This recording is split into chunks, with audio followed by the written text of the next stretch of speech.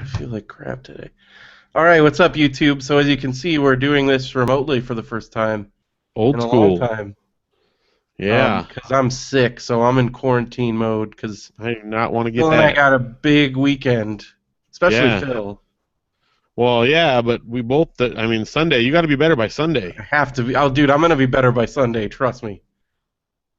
I'll Yeah. will it. I will will it. Dungeon Masters can't be all sneezy on everyone. No, it's not gonna happen. It's not gonna happen, Phil. Get better. Don't even talk about that. Okay. I'm gonna power through this. I'm eating a lot of vitamins. I ate extra spinach today. I'm in I've been Good. sleeping a lot. I've been drinking a lot of liquids. Take a lot of showers to drain that stuff out. I've been doing a neti pot. Oh, yeah. Yeah. Sinus wash, man. I've been doing it all, and I don't know. I feel like I'm on the. I think I'm over the hump. I don't know. We were talking Luke about and the Audrey. circus. Oh, yeah, we were talking about the circus. What about I Luke was and in, Audrey? Sorry. just at Comic Con, they both started feeling a little sick, and then it was like over. Like they had it for a day or two. I think that's just general, like, 'cause it's a Con lot. It's a lot of console. walking. It's hot. You're outside. You're around a lot of people. Yeah. It's a miracle that everybody doesn't just keel over and die. Well, because they went to the beach and all that stuff too. And like, So they I don't know like, about you, but on Friday when we were outside Indigo, like for like an hour, like that really sucked the oh yeah, freaking life out of me, dude. oh yeah, Like that, the end of Friday night, like I was dead. I thought I was gonna. I'm like, oh my gosh, I'm not gonna be able to like function tomorrow. And we all slept in, so it was fine. Cause like, remember, Lindy was dead. Benson, like we were all just like, oh, it was yeah. like one of This is those. not. It was one of those nights where I started feeling like a little Murtaugh, like I'm getting too old for this. Because I'm like, what is happening? Like, I used to be the machine at Comic Con, like No. 4 hours sleep a night max. I think Well, it was kind of evidence that I'm getting older. I mean, when I started going to Comic Con, I was 25 years old, and I'm 35 now. And I felt it. I felt it last weekend. But it well, was that was still. the night that I took off because I couldn't handle it Oh yeah, anymore. you were toast. We were all toast. I mean, like I I think don't. after you took off, Andrew and I hobbled over to Kansas City barbecue because we were starving. But then after that, we were supposed to record, and we're just like, no, bedtime, Bed, bedtime. bed. So how many things actually got recorded? I didn't even. I mean, I Well, was in they it for like all recorded three every minutes. day. I was only on the Wednesday night, and then our brief Thursday night. But they recorded every night. Okay, so there's The something final there. product was like 3 hours. So Is it really? yeah, That's funny. Well, that's good. I'm glad they got something. I just felt bad that because like David King kept coming all the way to our hotel, and then we weren't And then you didn't do always anything. there. Well, it was But it's good though. fine. Everybody was. There's those guys are still in the prime of their Comic Con years. We're You gotta still in take the advantage of prime. that. Yeah, but they're in their 20s. You got to take advantage of that while you can. But I don't know. Yeah. We kind of. I feel like we outdid everybody with our epic Well, Saturday night. dude, on We our won. Saturday night, I mean, you could say we're getting old all you want, but I didn't get home until 5 a.m. that morning. My head did not hit the pillow till 4. Yeah, because I guess it was more like 4:30 probably. By the Yeah, time, because I took a shower too, so I didn't go to bed till I 5. I almost tripped over Benson and then I passed out. That was a crazy night. Obviously, we got to tell that We're gonna story. talk about that because that was just freaking nuts. Oh my gosh. I think this is going to be an epic episode here. Just we're prepping everybody right now Yeah. So hold on to your butts. because Comic Con, we kicked Comic Con's butt and it kind of kicked ours. Yeah, but it was great. It was it Oh, was it was definitely an epic year. I already want to be back there, part of, kind of. But then I think about like if I went to Comic Con right now, I would die. Like I would die. Yeah, 5 day. Well, You'd finally curled up in a ball somewhere in the exhibit hall. it's oh my gosh, it's 5 days for us because we do the preview, and that's all you can take. Yeah, if it had been one more day, I think I would have snapped. Yeah, I know at the end of like because you Because close out the Sunday, I didn't thing. yell at you until Sunday. That was the Yeah, and first even thing. then it wasn't Even it then, it was wasn't kind of like bad. that. I'm like, Phil, don't mess with me right now, Phil. I know I'm like, whoa, something. I didn't know what had gone down at that point because I'm just like, okay, how many you got? Because I was gonna like needed to tell them how And many I said people there. 2, and you were being all huffy. I wasn't. No, I was not. I was You're like, I literally don't know, huffing dude. because we were You're like, walking. are you sure? And then I'm like, dude, it's a restaurant. And you're like, I don't know if they can accommodate us. I'm like, Phil, don't do this Oh, to me right now. see this, but that's because again, I think you were in that state of mind because I was like, I got to make sure. I was just getting the numbers. I think you read Okay. it as I didn't want more people coming, and I'm like, no, no, no, it's cool, it's cool. I just want to know So who's I was just coming. like, Phil, So then you're do like, not. Rod. I'm like, okay, it's cool. I got it. Don't worry. Because I'm like, we're like huffing it over there to try to get in time for everything to happen. And anyway, it was definitely I could tell like that was the end. We're Yeah, like, that it's was done. Sunday, dude. That was. I like. I remember I barely made it. I got to where the panel was, the full time, part time, and I like sat like a little bit away, and like Sean came over and he's like, everybody's down there if you want. I'm like, I can't move right now, and he's like, totally understandable.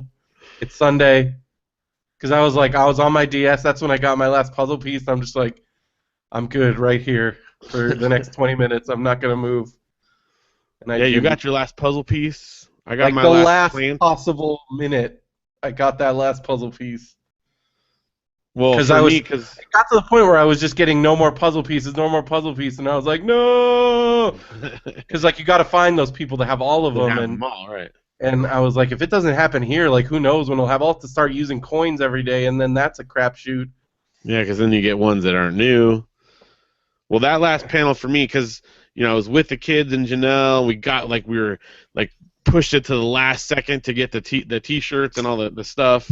Then I ran up to your You thing, almost and didn't then make I just slid in the back, and I kind of sat in the back, and I was just like, oh, I almost didn't make it through the whole thing, but it happened. it. I don't know. I'm glad I went to that. It was really good. No, it's cool. And that, like I said, that was your best one.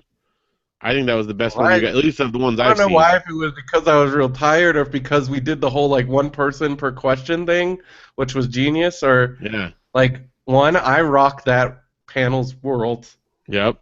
and two, like I think it was the moderator finally clamped down and like got through every question. It was great. Yeah. Yeah, you guys actually made it through all the questions in line. It was much more succinct than usual.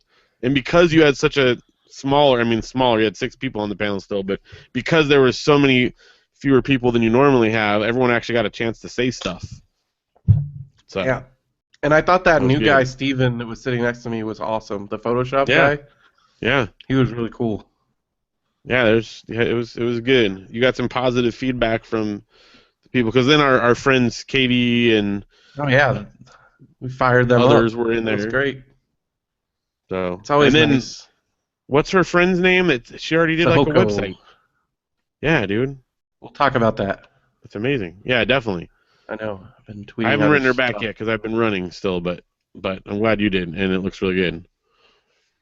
So, well, should we do this? We should get started here. Yeah, I'm sorry. I got to get in the zone here because I'm like, dude, I've been like fading in and out all day. I've slept like so much, and I'm still just like, oh, 'cause it's like Sunday. I got to be ready, man. I got to be ready. And now Well, I'm I'm like, glad that you told me because if I get sick now, then I'll be like that much later behind you, like so. Not well, really then want I to do know with that. your family, because you would end up cycling through, and then you'd get sick again, and then who knows Yeah, when that ends. yeah. It's basically like outbreak in our house every time someone gets sick. All right. Ready? Um, yeah, I think I'm ready. I think I'm ready to go. Have not done this in so long. You can do it, Phil. I know. It was funny though. I'm okay. I forgot. Like I had torn everything down, so I had to rebuild my fake little studio thing out here. All All right. right, ready when you are. While we're doing the one, two, three, are you counting it off? Okay, I'll count it off. No, that's the tradition. That is the tradition. All right, here we go. 1, 2, 3, record.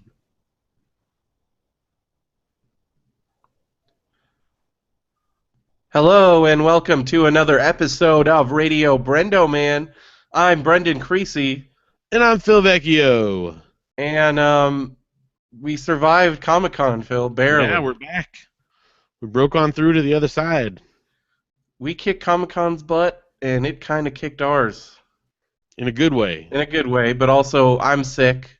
Yeah, you're sick, I so got the that part's not good. con crud, confluenza. I really blame Benson because like on Saturday, I think it was either Friday or Saturday, he's like, my throat's kind of sore, but I'm not sure if it's a sore throat thing or if it's because I'm talking so much. And then it started off Monday when I woke up, I was kind of feeling it. Ugh. And then Tuesday, I thought I could get over it because I did like the power, like I slept and like I did everything. I was doing like extra like juice and vitamins and stuff. But then Wednesday it hit me hard like right during I had a job interview on Wednesday. And like it Yes, hit which me one are you really talking about? hard right during the job interview to the point where I almost was like, I don't know if I can do this right now. Like I was kind of starting to get those like kind of feverish things where I'm just like, whoa. Well, but it Like I sounds like the had interview did go like in the well in middle the of the end. interview, I was just like, what? I did a like, what was I saying? Because like I was totally spaced. And they were like, "Are you all right?" I'm like, "Oh, I think it's just the heat." But I was, yeah. But it sounds like it went well. I think so. I should find out on Friday. That's what they said. But if not Friday, it could be like a little bit after that because they're about to have their giant convention in San Diego. Oh yeah. So, yeah. But it sounds very promising. I hope so. I don't Well, know. that's cool. And you took some tests at somewhere else too? Well, that was there. Oh, the same place. Okay. Okay. I took the test, and I think if you didn't pass them, they wouldn't interview you. But I did well on them, and I There you felt go. rusty on my typing, and I still got 67 words per minute. That's good. I wonder what I would get So with my like four I've finger clocked hunting peck. myself at I've gotten clocked at like 85, but 67 when I'm kind of feverish So that's not with too no bad. errors, pretty good. I've gotten pretty fast with my little like fake fill version. It's not that hard to type, dude. I know. I'm just saying. I make it happen. A Hey, lot of my as we what? get things rolling here, I want to just give a shout out to the dudes hanging out in the thing. Oh We got yeah, what's up? Andres, Henry, and Brian. Thanks for hanging out with us in the chat. Yeah, this is the first time we've done separate. I think the last time was you were one of us was. I think it was you were sick. Have we done it this way since you moved to I Yucaipa? think we did once because you were sick. Okay. Or maybe we were going to and then you didn't, and then I did get sick because you came over here. Yeah, I was like, no, it's fine. And That's then what it I got was. sick. It was like you were Yeah, like, I'm yeah, fine, and then I got sick, and I'm like, yeah. okay, next time, Now we learned our lesson. learn our lesson with that. I mean, we have this set up still, so yeah, Yeah. Well, let's get to it. yeah, because we talked about. I mean, we left where we left off was like right before Comic Con, so we can just get into Comic Con here because Yeah. yeah, Comic Con. Yeah. Well, I first, mean, I wanted to mention a quick. We have one reader mail. Phil, I want you to click this link that I put there because it's got some pictures. all right, I'm gonna click in it. So it's from Rocky Vandermoon. He tweets, a couple weeks late, but here are some Amazon purchase pics. Phil might like the Oh, Lego shelf. nice. So this is all this stuff that Rocky's been buying on Amazon through our Amazon link, which we'll talk about in a minute. But if you look at his Lego shelf, he's got a lot of Star Wars Legos. Dude, that is an Like I epic see the shelf Star there. Destroyer, I see Millennium Falcon, I see some Yeah, AT-ATs. X-wings, AT-AT. I think there's an AT-ST. There's a B-wing. Speaking, oh, that's what I never, I could, Oh, the sail so, barge. well, listen to this. This is what I forgot to mention when Alex was hanging out with us, because my friend Alex in San Yeah. Diego hung out with us. Guess what else he is? I mean, this is like, he's the perfect dude to hang out with. Okay. He's a Lego maniac. Is he really? Oh, that's awesome. And he was telling me about, like, his friend worked at Disney, and they would use his discount to get all the good Legos. He has the Super Star Destroyer, and they built it. Oh my gosh. Oh my gosh. I'm a little jealous of that. Yeah. So That's amazing. next time you and see Alex, you guys can nerd out over that. Yeah. That I was 'Cause cool I was hanging out with like, him. yeah, he was cool. It was fun. We had a fun weekend hanging out with him, hanging out with all the peeps, all the Benview folks, other people, Big Bear people. It was Yeah, we had a bunch of different crews. our annual randomly run into Anthony Yep. happened. Yep. My I family. took Sunday. Your family was there. Your mom. So I just want to ask you this real quick before we'll talk about the whole Comic Con rundown a little bit. But what did your mom think of Comic Con? I mean, I think she had a good time. But yeah, she had a blast. She like I mean Went to I've some talked to her. panels, went on the floor. Yeah, She got a pretty good she got to experience. go in Hall H. We made it in Hall H with like very little waiting time, or relatively little. Yeah. Yeah, we got to. Well, then she came to see our panel, which of course we'll talk about. But We went to the Mad went to the Mad Magazine panel with Magazine her. panel with her. So yeah, it was. She had a great time. I think I wore her out pretty good. Yeah. But yeah, I think it was really good. So hey, any of you So Comic-Con people that are like, I'm not sure I can deal with this. Phil's mom yeah, went to Comic-Con and she went to stuff and she handled it like a champ. oh yeah, because So she if did you're on the everything. She walked fence, the floor. She did all that stuff. yep. She also was asking everyone who we saw that listens to our show, does Phil make fun of me a bunch on our show? Yeah. Which I think And we firmly established. We even got objective listeners to say yeah, that we make fun of my mom way more she than Phil's yeah. mom. There's occasions when Not, she does something funny, but yeah, but it's come on. I mean, it's this a is not pretty like one. make fun of mom show or anything Not that like we that. make fun of my mom all the time, but No. if any mom should be offended by the content on this show, it's Yeah, probably the Gale ribbing is a little more frequent, but still, it's all in good fun. all in good fun. We love our I mean, moms. to be fair, Gail did post on my Facebook page on Friday, "Did you meet Harrison Ford?" Yeah. And Well, I because was that's a like, thing that happens all the time at Comic Con. yeah, they're just walking around. And then I was like, and I was talking to Derek later. I'm like, wow, how far do you think we could have taken this with my mom? Like, could I have been like, I mean, I was thinking like, oh yeah, I saw him, and then we started talking, and he's really into quilts, and he's recently single, and he said he would like to meet you. Yeah. That'd be He kind loves of people evil. that can type Yeah, fast. he likes Wisconsin. Yeah. He That likes Midwest temp the air. Midwest. Mm-hmm. Yeah, that would have been kind of evil. That would have been me. See, we wouldn't do that. And then I was like, then what if what if I had gotten Ralph Garman to like call her as her? Could have been like, hello, Gail.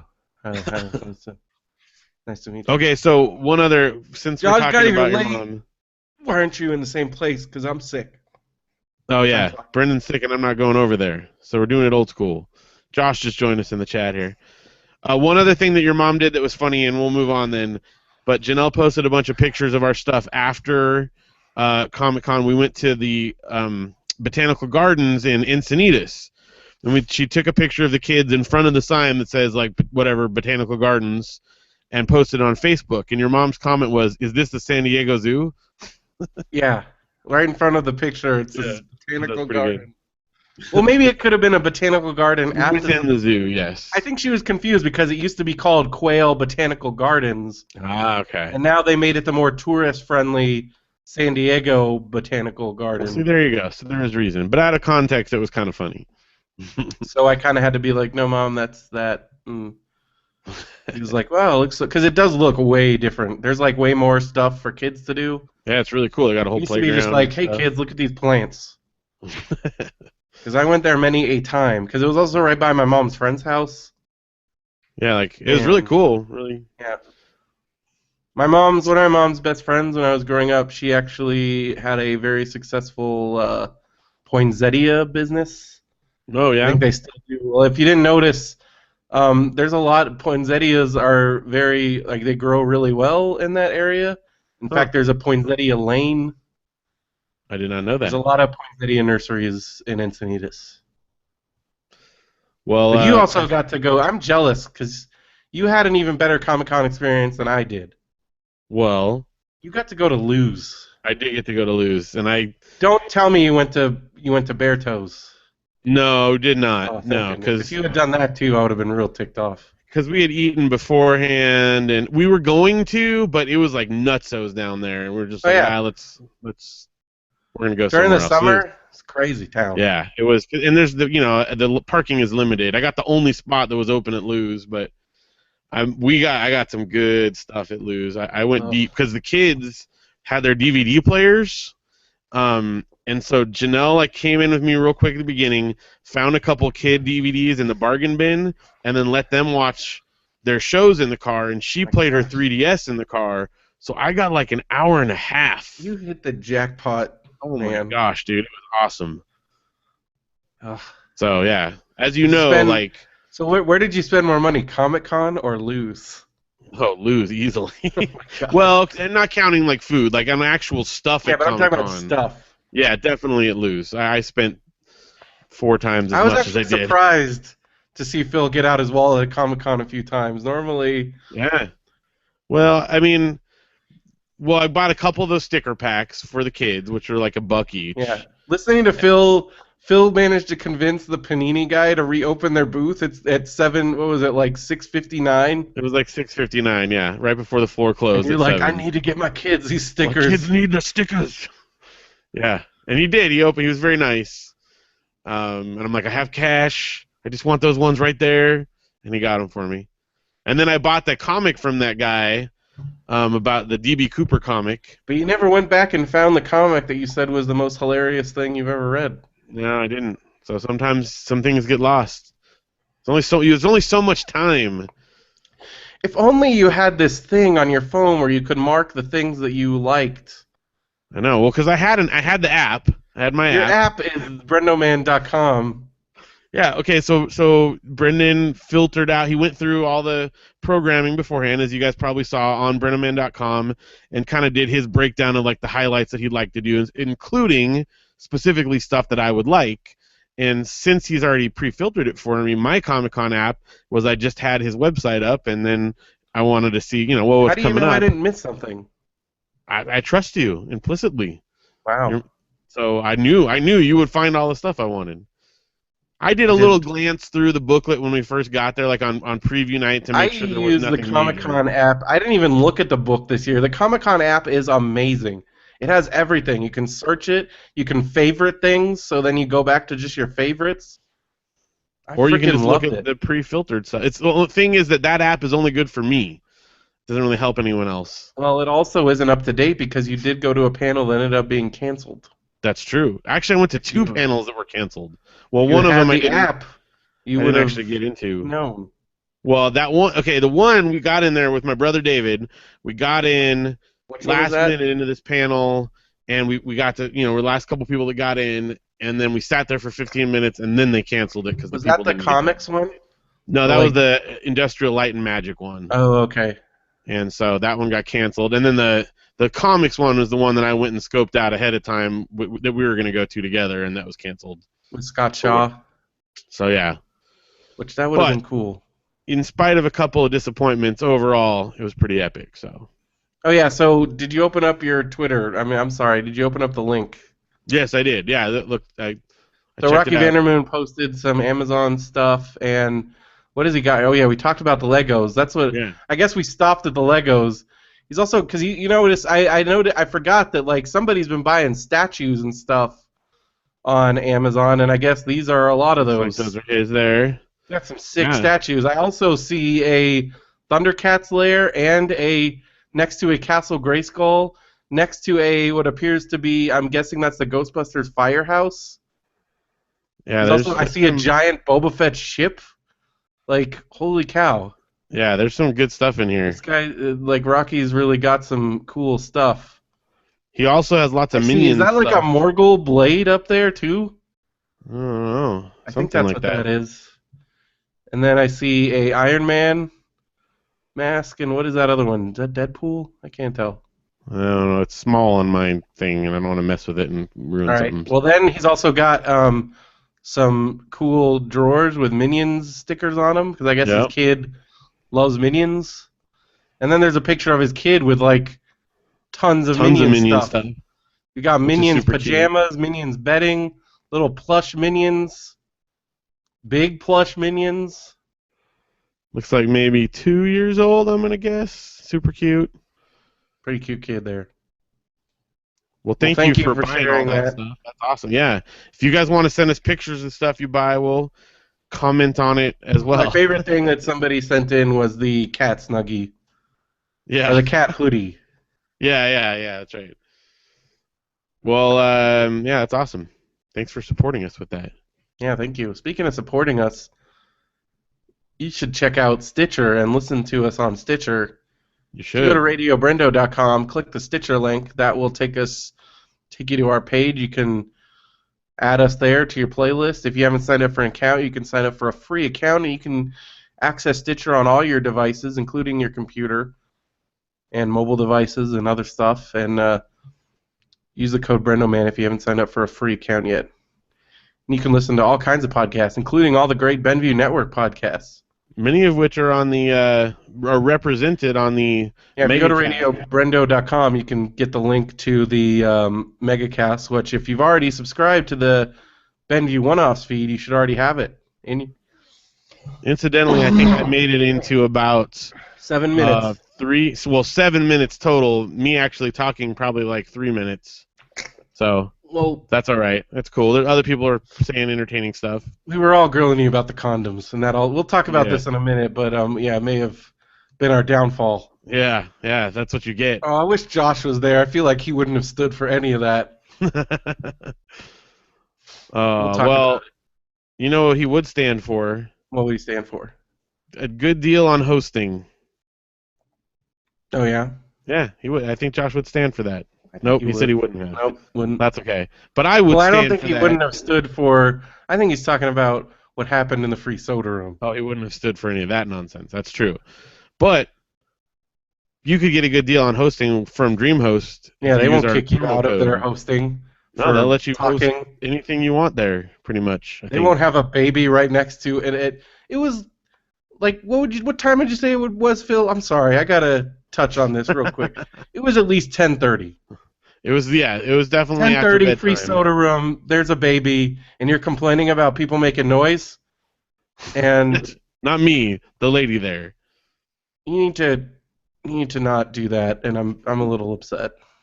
Oh man, that's what I forgot to do. I forgot to go to the Comic-Con feedback, which I don't know if you saw a picture. They had it in Indigo Ballroom, and it was full. Oh, really? So there was a lot of people giving their feedback. Wasn't it the same time as your panel, though, right? You can't do No. that. I don't know. Maybe it was. I think it was at the same time, but Well, I could be wrong.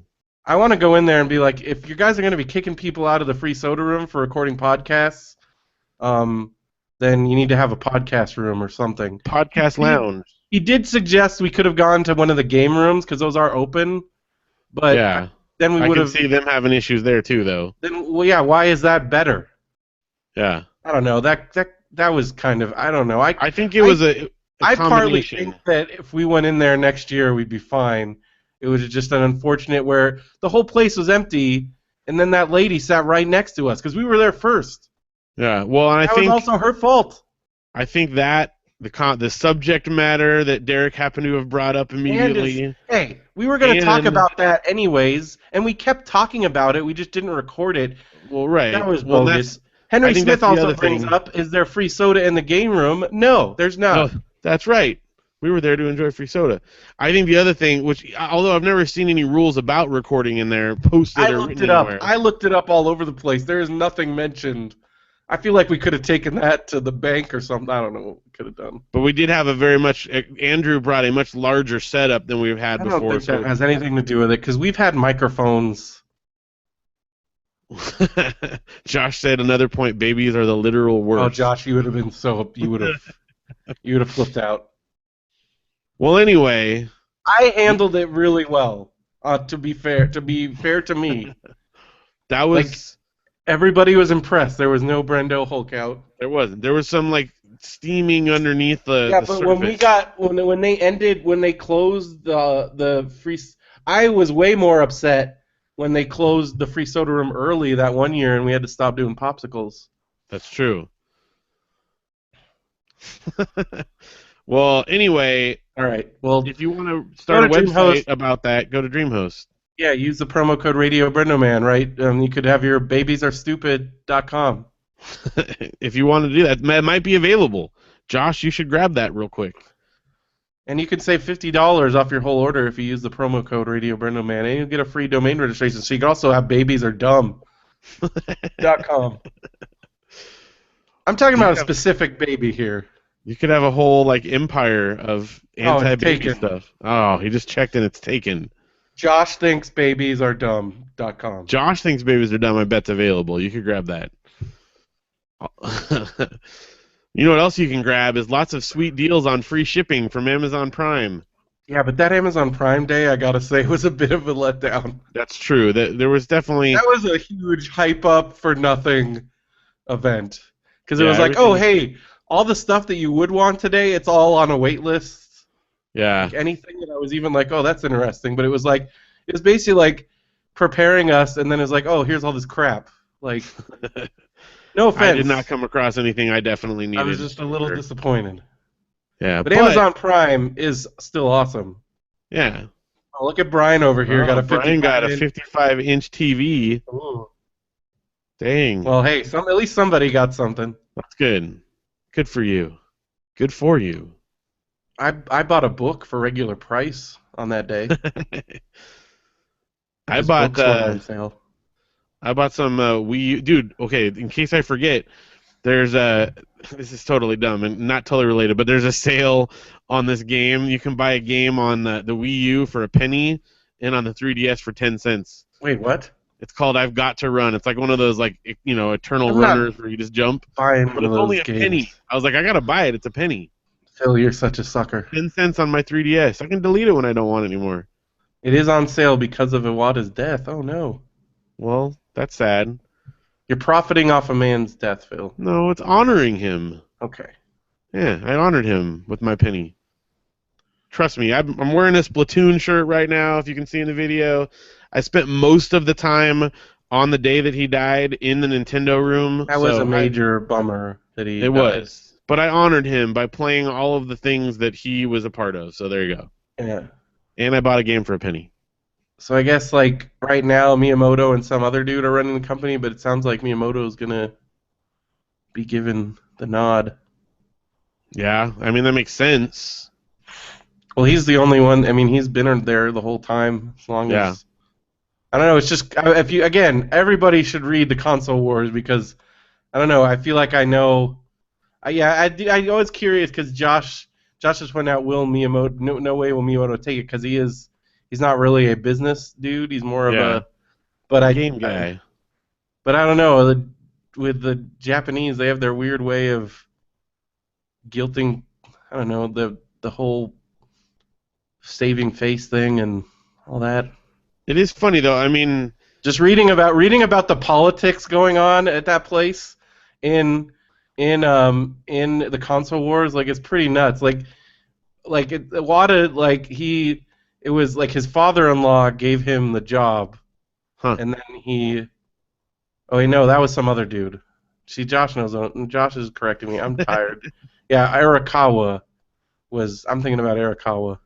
Well, anyway, it was crazy that like a dude who is what CEO, I guess, or whatever, president, whatever he was, He's only of a company, 55. like it was very emotional still, even though like I mean most companies CEOs I wouldn't be Yeah, emotional but this about, is but Nintendo that is brought Nintendo, you. and they've also Oh, made that's right. like, Iwata was chosen by Yamauchi himself, oh like there you the go. OG. So, So like, he was that's for handed real. the reins of this, and then he's been there through thick and thin, man. Yeah. Well, and he's been a big like sort of figurehead for the whole thing as well, like so you kind of feel like you knew him a little bit, and he was a part of what you did. So Oh yeah. I I don't mean, know. It was a weirdly emotional day on and Sunday. even just this year, and he was also, as Josh points out, he was a genius programmer. Like all of our favorite And he made a games. really funny rad puppet or Muppet, I should say, or Yep. whatever. I know I'll miss all those Nintendo lives with him, Yeah. but So, yeah. but So even if you do miss it, you could still help out our show. I don't know. I was trying to get back to Amazon. I messed that up. man died, Phil. Come on. Yeah. No, And I'm there just I am kidding. trying to profit on him once again. This is terrible. Oh, do you think they did the puppets this year because they couldn't show how sick he looked? That I know he hasn't been feeling well, so it's very possible. it Poor was guy. good though. Yeah, it was Puppets. great. I mean, they did great with what they had, obviously, but man, Well, you can honor his memory by buying some Nintendo games on yes, you Amazon. could. That's true. And if you already have Prime, if you're going to do the Prime deal, you should click on the Prime Oh deal yeah, we got a page. free trial for Amazon Prime. Even if you just want to check out what all the hubbub's about, it's only $99 a year. I just renewed mine because it's Yeah, so worth it. yeah. Also, And I did mistakenly say that Showtime was coming to Amazon Prime. It's actually coming to Hulu Plus. Oh, okay. I knew I Coming saw it somewhere. somewhere, and I subscribe to everything, so it just kind of is one Yeah, giant kind of thing. blends in. But if you have Hulu Plus, you're getting Showtime shows coming soon, so that's pretty awesome. Good for that. We should get a Hulu Plus deal, but I don't know if that would help us at all. I don't know. But if you have all those things already and you still want to help out the show, you can buy stuff just for regular on Amazon by clicking the link or the It could be little cool, like button. Rocky and everybody else, and Yeah, your and send us brother who pictures bought of a it and stuff. freaking fridge. Yeah, Well, and we'll let read me it tell you, I can anonymously. tell from these purchases this week that somebody got a new iPhone, and I know who it was. This is true. Yes. Phil, who got the cheapest case possible Yep. I didn't on want to Amazon. spend Let's money see on how it. much Phil paid for this case. A I whopping showed it off. $7.99. Uh-huh. Yep. Got a Yep. kickstand, you guys, because I got a kickstand. all the cheap cases have a kickstand. Got a kickstand, and it came with a stylus, which I Phil's really totally don't excited need. about this stylus. Yeah. So we got that case. We got a 3x USB Lightning cable data sync charger cord. Is that yours? Yeah. That's probably me too. We got a heavy duty flat LCD swivel stand for a Oh, TV. a stand for a TV. That's cool. Excuse me. Oh my gosh. I'm sorry. That's why I'm here and you're there. We got a Allen Sports Deluxe 2-bike truck mount rack. So somebody's still going with Yeah, these it's a bikes. biker friend.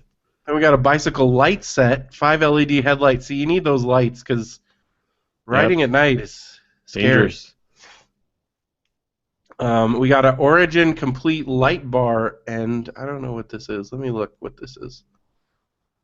Oh, it's like a something for a bike, Okay.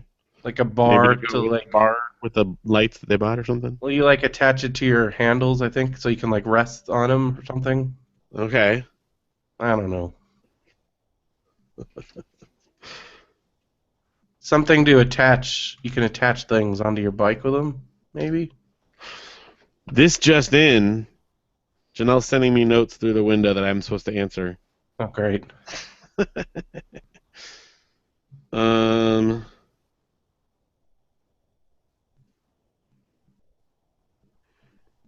All right. What's next? What? What did Janelle say? Oh, she wants to know. It's not interesting. She wants to know when we're gonna stay in a hotel this weekend. What? You're doing a show. Come on. I know. I was supposed to be sneaky about it, and then I totally talked about it. So. All right. Well, that was a letdown. I thought it was going to be like breaking Janelle news. No, it's breaking news. Janelle wanted Somebody to know else if we got a could stay through TV. Monday. Oh yeah. We got a Vizio 50 50-inch 1080p smart LED HD TV. Smart. So not as nice, not as good as Brian's, but still pretty good. Well, maybe they've got a smaller place and it's perfect. You can go those extra 5 inches.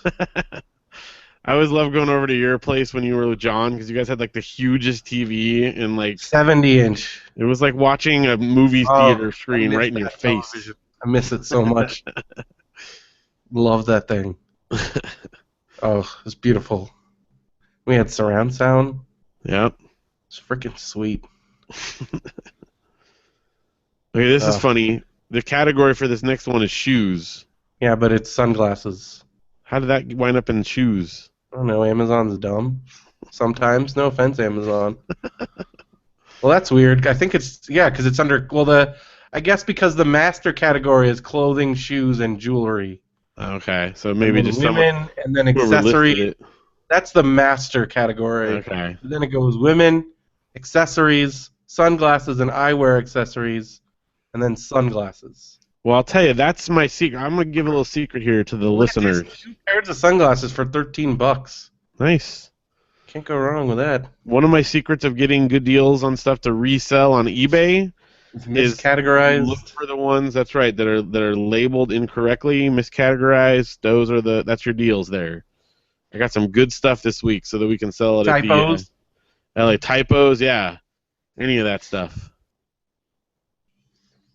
All right, what else? Ooh, some video games. We got some video games. We got Call of Duty Black Ops 3 Juggernog edition. It's got to be a typo there. No, it says Juggernog. Juggernog? What's a Yeah, it says that juggernog? on the page. I don't know. It's a fully functional Juggernog themed mini fridge. Juggernog is the beverage. Oh, all right. Call of Duty, I guess. I don't know. They had a.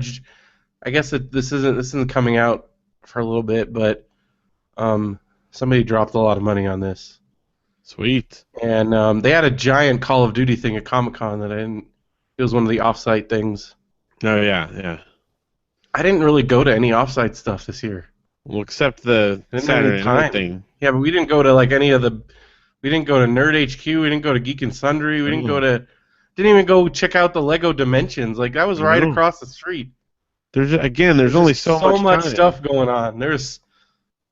They really packed it out this year with stuff. I Oh felt yeah. like.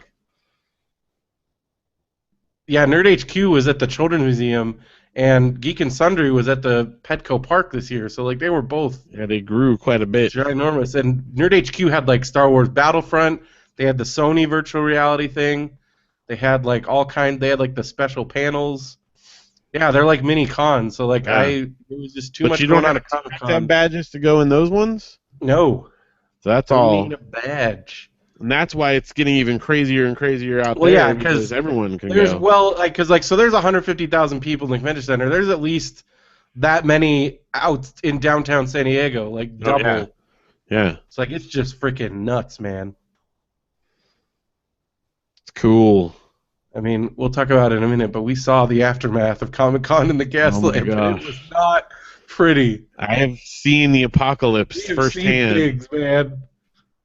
Ugh. Okay, we'll get there. We'll get there. All right, this is something that I know that you bought because I told you to buy it.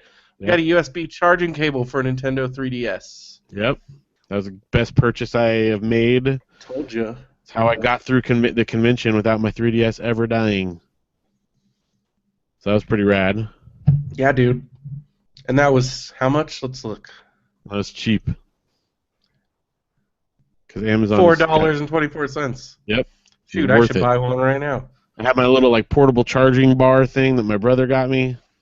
Yeah, So I was golden. Nothing. Everything was charged the whole time. yeah, because I remember you were quite bummed on 4th of July. Yep. I should have had that because my 3DS died, man. Man. All right, we got Just Cause 3 Collector's Edition, PlayStation Oh. 4. I know why they bought this. Do you know? Oh my Just gosh. That wasn't even. That was stupid. All right, real quick. Phil told a dad joke that made Alex laugh really hard, and I was like, "Oh no, we got another." Yep. Tell them this joke because it was awful. Well, it's kind of context, but we were at a thing there. There was a sign talking about Dole Pineapple Factory. Yeah, and there across the water Josh, there you're was not like a gonna warehouse laugh. or whatever. And I said, this sign is very informative. It's really doling out a lot of information. That's all I said. And he was like busting up, and it was great. So I have a new. Well, then he even said, he's like, "That's a great dad joke," and I'm like, Yeah. "Well, then you are gonna love Phil because that's all you get. That's all you Yeah. get with him." Like I said, it was good hanging out with Alex. I got someone to laugh at my jokes. All right, we got Street Fighter V for PlayStation 4, which that's a big deal because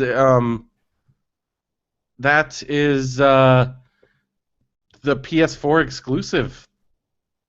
Really? It's crazy. Wow. It's a big deal. We're still living in a console exclusive world, which Sony is funding it, as Josh pointed out. Hmm. But that's a big freaking deal. Like that's gonna sell some systems, because I would people think so. that love Street Fighter PlayStation are, totally needs to sell more systems. yeah, they do. They definitely do. But people that love Street Fighter are obsessed with Street Fighter, and like Well, yeah. they freaking love it. I did get to play a little at Comic Con. It was pretty awesome. Nice. And I'm horrible at Street Fighter, but I love it. I guess I mean I used to be pretty good back when it was very simple before like all the freaking juggling combos and all that stuff. Like Street Fighter 2, I could hold my Oh, own yeah. in the arcade. I could hold my own in Super Nintendo. I could beat random challengers. But now like it's a whole other freaking world, man. Well, and if you're playing against someone who's like super into it, then forget about it. Because Like, you and I all could the play freaking together. combos are just nuts. Yeah. But yeah, once you enter into the world of all that stuff, then I don't have a chance. Yeah. Online play with that, forget it. But Also, if you get in now, if you pre-order, they have a beta that Ooh, starts July 23rd. nice. So I think they're getting some pre-orders going. Well, thank you So guys, everybody, for buying stuff and helping us out. We greatly appreciate it. yeah, pretty good Amazon week, I would say. Yeah, Awesome. Thank you. You guys are great. Go to definitely. Radio Brendo, click the Amazon link, and then buy away. Buy stuff. Buy more. I bought something on Amazon. What'd you buy? I bought Ernest Cline's new book. Oh yeah, you started reading it?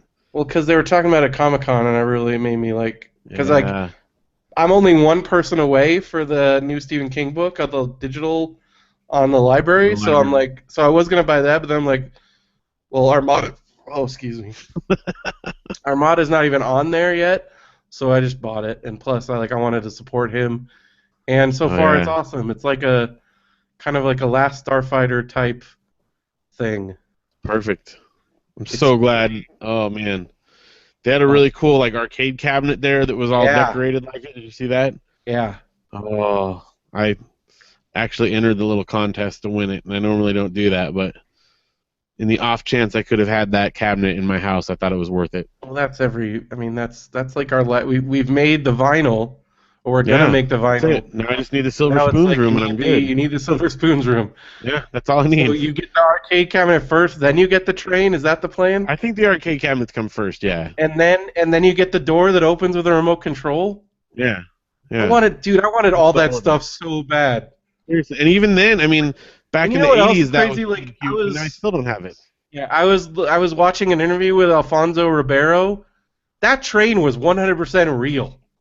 Well, yeah. I mean, what were they going to do? They I didn't have don't. someone I pushing it mean, maybe around. it only went like off screen, but no, it went all around the set, Ah.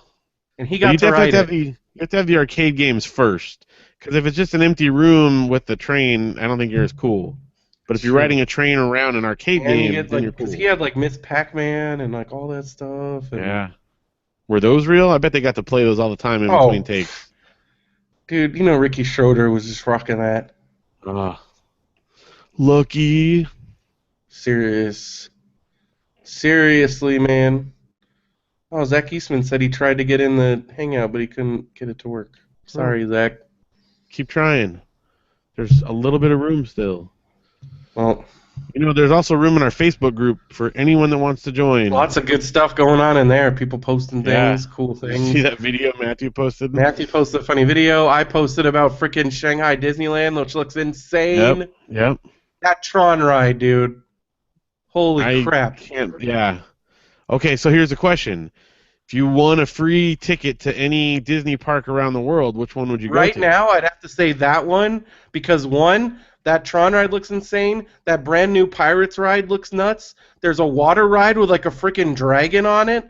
There's Yeah. like all this, even like their like little Fantasyland things look awesome. There's gonna be an Alice in Wonderland maze.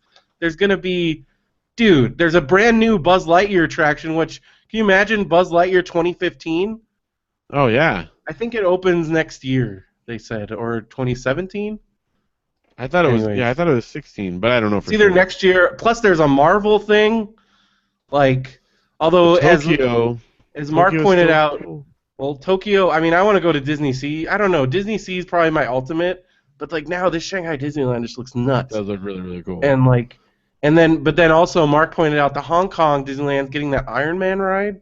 Yeah. Like, dude. Plus, they have that cool. Hong Kong has that cool not haunted mansion. Haunted mansion. Yeah, they're like spirits, but they're not Yeah. spirits. It's because they're not. It's like a weird like cultural Yeah. like issue. So yeah, it looks really cool. So Facebook group is fun. You guys should Yeah. definitely join that. And Speaking of Facebook groups, everybody, yeah. I made a new Facebook group today that for a very specific purpose. I Okay. noticed that people weren't because whenever I want to talk about wrestling, I post things on the Man Brendo's Wrestling Show page, but again, a lot of people don't see it. Right. So hold on one second. All right. While he's holding on, that's why we Off did there. the Burrito BrendoMan one is because Yeah. a lot of times you aren't seeing that stuff, but if you're in the group, you see everything. So I made a Matt and Brendo's Wrestling Show one, and it's freaking awesome. And I'm posting stuff. For instance, they just announced today that Jushin Thunder Liger from New Japan Wrestling is appearing at an NXT event. So, unless I'm crazy, it sounds like WWE and New Japan are like working together, which is Wow. crazy. It's like all your worlds colliding. It's all, oh, dude, we'll talk about that in a minute, but holy crap, dude, it's a great time to be a wrestling fan. If you want to talk about it, if you go to Matt and Brendo's Wrestling Show on Facebook, there's a link. I'll put one on the Matt and Brendo's Wrestling Show page. Just search Matt and Brendo's Wrestling Show. It'll pop up. It's called Matt and Brendo's Wrestling Show Wrestling Chat. And talk away. I'm trying to get a group together to go to Pro Wrestling Guerrilla in Reseda next month. Sweet. Because the more people you have, the better chance you are to get tickets. Because it's like a Comic-Con type thing. Like, they tweet out when the tickets go on sale, and they sell out within, like, 5 minutes, I think. I've yet to succeed at getting Pro Wrestling Guerrilla tickets. But I feel like if we team up... Maybe with your powers combined. If anybody wants in on that, go to that group. Speaking of stuff, we got a subreddit. I've been posting stuff on there. You can talk about episodes. You can ask us stuff. You can post things on there, too. So, check that out. Very good. Also, a quick Kickstarter update. Now that Comic-Con, that was kind of a craziness. I got the songs out beforehand because I wanted to have something for everyone. Yeah. But now I knew. we're working on the other stuff. So I was going to show it to you tonight, and I didn't come over. I guess I should just email you. But I got some amazing artwork from Mark Bolton. I'm super excited about. EP. So he's going to do. We're going to use some of his stuff for both the EP, and I think he's going to do some artwork for the 7-inch as well. Ooh, nice. So we'll see. Which parts of it. Definitely some stuff for the BMOS EP. Super cool. I'll email it over to you so you can check it out. But man, I'm very excited about that. So that's already underway. Also, I didn't know if I told you this, but Matt Zappa's going in the studio in a couple months, and he's got some tracks. Nice. Which I'm like, dude, we will use the heck out of those. Whatever you send us. Dude. So here's what my thought. Yeah. Especially because if he's not going in for a couple months, we need to get this stuff going. That might not make the EP. Well, we got some big plans. Yeah, because we've been talking about doing a cassette release. BrendoMan All-Star cassette tape. And I think it could be like a theme one, where we do get all this is going to be the concept album. Yeah, so I think that's what we should use that stuff for. I think that'd be really cool. I'm all for that. So we'll work further on that, but we got some good BMOS plans. Tape album. Yeah. Hotbox tape. I know. Well, and the cool part is that it's got. I want to do a Radio BrendoMan tape. Now that I know we can do tapes for cheap. Yeah. We're doing a whole series of tapes. Yeah. Trust me. Well, and I think they have the download cards or whatever that come with them. So if you don't have a cassette player, which I know a lot of people don't. Everybody needs to buy cassette players and listen to these freaking tapes. Yeah. I'm telling you, USB cassette player right are now. like $20. But I need to get one. They're like $20, $30 or something for a cheapy one. I should get one. What got us started on my mom has all my tapes. A friend of ours at the show at Comic-Con actually gave me. It was Katie's boyfriend, correct? Yes, I think so. And gave me with you. I have it. It's in the other room. I don't have it physically with me. Should have talked about it because I should have. He made a tape and he told us how to make tapes, and we're all over it. Yeah, well, it's cool because I had been scoping out the website to make these, and then he hands me one with the logo. I'm like, dude, I've been looking at this website. Amazing. Yeah, so. Colored tapes? And he got a review in, I told you what it was, and I can't remember the publication now. Because the record label actually promotes you and stuff. I just think it's fun, Josh. Josh says tapes sound awful. Yeah, the point is it's on purpose. But again, you get the download so you can hear a good version of it. Yeah, you get the download and you get the fun physical. Because there's so few tapes, this guy got a review in Vice or Vulture? Yeah, Vice, I believe. Yeah. Because how many tapes are out there? Yeah, I mean obviously some people are doing I think it's conducive to the BrendoMan All Stars plus a podcast on tape. Yeah. That doesn't need to sound amazing. It's funny because we were talking about tapes in the midst of the Comic-Con crowd going through, This walking is on the why I love. sidewalk, This is and this another one dude, of those why I love Comic-Con stories. yeah, this dude in front of us, I mean, probably like 3 or 4 guys in front of us, but it was like all packed because it was all Yeah, it crowded. was one of those He's crunch like, couldn't times. even turn around to see us, but he's like, who's talking about tapes back there? Like, how old are you guys? And, oh, we're like in our 30s. And he's like, oh, man, I love tapes. And so we had this whole conversation with this dude about tapes and vinyl and, like, different recording, formats and stuff. And by the time we got to the intersection where we parted ways, we were like pals. And I gave him a Radio BrendoMan business card, which the logo on there is the cassette tape logo that I did for the t-shirts. And he's like, oh, man, this is awesome. So if you're listening, dude, I don't know if I ever caught your name, but welcome to the show. And if not, it was cool just connecting with the guy anyway. So we passed out a lot of business cards this week. I feel pretty good about that. Yeah. The business cards came in time for the show. Yeah, they're great, and they got our logo on it. They got our email. They got everything. They got your phone number because they can bother you. That's good. Yeah, I've had that. That phone number is everywhere. So have you ever gotten any weird voicemails or weird messages or anything? I've gotten especially early on, I would get a lot of calls from websites that were like, "Oh, we want to feature you on this page or on that thing," but as you know, I have no problem ignoring phone calls that I don't know what they're from. I have no compulsion to answer them. I will just. Have you ever gotten any amazing voicemails? Well, somebody doing their demo on your voicemail or something. I don't know. Nothing quite like that. If I did, I would say that. The only time anybody's ever called me, it was at the DIY con, and it was a dude we had just met. Yeah, he didn't even wait. He immediately called me. And I was like, dude, come on. Yep. That's a little desperate. Well, and nothing ever really came of that. So. Well, he was wasn't he some uber genre, super niche genre? Yeah, I don't remember what it was. But and he wanted me to make him a free website. It was one of those things. Yeah. And I was like, dude, come on, dude. I mean, he was nice. I thought DIY Con was awesome. I know. I wish they did that again. Well, I don't know if you saw, but CD Baby's putting on one, but it's in Chicago. Yeah, I did see that. Because otherwise, I would totally go to that. Yeah, because this one happened to be in LA and it was $10. That's a little more my speed. It was Derek Sivers, and we got because since we were a label, we got invited to the showcase. Yeah, and it was free food. It was free food, and it was freaking awesome. Yeah. Hold on one second. I'm sorry. Well, while you're doing your thing, I'll go on. Long Beach Comic Con is coming up in September, and I'm very excited about that. We're going to be doing our panel. I actually just registered and got my pro reg and stuff all done finally, because I kind of forgot to do it before regular Comic Con. So. Oh yeah, one but more that's thing going to be cool. We got to put on here. We're going to go to at least one day. I think we've decided of LA Podfest. Oh yeah, when is that? I think it's it's September 18th through the 20th.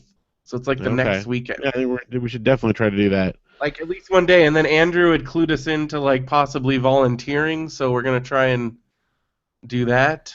See what we can do there. But this podcast, their podcast lab, Andrew was telling me about, sounds amazing. So I think we really need to try and go at least one day. And then we got the Shrine Show. The what? Well, oh yeah, Shrine Show. Well, it's at the Reef. It's not at the Shrine this time. Well, yeah. But we call it the Shrine Show. But this is a big deal because just announced, as you pointed out during Comic-Con, they got some pretty big guests. Yeah, including appearing Haley in Atwell. person, Haley Atwell, Agent Carter herself. Yeah, it's pretty cool. Bet your bottom dollar I'm gonna try and meet Haley Atwell. We got Ali Garza, Fred Ladd, Lauren Lester, the voice of Robin from Batman the Animated Series. There you go. We got some Power Rangers. 3 of them, right? Yeah, there's some cool stuff going on here. There's also going to be, I think we've gotten verbal commitments from, Derek's definitely in, and then it sounds like it's going to be Lindy and Benson as well. So it'll be like a little mini. In fact, it'll be I was thinking a when we sign table. up, we should have it as a Benview table. Yeah. Yeah. So a little kind of mini. Check us out. We'll be there thing. Selling stuff, doing little podcast interviews, giving out stickers and business cards. Stickers and cards. We'll have everything because they don't care if you give out stickers there, unlike some places. Yeah, you can pretty much get away with just about anything. You can watch there. Phil deal with the sordid characters. Oh, what if that dude is back? No, Janelle told me like her one condition of me going is I'm not allowed to like trade anything with that No dude. trades. No No trades. trades. No trades. So that's gonna be cool. So a lot But I of know appearances. Andrew has some cool Disney stuff. He's got Disney pins. I've got Yeah. some Buffy statues. You got Legos and other stuff. You got some more Yep. of your figures. We're gonna have a good assortment of things. Yeah. I'm gonna clear out the last of the Smrecker stuff too. So this is gonna be at the Reef. It's at 1933 South Broadway on August 23rd. Phil, we So better turn in our thing soon. yeah, we need to. Well, we have a while still. I think we have till like Because it's till August 14th, the table yeah. rate. So we have time to Well, then it figure out. only goes up $10. Yeah. So we're good. But yeah, so we're So doing lots that. of appearances. If you guys are going to come to any of those, please let us know so we can look for you. Yeah, definitely hit us up. Once again, our email is brendoman@gmail.com. You can also go to radiobrendo.com, click that link, the contact link, and we've also Twitter @brendoman. Hit us up because yeah, Long Beach Comic Con, we're doing another Webcomics Advocates panel. Yep. You subscribe to this podcast, hopefully, so you probably have already heard our Webcomics Advocates panel from this year. While he's still in the chat, I just got to say, because it was Comic Con, everybody was so busy. Josh, you killed it this year. Oh yeah. We had a lady that tried to hijack our panel, and Josh did a shut it pretty good down. job of shutting that down. Yeah.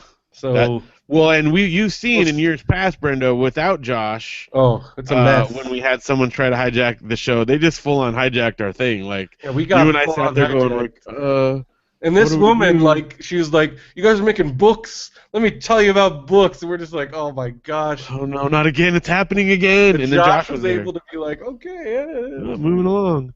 Yeah. Yeah, in fact, 2 times. This is why we've always needed Josh. Attempted panel Because that one jacking. time that this lady hijacked it, talked about her comic for like 20 minutes, and we could not get her to stop.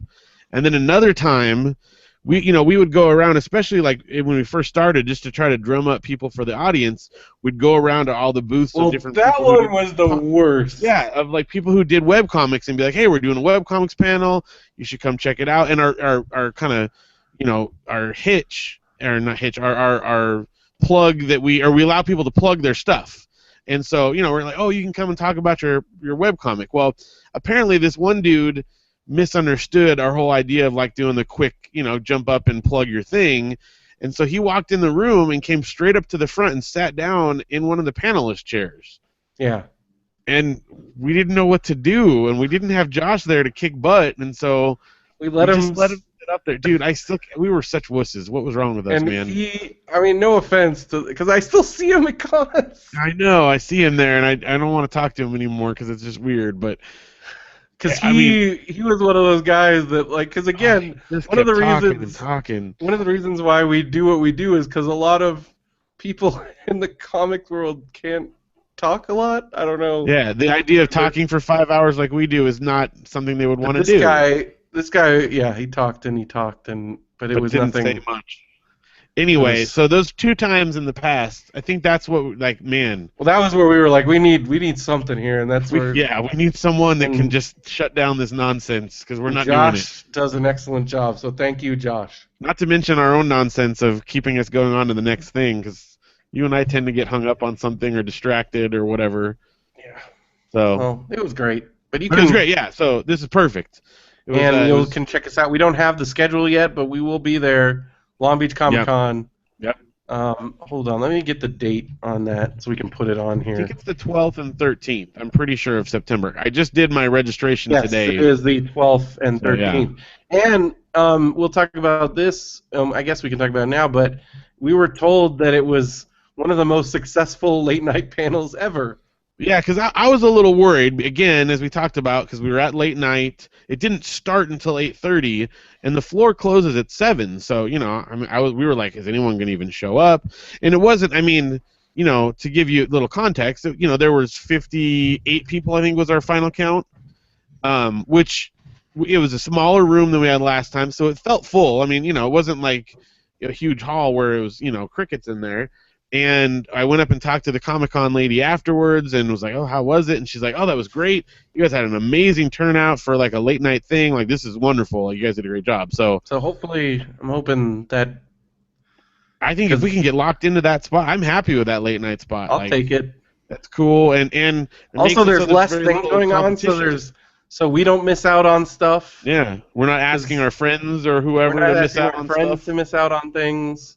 Because, yeah, so it was cool. And the people Unless that were there next were year there for Matt us. Stone and Trey Parker decide to do a nighttime panel, then we're But screwed. that's the thing. Like, no, people who are famous don't want to get stuck in those late night spots. So I feel like if we're happy doing that, they might, like, just give it to us, you know? Yeah, that's how you Someone do else it. might have wanted that 4 o'clock spot we had before, but nobody's arguing for the 8:30 spot, you know? Well, we didn't get that 4 o'clock spot the next year, so Right. they did. So, Also, the other thing that I have been reading about this year, they've increased their programming rooms because they yeah. do programming now at the library. They Yep. have another. They did programming at the Hyatt this year, so Yeah, it was all over. So there's all over the place. more room for the little guys. Yeah, which is awesome. So yeah, it was super cool. Patrick, of course, our friend Patrick from crushed Super it. Siblings, did a Gave great us a job. copy of his new book. It just looks great. Yeah, Pandemonium, I believe it's called. Yeah. And we actually had, I think there was like 6 or 8 people that pitched their comic ideas or their people webcomics. stuck around after and talked to us. Yeah, we got some very positive feedback from the people in the crowd. I was stoked, man, seriously stoked. Everybody got upset when I mentioned the free soda room. Yeah, the whole front like corner of the room, all our It was friends all were the like, Benview "Dude." guys were like, dude. And I'm like, Okay, come people on. that were willing to come to our panel or listen You to our guys show. are cool. I will tell Yeah. you about the free soda room. Yeah. And we even had one guy who was a return Yeah, we had a couple attendee. return attendees from And he 2013. brought his friend because he was excited that we were doing it again. So Yeah. that's pretty cool. So yeah, I was very, very excited about it. A lot of fun. And as long as they keep wanting to give them to us, we'll keep doing them. All right. Let's just do our Comic-Con rundown here. Okay, well, Do it. can we hit those ones ahead though so we don't miss them? What are you talking about? Well, on my stuff, let me just Well, real yeah, quick. that's So I what I'm don't forget. saying. So you're gonna do yours, and then I'll do mine. Okay, well, I'll jump in on the main stuff, Yeah. but a couple things just to add real quick. Oh, Post Comic-Con pounds. weigh-in, this was amazing. 4.9 pounds down from. Oh yeah. This is after being gone for a week, really. I feel like $1 million bucks, dude. Besides the Dude, fact that 'cause- I'm sick. Because I broke records on my pedometer for like number of steps Yeah, taken. I have my We walked pedometer so numbers. much. We'll talk about in a minute. Yeah, so it was really good, and I don't eat a whole lot while we're there. I mean, I'm not starving myself, but there's a lot less opportunity to sit around and eat a bag of chips or something. So, Yeah. a lot of walking and not eating so much equals some good results. I'm fitting in my shirt much better tonight than I, would have otherwise. So it's pretty cool. Nice. And speaking of fitting and stuff, Well, we got a sweet again, fat alert. we talked about this. My friend Alex joined us this year. He was my coworker at WebSense, and now he has another job. But we hit it off because one, he's a wrestling fan. Two, he's a huge geek. He loves video games and all the kind of same stuff that we do. So it was my pleasure to have him along with us this year, and he fit right Yeah, he's a in. cool dude. And he's a fellow fat. I don't think he'll take offense to that. And No, we own that. That's so cool. so we swapped some fat tips. And I got a really good one from him. Yeah. So one of the plagues of being a fat is getting shirts that fit not just around, but they never make them long enough because they don't take into account the girth that's going to spread it out and lift it up. Yeah. So if I want to do jumping jacks or something, then the belly starts hanging out at the bottom. And Alex had a great tip for that, which was he gets like undershirts, like wife beaters, tank top style, that match the color of the shirt he's wearing, and he tucks it in underneath the shirt, and then you're worry free. Yeah, then there's no belly hanging out. There's no belly hanging out. There's no crack going on. There's nothing. So that was a good tip. I think I'm gonna try that out. But we also, with all the walking, there was some serious. I don't know. I don't know. I'm tempted to wear like bicycle shorts next year or something. Yeah, there was some chafing There was that some happened. serious chafing issues. I forgot the fat powder for a couple of days, and I need to remember fat powder. That's for sure. We were talking about open up a stand, like just getting a table on the floor and just selling fat powder. Fat 'Cause, powder and other fat accessories. yeah, we'll just call our booth for fats. Yeah. I don't know. But okay, And one then we other have like fat a place alert. to sit down with like a fan pointed right at the Yeah, just chair. chairs. Yeah. Yeah, it's a good idea. Fat lounge. You must be this Fat- fat to go in to enter. And we allow podcasting. Freaking That's baby. right. All the podcasting you want. Still mad at Okay, that baby. so late at night on Sunday after the con, Janelle and I stayed over a couple nights still, and we were watching Where were you guys TV. at? And we stayed in Hotel Circle, Oh yeah, that's right. Crown Plaza, I think, something like that. Here, I know one year you had some major issues. At this place, yeah. Although they were cool and they handled it well, no issues this But this time. year, no So issues. That's good. yeah, it was all good. But so we were watching late night TV and there's like nothing on, but this on the Travel Channel, I think it's called like World's Wildest Water Parks or something like that. Whatever the title is, doesn't matter. But it was like this ridiculous show, and they go to all these water parks. But the ridiculous part is at each park, in order to demonstrate the crazy rides, they pick like a couple or a few people, and of course it's always like girls in like skanky bikinis, and they use lots of like ridiculous shots on them to like, I mean it's supposed to be a thing about water parks, and half the time shows them taking their shirts off and stuff. So it's really like we were just cracking up at how bad it is. But there's one of them where it's kind of like the one they used to have down in Irvine, where there's like a trap door that you stand on and then it opens and you drop down. Oh, the into it. flusher. Yeah, I can't remember what the one is called, but this one, they were talking about it, and they showed like you step on this little platform like before as you're waiting your turn, and it said at this point the rider is discreetly weighed, and anyone over 300 pounds will not be allowed to ride. And it shows them like standing on there, and Why do you make him get all the way up there to do that? yes, That sounds so you wait humiliating. until the last second. So imagine, of course, these people got to ride, but imagine going up there and then they're like, "Oh, sorry, like we just weighed you and you're too fat. Like you have to leave now." I'd be so pissed. Can you imagine? Plus, you got to walk up like 15 That's stories the or walk whatever of it is. shame right there. Yes, you have to walk back down all those floors. They need a fat slide if they're gonna do that. Seriously, or at least weigh you at the bottom or Yeah, something. come on. What?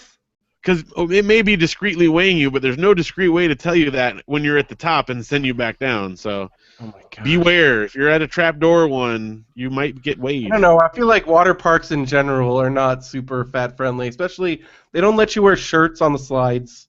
Yeah, what's that Which- about? Sometimes some of them I let guess you on. because like the speed slides, if it'll slow you down to the point where it's dangerous. Yeah, but But it's still like, come on. I just was. This one was funny to me. The advantage, though, of being at the water park if you're getting weighed is you don't have like keys and shoes and stuff, so that might cut off a couple pounds. So if you're on the border there, that could make the difference. But man, I don't know. I don't like that. no. Especially okay. So for me, even more than the fat, I used to like wearing shirts as like before I got fat because I'm hairy.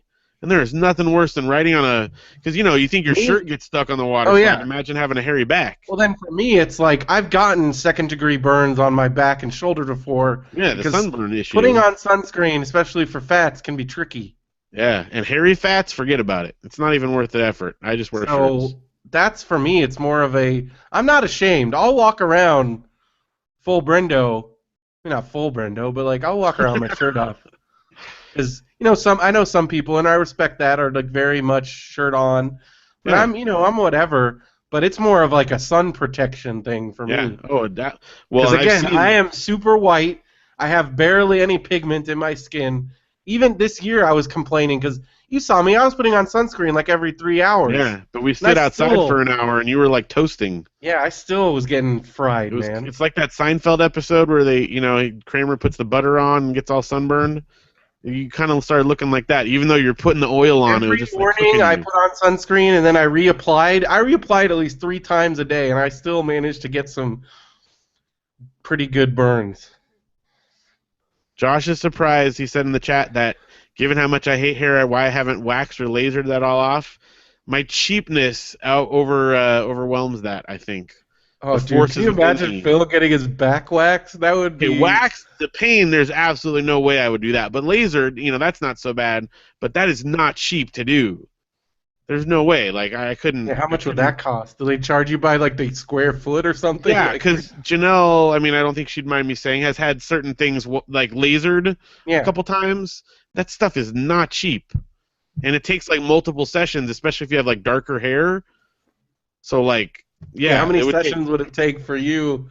They would just They'd laugh have at to get me. the super laser. Either that, or they'd be like, "All right, guys, we're buying the boat." As soon as I walk in the door. So you don't hate hair enough to pay for it. Yep, I guess so. I guess that's where it comes down to. There's all these forces pulling within me, and the hair hatred and the cheapness, they're like battling each other, and cheapness wins. A lot of times cheapness wins, honestly. Not with condoms. As we have Had to, all learned, yes. had to get This that is in there. true. All right, you got it in. Oh, dude. Haha.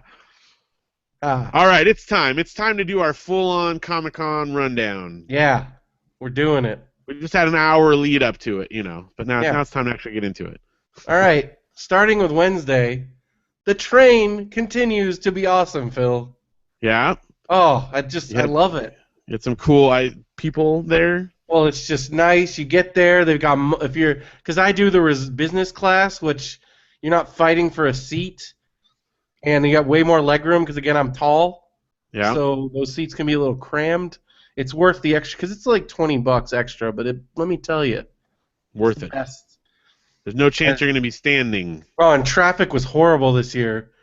But it was it's like a 2 hour from Fullerton to San Diego, and the Yeah, but reserve traffic was seats. bad enough. It could be that long anyway. The reserve seats are like $60. I don't know.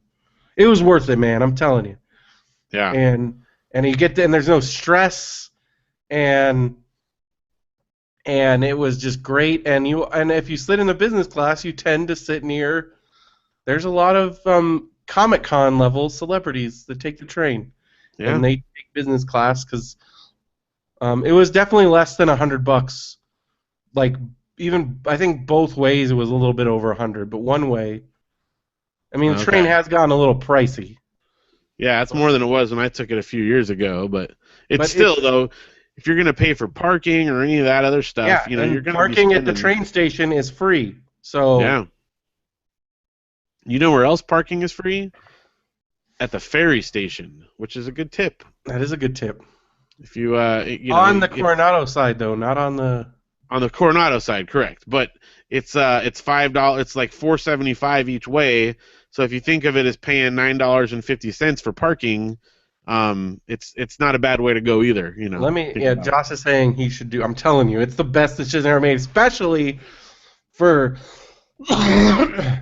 No, I'm not 'Cause- saying instead of the train. I'm just giving an additional tip. Yeah. 'Cause Some I think of the our train. friends got stuck in horrific traffic. Yeah. Well, that's why that one panel got canceled. There is was the dudes panels that stuck got in traffic. canceled, Yeah. and yeah, so I don't deal with that because, and this year it wasn't even.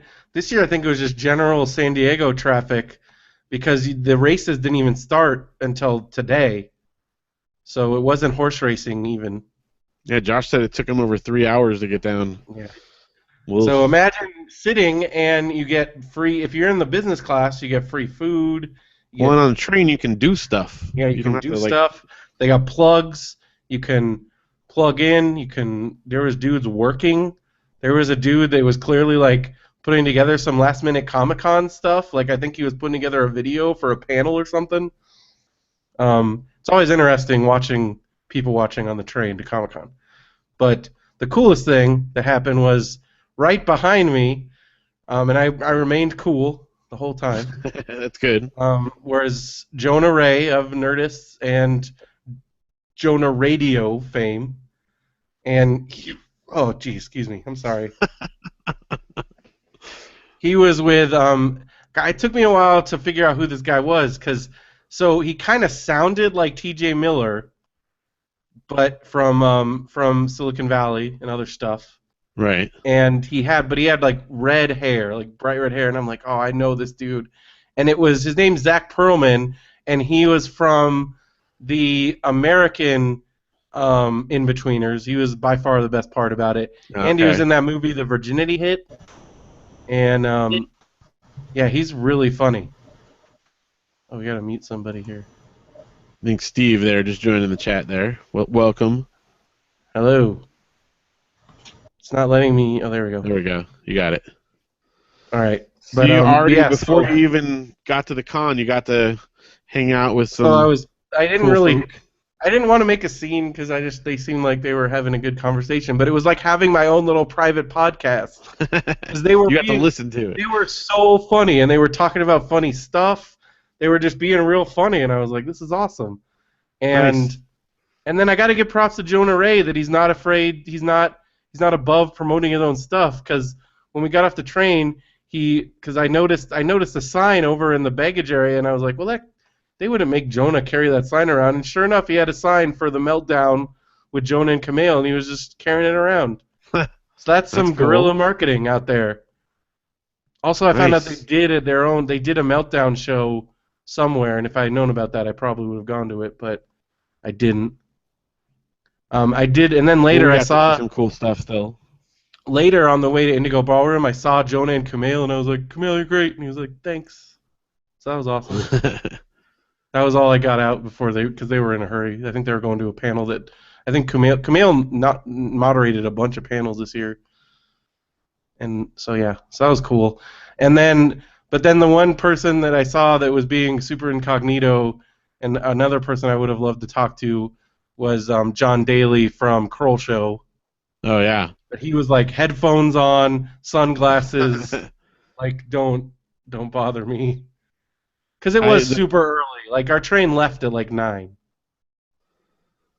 But well, on the first night I bumped in. I didn't bump into, but I saw walk by me. I can't. I forgot to look up their names. The twins that were in like Observe and Report and other oh stuff. yeah. Those dudes. Well, you said you met them. You met some other. What else? Well, and then the guy. I mean, not necessarily a celebrity, but the dude from the Rotten Tomatoes panel, Scott, the one Oh, that's always Scott. got Yeah, my back as far as the movies that I like. he's your guy. Um, he actually came up to me in line, and I was playing my 3DS, and he asked me like, "Where's the end of the line?" And I looked up and saw it was him, Oh, you could and have been then like like, Scott. but I didn't want to like, he had already started moving on, and I knew I wasn't going to get to go to his panel because it was at the same time as Kevin's panel, so I just kind of let him keep going. But it was kind of fun, like right off the bat, got to bump into a couple people that were cool. Yeah. So it's just exciting being on the train and you're already seeing people, and I was Yeah. getting. And it's all this year because again they strategically they did it before the races started, so it Which was was like smart. all Comic-Con people. Because I'm telling you, some of those years where it was like drunk bros, and then Comic-Con, like there were some scuffles on Oh those yeah, train rides. I can imagine. Well, the It funny was part, like it was as we were getting chaos. closer, because this was Janelle's first Comic Con where she had a 3DS, Hmm. and she like on the approach to Comic Con, she got 6 tags just from Oh, passing dude. people on the freeway and on the Yeah. streets and Tag stuff. City. Tag City Yeah, on the train. yeah. It was pretty great. So then and then the train station is really close to the Embassy Suites, so it was like a quick walk over to my hotel. I got there. They were super nice. They remodeled inside, so it's like even nicer. And then Derek got there right when he said he was going to, and like our room was ready early, so we brought our stuff up to our room. We had plenty of time to walk over. We got our badges, but because apparently there was a huge crunch later Yeah, on at yeah, the I was in that crunch. pro badge line, and you got in because it took you like what, like an hour to get your And badge. then it was like 40 minutes. I 'Cause mean, Derek and I walked right in there. Let me tell you. yeah. I came like right as the floor was about to open, so Yeah. everyone was like I piling in think there. Derek and I have our new routine is we go early, like around 3, then we go to the because then we have our annual lunch, like early lunch, like late lunch, early dinner at the Tin Fish right across the street, and it's like nice, I get that shrimp burrito, Hmm. and then we go into the floor and it's great, and we got right in there, and then we even had time after that to meet up with Benson and Lindy at our hotel, and the Embassy Suites has a free happy hour thing from like 5:30 to 7:30, and it's like an open Yeah, you bar. guys got all kinds of They free had like stuff. make your own Shirley Temples. They had chips and salsa, a nachos thing. Like even if you don't drink, it's like awesome. And then they had like Comic Con themed drinks, and they were free. Dude. I had like an Iron Man cocktail. It was delicious. And that was like it was just such a good way to start Comic Con. Was we met up, we met up with everybody, and we're like, yeah, let's do it. And then you got there, and we met up with you, and like, And I bumped into my friends, the yeah, you bumped Stopco's, into and your came friends, through. and we went around. I think the first person I talked to, and this is kind of my every year. It's like again, I have all these little traditions. Is I go check in with Dave Malky at the Wondermark booth, and he's always super nice. And I was like, "You got anything new? Because I think I have everything." He's like, "Brendan, I think you do have everything." And I was like, "Wow." That's pretty good. But he was selling the puzzles, so I I was know. looking I at him. didn't pull the trigger on it. And it's always fun to watch him do his roller sketches in person, where he like rolls dice and he has like a coordinated thing where it's Right. like dog, butt, like just like dumb like things. And he's actually doing a Kickstarter right now for roller sketches, and he's at 1,000% above his goal. Nice. And he wants to do it. He's going to do a roller sketch coloring book. So if you go to wondermark.com, oh yeah, all the Seattle contingent, as Joss pointed out, like Yeah. a lot of the regular webcomics dudes were not there because I'm telling you, they've all fallen in love with Seattle, and it's so close to PAX, Yeah. and they're all about the Emerald City Comic Con now. I know like Scott Kurtz and Chris Straub and the Penny Arcade guys. They all gave up their booths Yeah. this year, man. Even Brad Giger Which wasn't there this year. even Brett Giger and those dudes have had booths at Comic Con Forever. forever. Yeah. But I think they all just kind of made this collective decision because they're doing PAX is just blown up, and then also Emerald City Comic Con, it sounds like is the most independent and small press friendly con. Like I think for a lot of those guys, it stopped Yeah. being worth it money wise. Well, because they got to fly down or Yeah. drive down or whatever. They got But to like pay the the LA people were still there, so like we got to. I always it's kind of my tradition. I go talk to Dave Yeah. Kellett, and then we Well, and go in. Dave Kellett was fun because Dave Kellett totally recognized us. Dave Kellett was like Like, Long Beach Comic oh, Con. We're Long like Beach, yeah, yes, guys. It was just fun. and he's They see a always lot of super dudes. nice. Yeah, So that's it's good. cool. The only person I didn't talk to this year that I usually talk to every year because I hassle him is Richard Stevens from Diesel Sweeties. Still has not fulfilled that Kickstarter reward where he was going to drive across the country to deliver his Pac-Man machine to Will Wheaton. But the last update on Twitter is he said he still plans on doing it. Just it's a big Just hasn't gotten around to it. well, driving from the East Coast to the West Coast with a Pac-Man machine, there's some logistics that have to be worked out there. Yeah. But Yeah. he's saying he's going to do it, so I trust him. He's a good guy. But I think he was just he was doing a lot of stuff because every time I went to his booth, he was not there.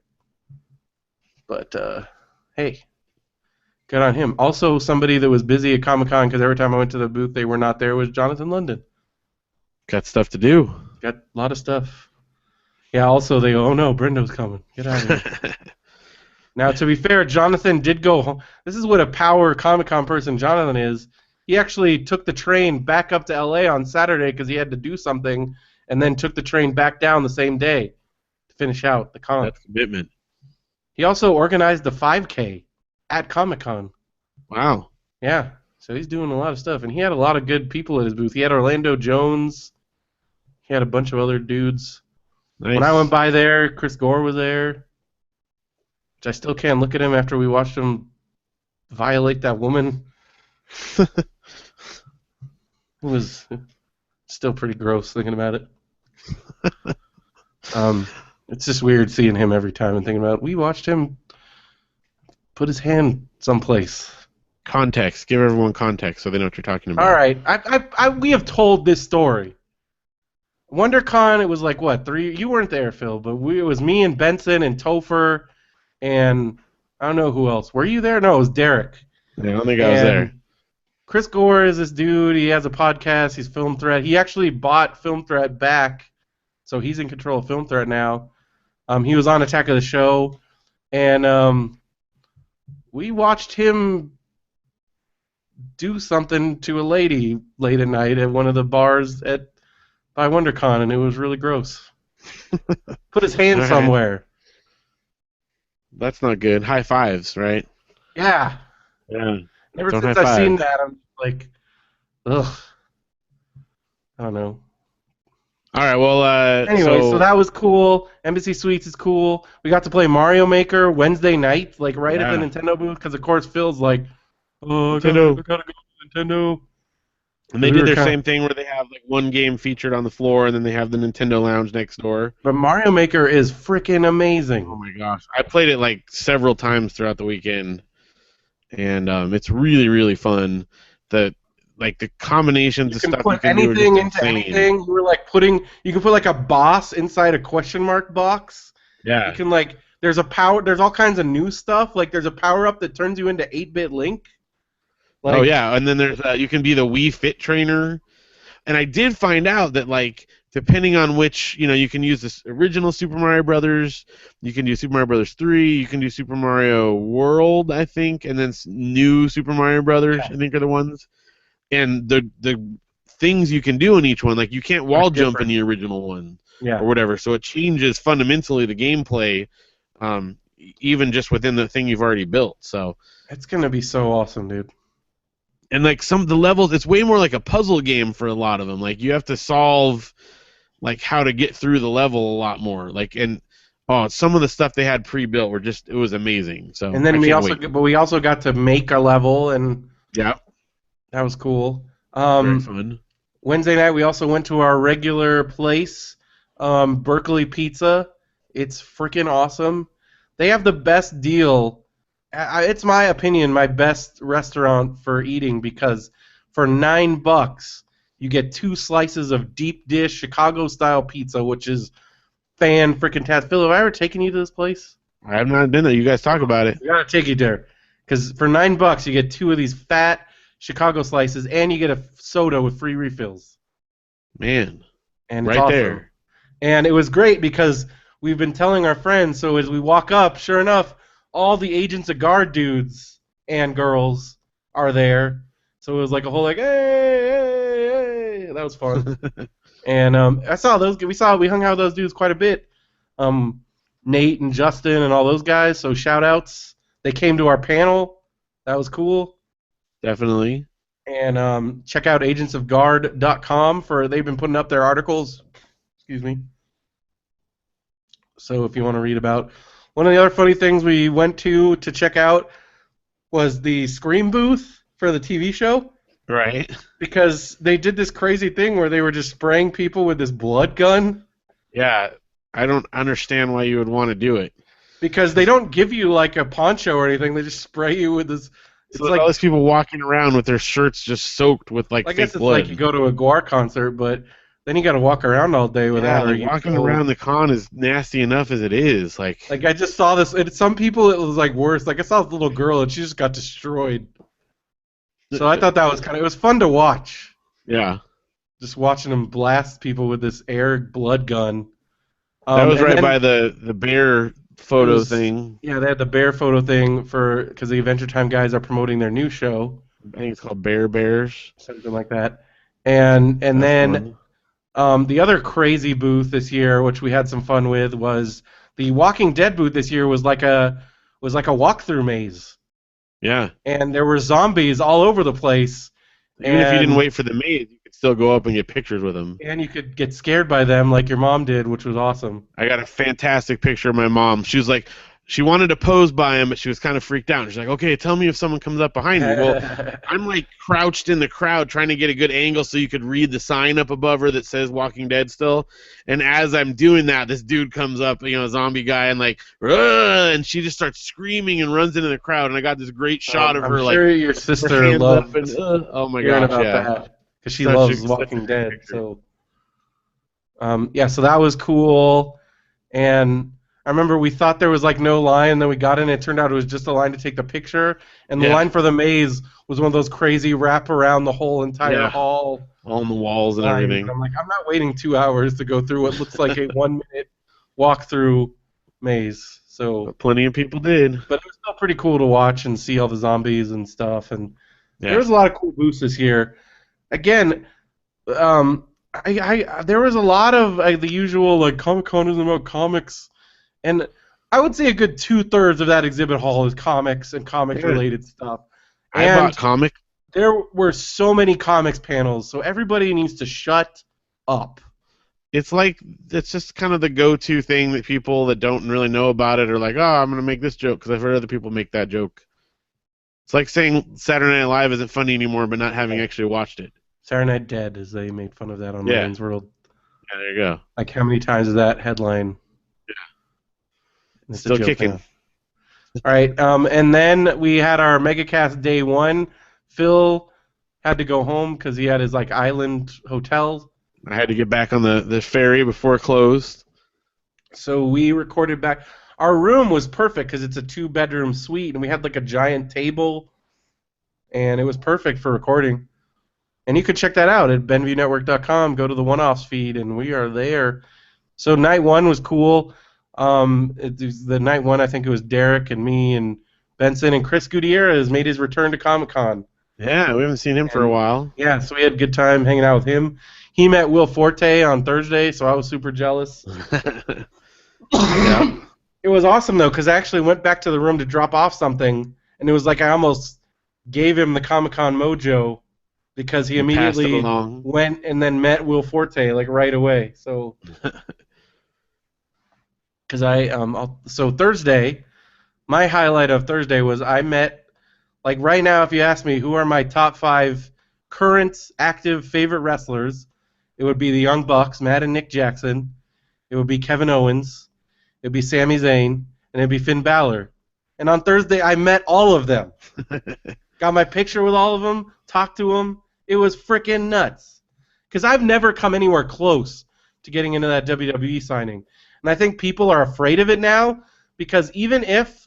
So what happened was, after the panel, Alex and I went down there, because we're like, let's at least check it out. And the line wasn't that bad, but it was a standby line, because it was a ticketed signing, we found out. Maybe that's why. Maybe now that they made it ticketed, because it It's not so used to be crazy. ticketed, but there was a standby line, and even so, what happened was I was standing there with Alex, and some dude came up and he's like, "You guys like wrestling?" I'm like, "Yeah." He's like, "You like Kevin Owens?" I'm like, "Yeah." And he's like, "Well, you obviously do because you're wearing his shirt, so you get this ticket." And he gave me a ticket. But even if I hadn't done that, Alex still got in. So like, Sweet. we all got to meet them, and then I went over to, because like that comic that I talked about a few episodes ago, Headlocked. Yeah. Michael Kingston, his booth, he does it every year at Comic Con. He's also at a lot of other Comic Cons. So if you're a wrestling fan, go check out Michael Kingston's Headlock booth. He always has wrestlers appearing. I know on the East Coast ones and the Midwest ones, he usually has Jerry Lawler there because he That's did cool. artwork for the book. But then he also has other wrestlers. So Thursday he happened to have the Young Bucks there, and so I'm like, oh, I'm gonna go there after. I feel I'm on a roll now, and I went there, and Sami Zayn, who was not signing at the Mattel booth, just happened to be hanging out at the Headlock booth, and I'm like, can I get a picture with you? And he's like, oh, sure, and it was friggin' awesome. So you got With to the meet Young Bucks. all the wrestlers. All of them. And we also went to the Mattel panel, which was awesome. It was hosted by William Regal, another one of my, probably up there on my all-time list. He's pretty much retired, but he's like the commissioner of NXT, which is like a figurehead position. And he's awesome, and he's British, so Phil, you would like him because he's got that British accent. Oh yeah. Anyone with an accent. And so the panel was awesome. They announced Kevin Owens Finn Balor rematch for the next NXT Takeover, and on the NXT show they actually played the footage from Comic-Con to announce the match. So I'm like, that's awesome. I was Nice. there. You were there. And then Charlotte, which Ric Flair's daughter, who is an amazing female wrestler, she was there, and it was cool seeing her.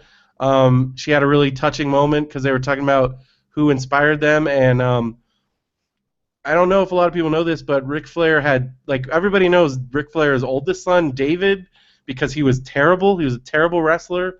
He almost he was in the later years of WCW and he was horrible.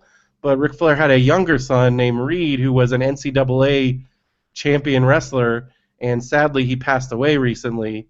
And Oh. Charlotte made a really touching tribute to him at the Comic-Con panel. So I don't know, I just thought that was really cool. And it was a good panel. And Huh. before that, Phil was at the panel before that. It was the pitching hour, Yeah. where I guess they've been doing this panel. He said they've been doing it for like 12 years or something. And the guy that was the moderator was like in charge of DC television. There were some heavy hitters. There was two dudes from Marvel Television. There Chunk from was the Goonies. Oh yeah, Chunk. So they get it. So at first they're like, one of our panels is famous, but he doesn't like to talk about it. And we're like, what? And then sure enough, it's Jeff Cohen, Chunk, and he's like, I will not be doing the truffle shuffle. I'm just here to answer legal questions. And he gave amazing advice about where to post your scripts and how copyright stuff and it was a really informative panel. I took a lot of notes. It's good. It's And good you did because my mom and I were in there, and then we ditched out a little early because she wanted to try to get to in Hall H, and it's funny because what was in there? well, people would be I'll tell you. She wanted to go to the trailer park, which is where they show like trailers for upcoming movies, because Yeah. that's like long been a thing for her and I. Like we love watching movie trailers. Like her rule is always if we were gonna go to the movies, if we couldn't get there in time to see the trailers, we weren't going. Yeah. Like if we missed the trailers, we're done. And so I love your mom. She's great. yeah, I mean she passed that on to me, and I love watching trailers, and again that's like one of my favorite parts of going to the movies. So I told her about this. She's like, oh, I want to go, and I'm like, it's in Hall H. I don't know. So we ditched. But this We, was we were there Thursday, for, which people were walking in to the Doctor Who panel on Thursday. well, so And Bill Murray was there too on Thursday. yeah, he was there. He was there the one before the pitch what's it Mhm. called, the trailer park. So we went over there. We kind of ditched out of the pitching hour a little early to try to get in there. And we wound up waiting a little bit, but I think we waited something like 20 minutes. It was just until the last panel got out where they let a bunch more people in, and we got in there and watched that. And the funny part is, right after that was the Doctor Who panel, and we did kind of gone leave to the Doctor Who panel. Yeah, we were in there, and neither of us are far enough along that it would have been meaningful. Multiple friends of mine met Peter Capaldi this week, who's the current The new Doctor. and they all said, because he looks like a scary old dude, like a British, like one of those no mess, no fuss actors, and everybody said he was like the nicest dude, and he had very soft hands. Soft hands. That's what everybody said. Huh. Like I met at least 3 people that met him, and I was like, oh. And it was most likely Jenna Louise Coleman's last Comic-Con, because they've already announced that she is going to be replaced as the companion at some point this season. Well, I felt a little guilty leaving, since I know that a couple years ago Josh and Rachel tried really hard to get into Doctor Who, and then it didn't work out, and it was kind of a day ruiner thing, and so I felt a little guilty, but we had other things to get to, because we wanted to get back over to go to the Mad panel. Yes, which it was really cool. I got to hang out. Well, anyway, another panel I went to in the morning. Thursday was my day where I went to tons of panels. Yeah, the panel day. I went to because Lindy told me about this. There was a rare panel, but that one looked a little crowded. So the other panel he told me about was Disney Legends comics, which I didn't even know about these, and now I want to buy all of them. Marvel and Disney are making comics about Disney attractions. Were you aware of this, Phil? Not before you told me about it this weekend. Apparently you can buy them in the parks. They were the first Marvel comics to be sold in the parks. But they have their first release was they did a Figment book. Which is super. Well, and I saw that actually when we were in Florida. I saw the Figment book, but I didn't know what it was. I gotta buy it because they just at this panel they announced Figment 2. They also just finished a Big Thunder Railroad comic, which is like a western. Which is cool. They also have one about the museum. So they're also doing comics about unrealized attractions. And the Right. first one of those is a Museum of the Weird comic. Which was like originally what kind of led to the Haunted Mansion. Yeah, It was going to be like a walkthrough attraction, and and it looks amazing. And they have 3 other comics coming out this year that they wouldn't say what they were. that's really cool. But it was really cool. There were Imagineers on the panel. They talked all about Disneyland and other stuff. It was awesome. And now I want to buy those comics. So as I tweeted out on Thursday morning, first panel I went to on Thursday was a comics panel. So everybody shut up. And then we saw another comics one. Oh, yeah, another comics panel. It was the one before the Mad panel. It was these So two we were dudes. kind of just sitting through it. Yeah, but these guys turned out to be awesome. Like Yeah, I it really turned out liked really them. cool. So it's these 2 guys. They were actually special guests of Comic-Con, and this was their spotlight panel. And because everybody that's a special guest, they do multiple panels, and one of them is their big spotlight panel, and they just talk about their stuff. Right. And it was these 2 guys, Art Baltazar and Franco Aureliani, and they I think currently he just goes by Franco, like yeah, on it the just art goes by stuff. Franco, so it's Art and Franco. Yeah. And they're currently working on Itty Bitty Hellboy, and then they had another one where it was like little. Yeah, they do like a whole series of itty bitty, like they draw them Yeah. like little kids. And then they have their own creator-owned comics, and you can find those at Aw Yeah Comics, AWYEAH Comics.com. They also own a chain of comic book stores. Yeah. And And they were story just was cool dudes. They were cool dudes because they started out like super indie. Like they were selling these themselves, like they were doing their comics themselves to Diamond, to the point where Diamond's like, we're not selling your books anymore because nobody's buying these.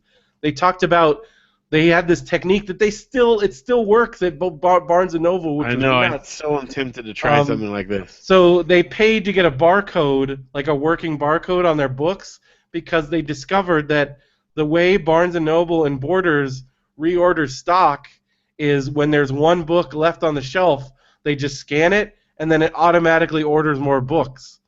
So if you have that barcode, which the Brax book does, Yeah. they would just take copies because their books were not carried at Barnes and Noble or Borders. They called it reverse shoplifting. They would put a copy of each one of their comics in the graphic novel section, and then the guy comes around and scans it because there's only one left, and then they get orders. And he says they're still getting orders to this day. From Barnes and Noble. Yeah. That's super cool. I'm like, wow, that's amazing. But they also And have they a thought of that. podcast. They were really cool dudes. They were really funny, and it was just cool seeing these indie dudes that are like huge now, and they just work their butts off. Well, it was particularly great because we've sat through some really boring stuff to dude, get to other so things boring. we want to see, and this turned out to be actually really interesting. This So is my first year in a long time not having to sit through the Bones panel or some of those other. There's always some show that ends up never happening, yeah, like or movies that never come out, or like just other weird stuff. But I'd have to say, of all the panels I've gone to get to another panel, this was like way up there. yeah. So you can check those guys out at awyeahcomics.com. They also have a podcast. I think it's called Aw Yeah Podcasts. And then we went to the Mad panel, and that was And the fantastic. Mad panel, My it was first Phil's Mad first panel. one.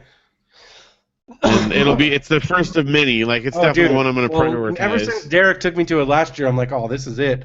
Because one, they're hilarious. Yep. Two, it's one of the because most of Sergio's other panels are always packed. Yeah, and we were able to get into this one And pretty Sergio easy. is always amazing because you're like, this dude has seen and done everything. Yeah. He's been everywhere. Well, his story about how like they let him do the marginals, because if you don't know, he's the one that draws the little pictures in the margins around Mad Magazine. Yeah. And he said when he first went to them, and he was like, hey, he wanted them to buy more stuff because he needed money, but they only had so many, room for so many articles, and he suggested doing these little drawings, and they're like, all right, well, we'll buy some until you run out of ideas. And he's like, that was like 40 years ago. I'm still going, So he's been there. The only person that's been on Mad longer than Sergio is Al Jaffe. I think so, yeah. And the fact that Al Jaffe's still cranking stuff, and he's like in his 90s. Yeah, he's still he did the fold-in for the new issue, so. Yeah, so he's still doing it, and he has been at Comic-Con in recent years, but I think he finally had to tap out. Yeah. Because I know he was a special guest a couple years ago. Well, Um, the great part about the panel too is it's not just them talking about their stuff. It's like a whole comedy show. They oh, show dude, pictures from they do from the very beginning. They do the mad, you do the oath, yeah, you swear and in. they update it every year. It's different. Yeah, 'cause it's So all dumb jokes. yeah. And what's the editor's name? He's so funny.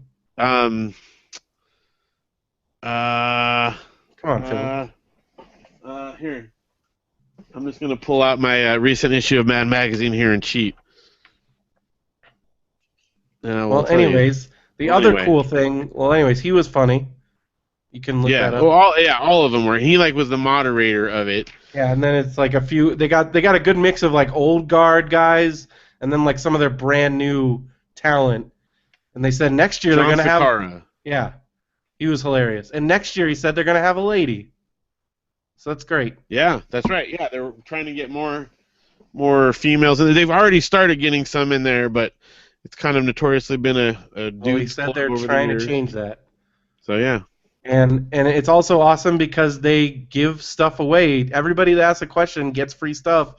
And so first you got up there yeah. asking about your letters that you've written over the years. If they still have not printed one And yet. then you fed me a question asking if Alfred E. Newman was going to run for president this year.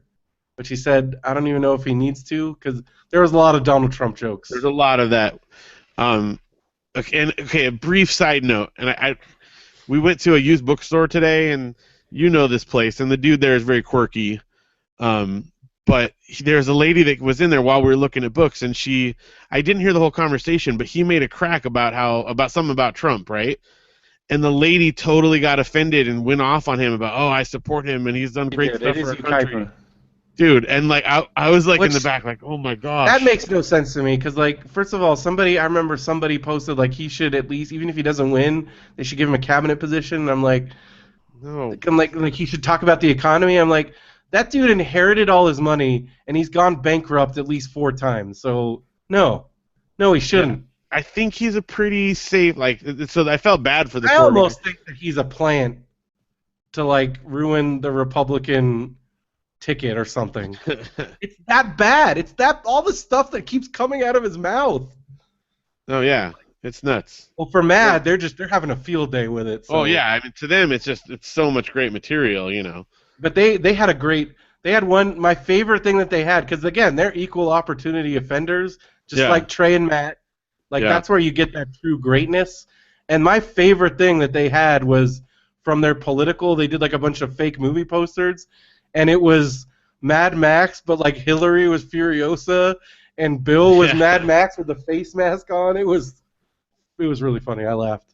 It was great. But so then Derek asked a question about unreleased or upcoming movies, and Sergio kind of made a crack at him, which I thought was funny. And he's like, why do you think we would be able to do that? Like, because we don't own any of these properties. Yeah, we're It's like, just gosh, talking about Derek. other people's stuff. Gosh, Derek.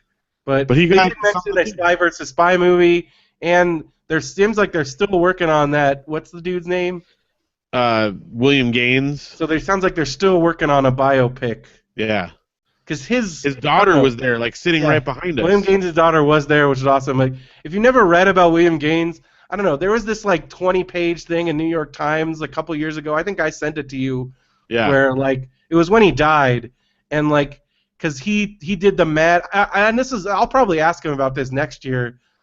You know about this, Phil? The annual Mad Company trip that he used to come on. Yeah. And there's got to be.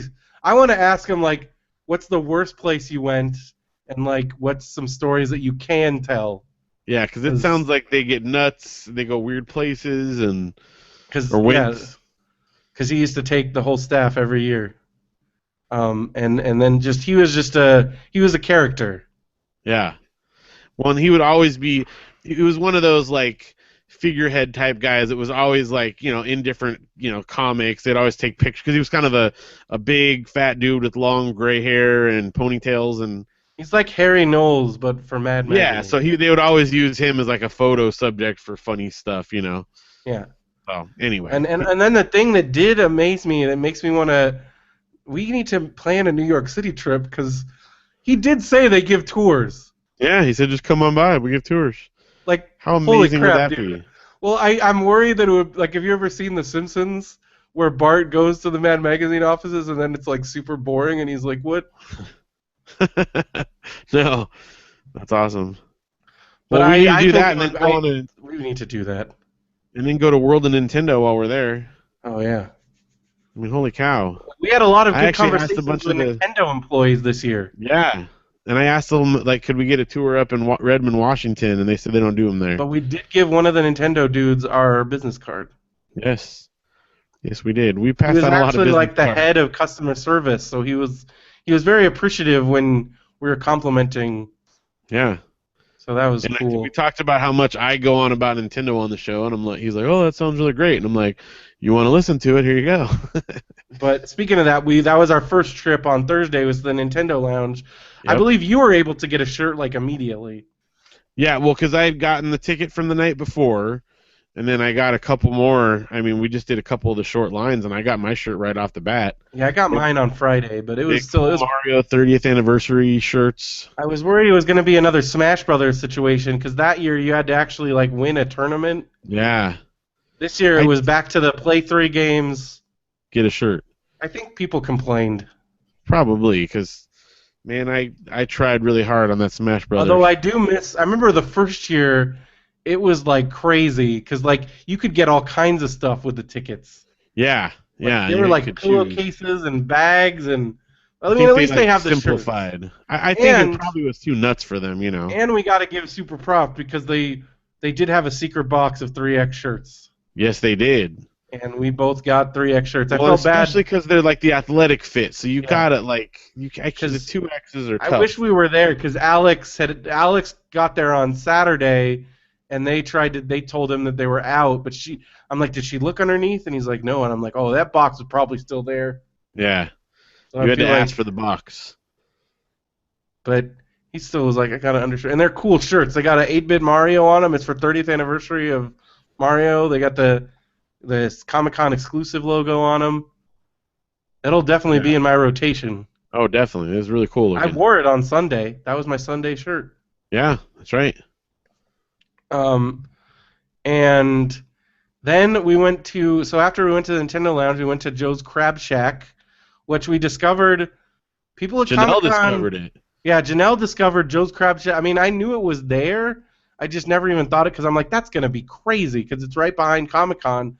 But I don't think a lot of people go behind the convention center No. because it was like prime time on Thursday, and we walked right in and got a And we table. had a group of like 8 people, and they Yeah, sat us like it instantly. was like Derek, your mom, and then you guys and me. It was like 8 Yeah, people. yeah, Um, or 7, I guess. But still, like that. That's amazing. Because I was yeah. like, oh, what's the wait time going to look like? And she's like, I can see right now. I'm like, what? Because if you walk out in the gas lamp at that time, Oh, you're it's waiting an hour to get into Subway and eat in a yeah. sweaty, hot, like unair conditioned room. And this was like table service. It was nice, right on the water. It's amazing.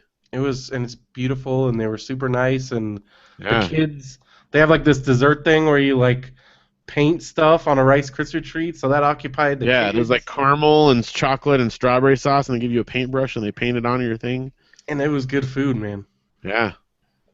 So we did that, and then when we tried to get back in, we got power tripped by a security guard Oh my gosh. We thought, who because, kept okay, insisting that the event was closed for the day, and we're like, no, there's stuff going on well into the night, and also we are on a panel.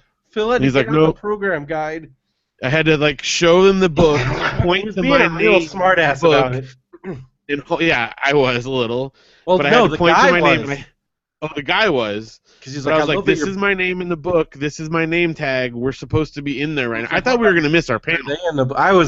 I was like, this is weird. You even said, he's like, dude, this is full on Spinal Tap.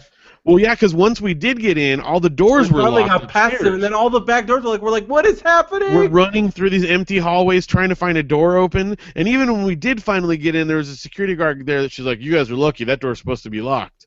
I'm like, what? So we almost there are Spinal still Tapped things it. happening. We almost didn't make it to our panel. Yeah. So, but we did. We made it. It was okay. Yeah. And the panel was amazing, and thank yeah. you to everybody that came.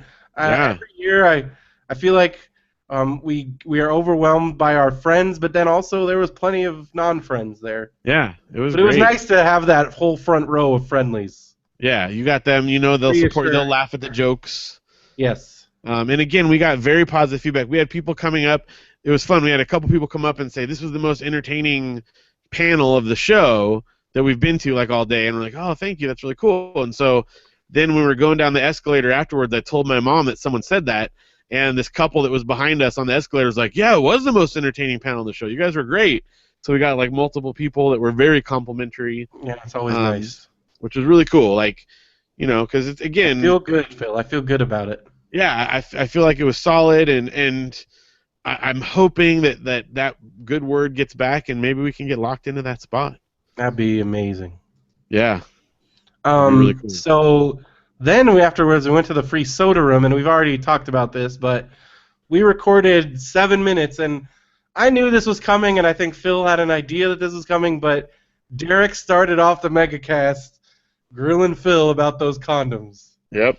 Right, You and can this listen to again, this that. is my only 7 minutes on the whole megacast that I'm even in it, and that's what Derek was brought up. Well, you knew that was coming. I mean, come on. I knew. I thought maybe he'd give it a little time. Oh, We come had on. just come off our panel. We were like on this panel high, post-panel high, and then he did that, and I'm like, ah. That We was never got to his- talk about the panel. So then 7 minutes in, the dude running the free soda room comes over to us, and he's like, "You guys can't do that in here." And we're like, "What?" We do it here every year. We didn't get kicked out, but we were told not to We were record shut anymore. down, yes. So and then we did like a John Goodman Lebowski, and we're like, "I'm not leaving. I'm enjoying my soda." Yeah. Because I think they implied that we should leave, and we're like, "No, we're not gonna freaking leave." I didn't get the leave part. I just got the stop recording part. Which doesn't make any freaking stupid sense. I don't know. It made me. I'm still a little angered by that, but whatever. We got our room. The Benview room was perfect for recording. It's fine, but it's nice having that spot right there at Comic-Con for other people. Yeah, Because that's where we invite other people to join us. You know, yeah, if there's Steve, people you that- can't audio record our sodas. Well, maybe they don't want the secret to get out. Maybe that's what it is. It's still weirdly empty in there. Like I don't I get don't it. understand. They did move With it to all the the Hyatt this thousands year, of people. so it's not right next door now. It's at the Hyatt, but it still should. Again, free sodas, chips, candy, everything. And a place to And- sit down and charge your phone. That's So I don't every understand year, why I it's not still think crazy. we're gonna walk in there and be like, "This is it," and nope. Nope, not yet. So But- that was Thursday. Thursday was a good day. So Thursday was an amazing day. Friday started off a little rough for me because I wanted to go to Indigo Ballroom, but basically what happened was I got sidetracked on my way there. First, Okay. because I was gonna get there because like Benson and Lindy got to see all the Indigo Ballroom stuff on Friday. They got to Right. see Rick and Morty. They got to see Bob's Burgers, and those were the two big ones I want to see. But I kind of dawdled after breakfast, and then I'm like, ooh, Dunkin' Donuts coffee sounds really good because there's a freaking Dunkin' Donuts in the Embassy Suites now. And like a Baskin Robbins. Yeah, it was Dangerous, man. and so I'm like, Dunkin' Donuts coffee sounds so good. So I went and I got the Dunkin' Donuts coffee, and then oh well, they didn't say why they kicked us out of the free soda room, but there was a lady that clearly complained to the dude, but she sat down right next to us again. She had a freaking baby. It was at least 10:30 at night, and she had a baby in the free soda room, and she sits down right next to us, and there was every empty table. It was kind of BS. I mean, Well, the anyway. dude was nice enough about it, I guess, but I'm like, we have done this for at least the last 5 years. I wonder. I haven't listened back to it yet, but I don't know. I wonder how much of the I don't know, actual. if you can listen. I don't know how much of it ended up on the recording. I don't know if Andrew, what he did with that, but you can listen to it. It's on there. Yeah. Like the 7 minutes of grilling Phil about condoms and then us getting bounced. That's all it takes. Cause Actually, they thought that lady complained, but I set up the guy thing with the dude. I'm like, if they start going on the condom thing, you got to pull the plug, man. And then I just had to play it dumb. I don't know what happened, guys. So yeah, Friday morning I ended up, and then I ran into our friend Nick Murphy outside the Hyatt because he was heading. All right, later, Andres. Thanks for joining us. I do understand it is a weekday, and we're up late. It's Yep, 12:30. late night. But so I ran into Nick Murphy, who was getting ready for his panel because he does the film school panels, like he leads them, Yep. and we had a good chat, and then I just kind of, it's just nice, like in the morning, it's weird seeing, it's like the calm before things get crazy every morning, and I was, so both Thursday and Friday morning, you're like, oh, this is nice, like, so I'm kind of soaking it in, and then I'm like, and then I text Lyndon, he's like, oh, the Indigo Ballroom line's already nuts, and I'm like, and so even then I'm like, well, I'm gonna go check out the Nintendo Lounge, and that's when I got my shirt because I already had one ticket from Thursday, and then I got 2 tickets right away. And let's talk about that real quick. The Nintendo Lounge had some awesome games this year. Oh yeah. Well, in addition to Mario Maker, They had on the on Wii the U, 3DS. On the 3DS side, they had the new Chibi Robo game, which was awesome. yeah, it's like a platformer, so different from the GameCube one, but it You can was also really use fun. amiibos. They got some new amiibos. Yeah, lots of new amiibos. And also being able to use the new 3DS. Let me tell you, that 3D tracking on the new one, holy crap! It's like night and You can tell day. the difference. So that was And then with cool. the My Yokai my favorite game, and this is a must buy for me. I've been hearing about it for years because it's been in Japan for a long time. It's called Yokai Watch, and it's kind of like this Pokemon type game, but you like hunt these things down with a stylus, and there's all kinds of things to collect. It seems like, as from what the guy was telling me, he's like, oh, you don't even know. Like there's like so many hidden things to collect and collect the fruit, and Yeah, it's a bugs. collector's game's dream, and it's Yeah, really fun. And it is fun. I played it like 4 or 5 times because it was really cool. The other cool game that they had, which we got to play 3-player co-op on, was the new Zelda game. Yes, which is amazing. It's kind of like Four Swords, but like even more cooperative. Yeah. It's like you have to cooperate. You have to play, yeah. Like it was because I played it with you and Alex, and then I also did it. Luke and Audrey and Janelle got to try it later on in the week, and it was super fun. That's a definite must Can't buy. wait to play it with like you and Luke. It's gonna be awesome. Yeah, and you can also do online play, which is cool. I don't know how I feel about that. I don't know. That could be frustrating or it could be really cool. Because Depends on the who you first get. time I did it, I played it with two randos. One of them did not speak English and was cussing at me in Spanish. And we did the hardest level, the lava level, and it was so frustrating, dude. It was so frustrating.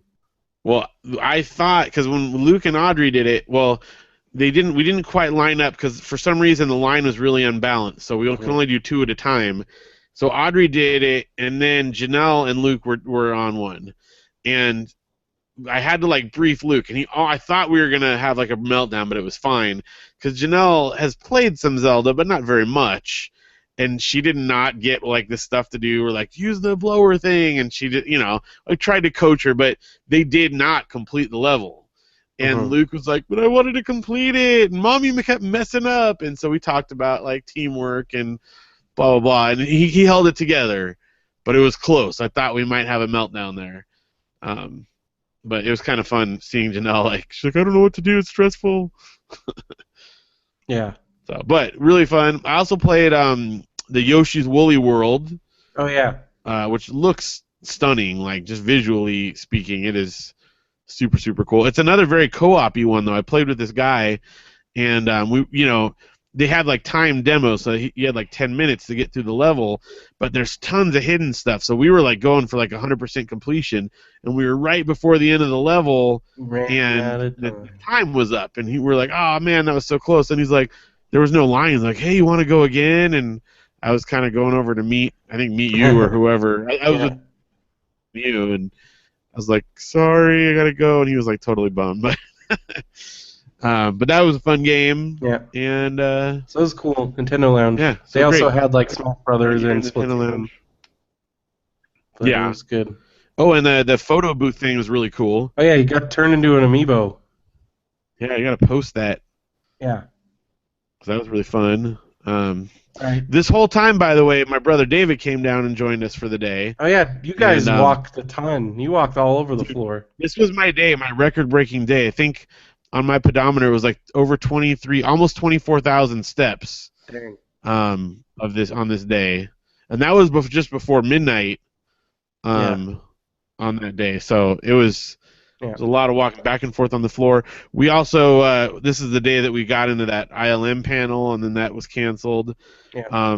And then later on, we waited for the Indigo Ballroom and didn't make it for Bob's Burgers. And so I was talking to David, and he's come down a couple times with us now. He's still never been to a panel at Comic-Con because we've tried all these times. Thursday, man. We got into everything. Like Thursday we got into tons of stuff, but we had a lot of fun. And, Yeah. you know, Friday I did not get into a single panel because first I went over to Indigo with Derek, and we were just like, this is not happening. But on the way back, because we were going to head back to meet you guys, we did meet Spencer.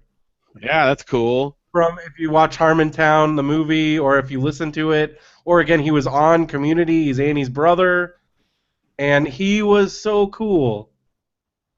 And you guys kind of have the like dungeon master thing in common. Because I'm like, I also dungeon mastered for a relatively famous person, and so we kind of swapped some stories and swapped some tips. And he was super nice, and got a picture with him, and yeah, that's cool.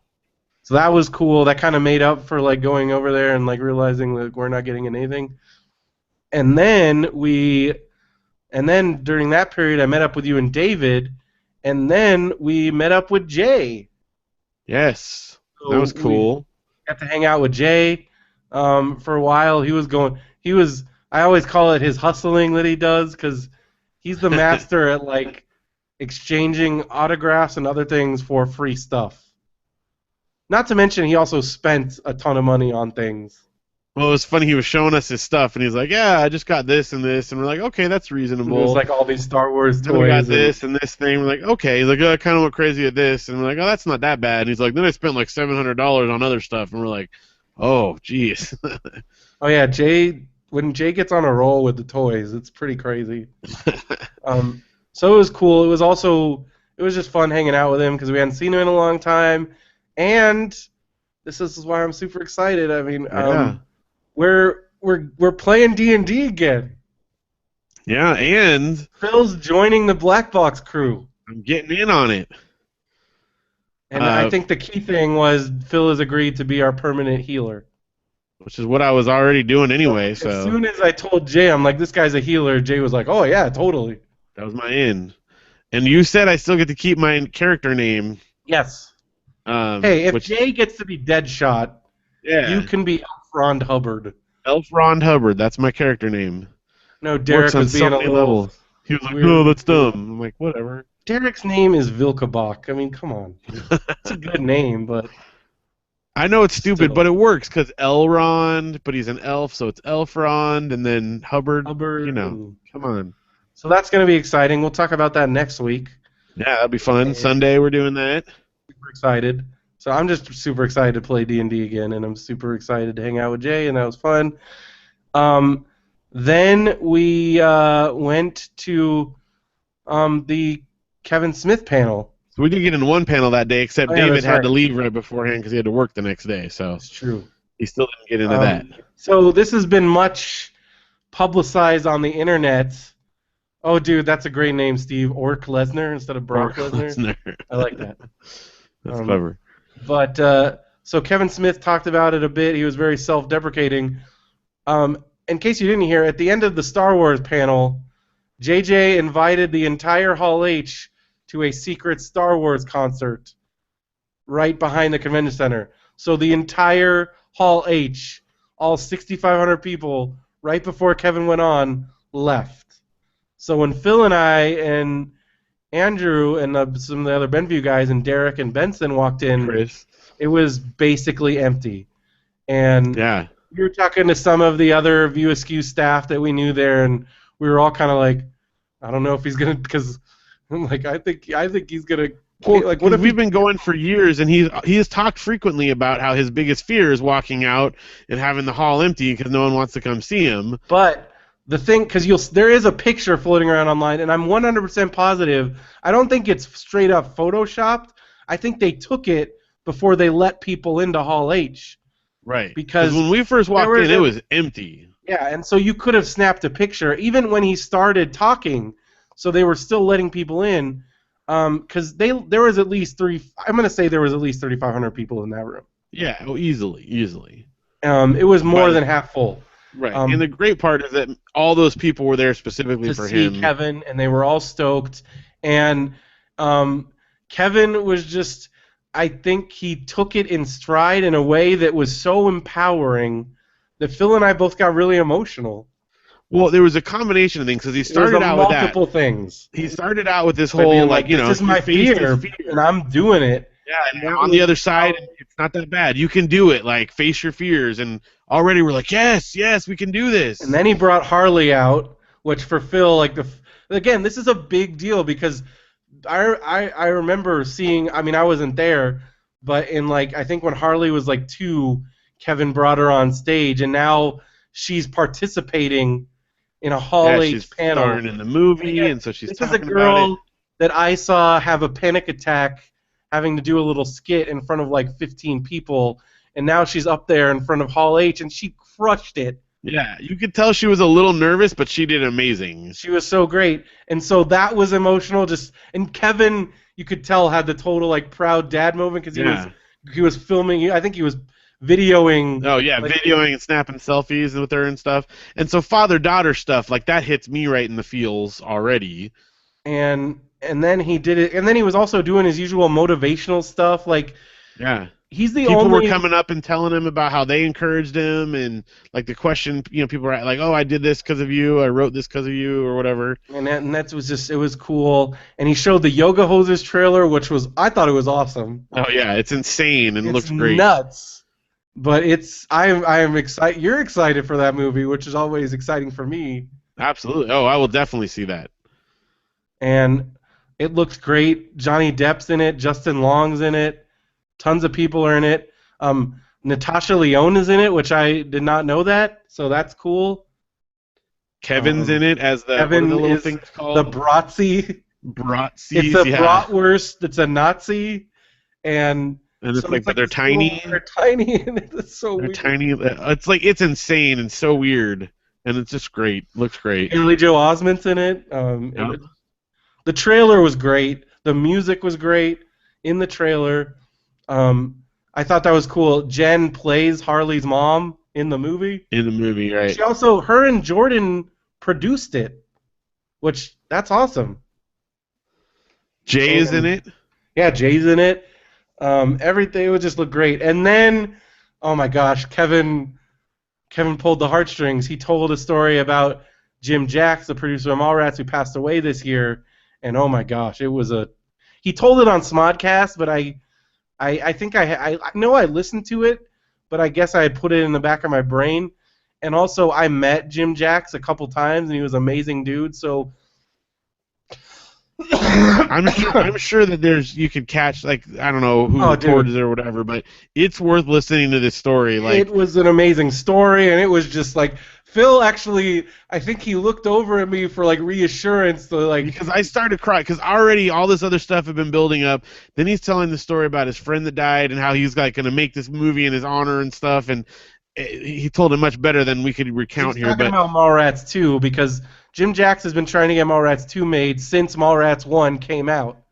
Because he believed in it, and so then now Kevin found that out, and he's gonna make it. So I start like I'm tearing up and stuff, and I look over at Brendo, and Brendo's like totally tearing up, and I think that just triggered it. Like we both were just sobbing. Crying, dude, we were like, full on. oh, it's happening! We're like, what is happening? We're crying in Hall H. But it was great. I mean, it was just so many things all came together. So I don't know. It was very emotional, but very like uplifting and encouraging. Last year, we always get inspired and kind of like a little prodded along in our own creative things. Kick in the butt every year. And this year, definitely, like we're like. Oh. Last year we finished our screenplay, our script, and I think we're gonna be finishing this one that we've been kind of playing around with now. So this one, and then also with like the Kickstarter stuff and the tapes and the podcast and everything. I'm like, yes, we do it all happening. We're doing everything.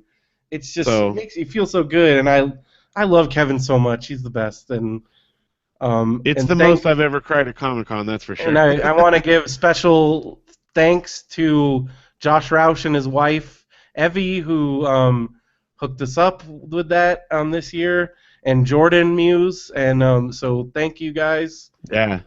because like we still would have been able to go in, but it's always nice being up there and being able to talk to some of the other people. Got to see Jim Smith again, as we always seem to run into him, Yeah. and he's always super awesome to talk to. Again, this year, I think for this, I think that's also what really hit me this year was sitting in a room with Jim, and then Josh was doing the because they saw the goalie thing, that giant monster, Yeah. and Josh was helping with that, and realizing I'm like, all three of us are just people that were posting on Kevin's message board 10 years ago, and then we ended up going to those poker games because they were Josh and myself and James were like the original poker people along with some other guys, and now we all have our own amazing stories working with Kevin and then it empowering us to do our own things because Josh is almost done with a movie right now. Yeah.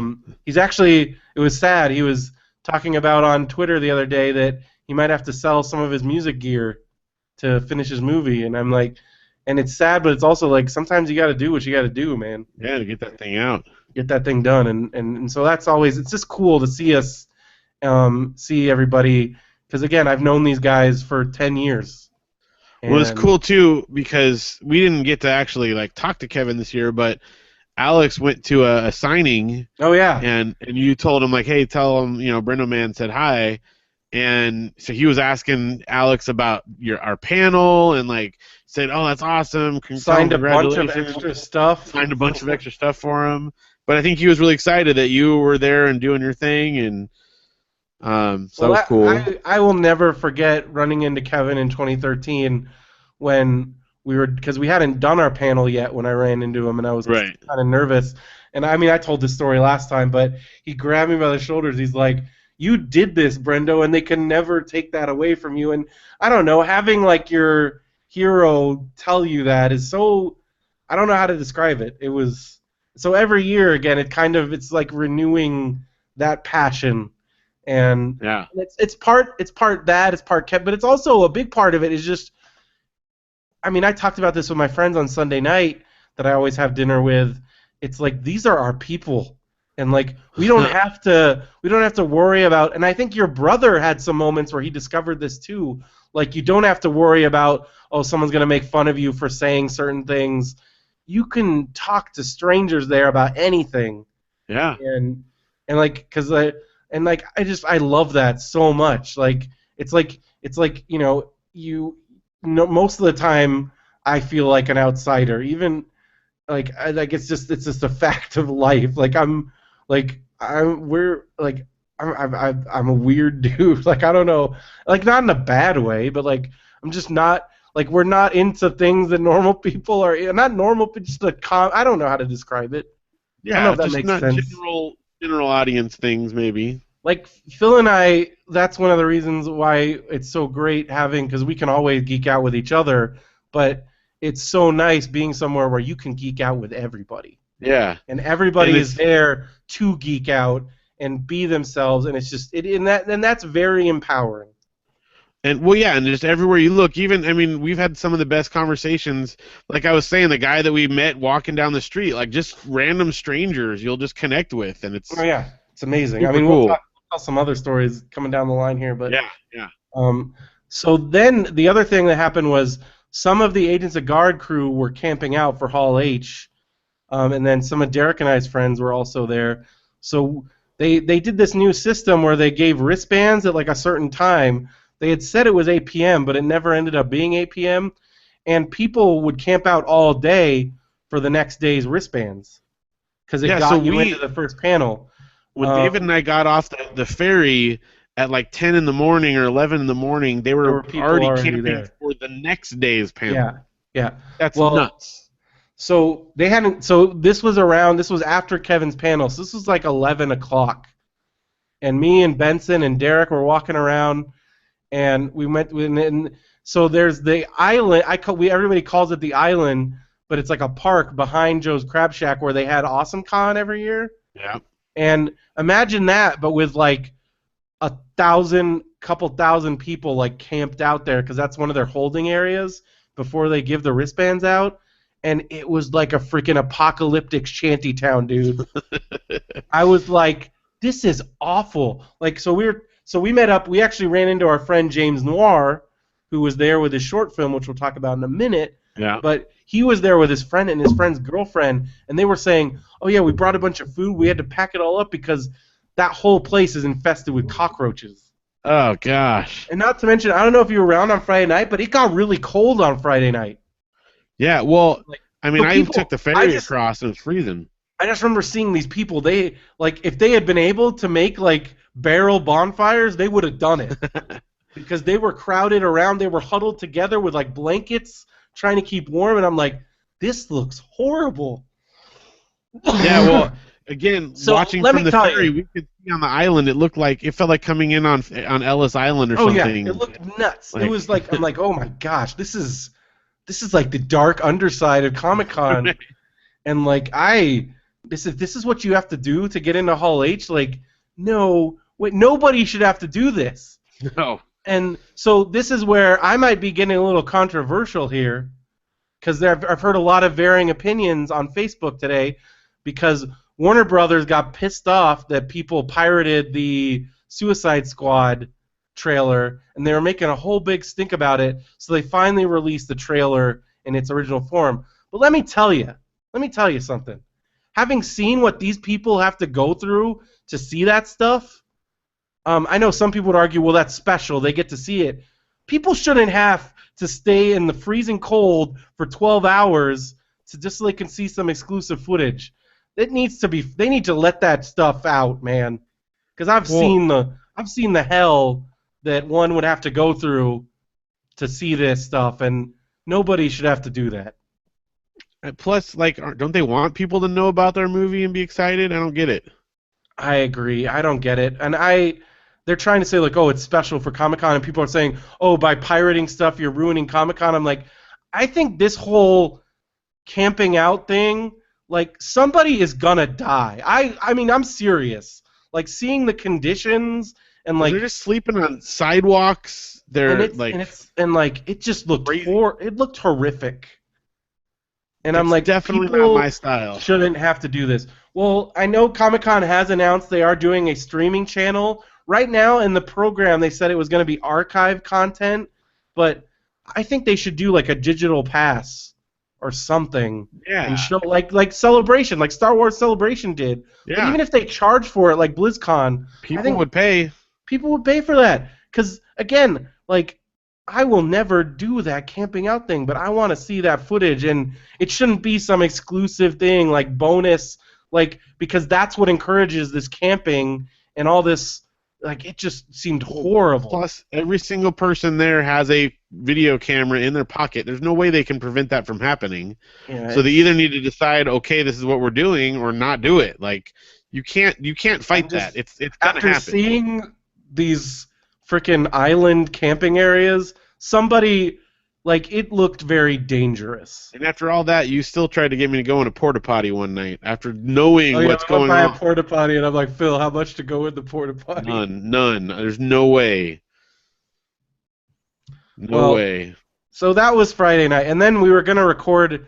So if you listen to the Megacast, there, I think they recorded a little bit on Friday, but I think it was just Benson and one other dude. Because we were beat that day. We were done. We were all done.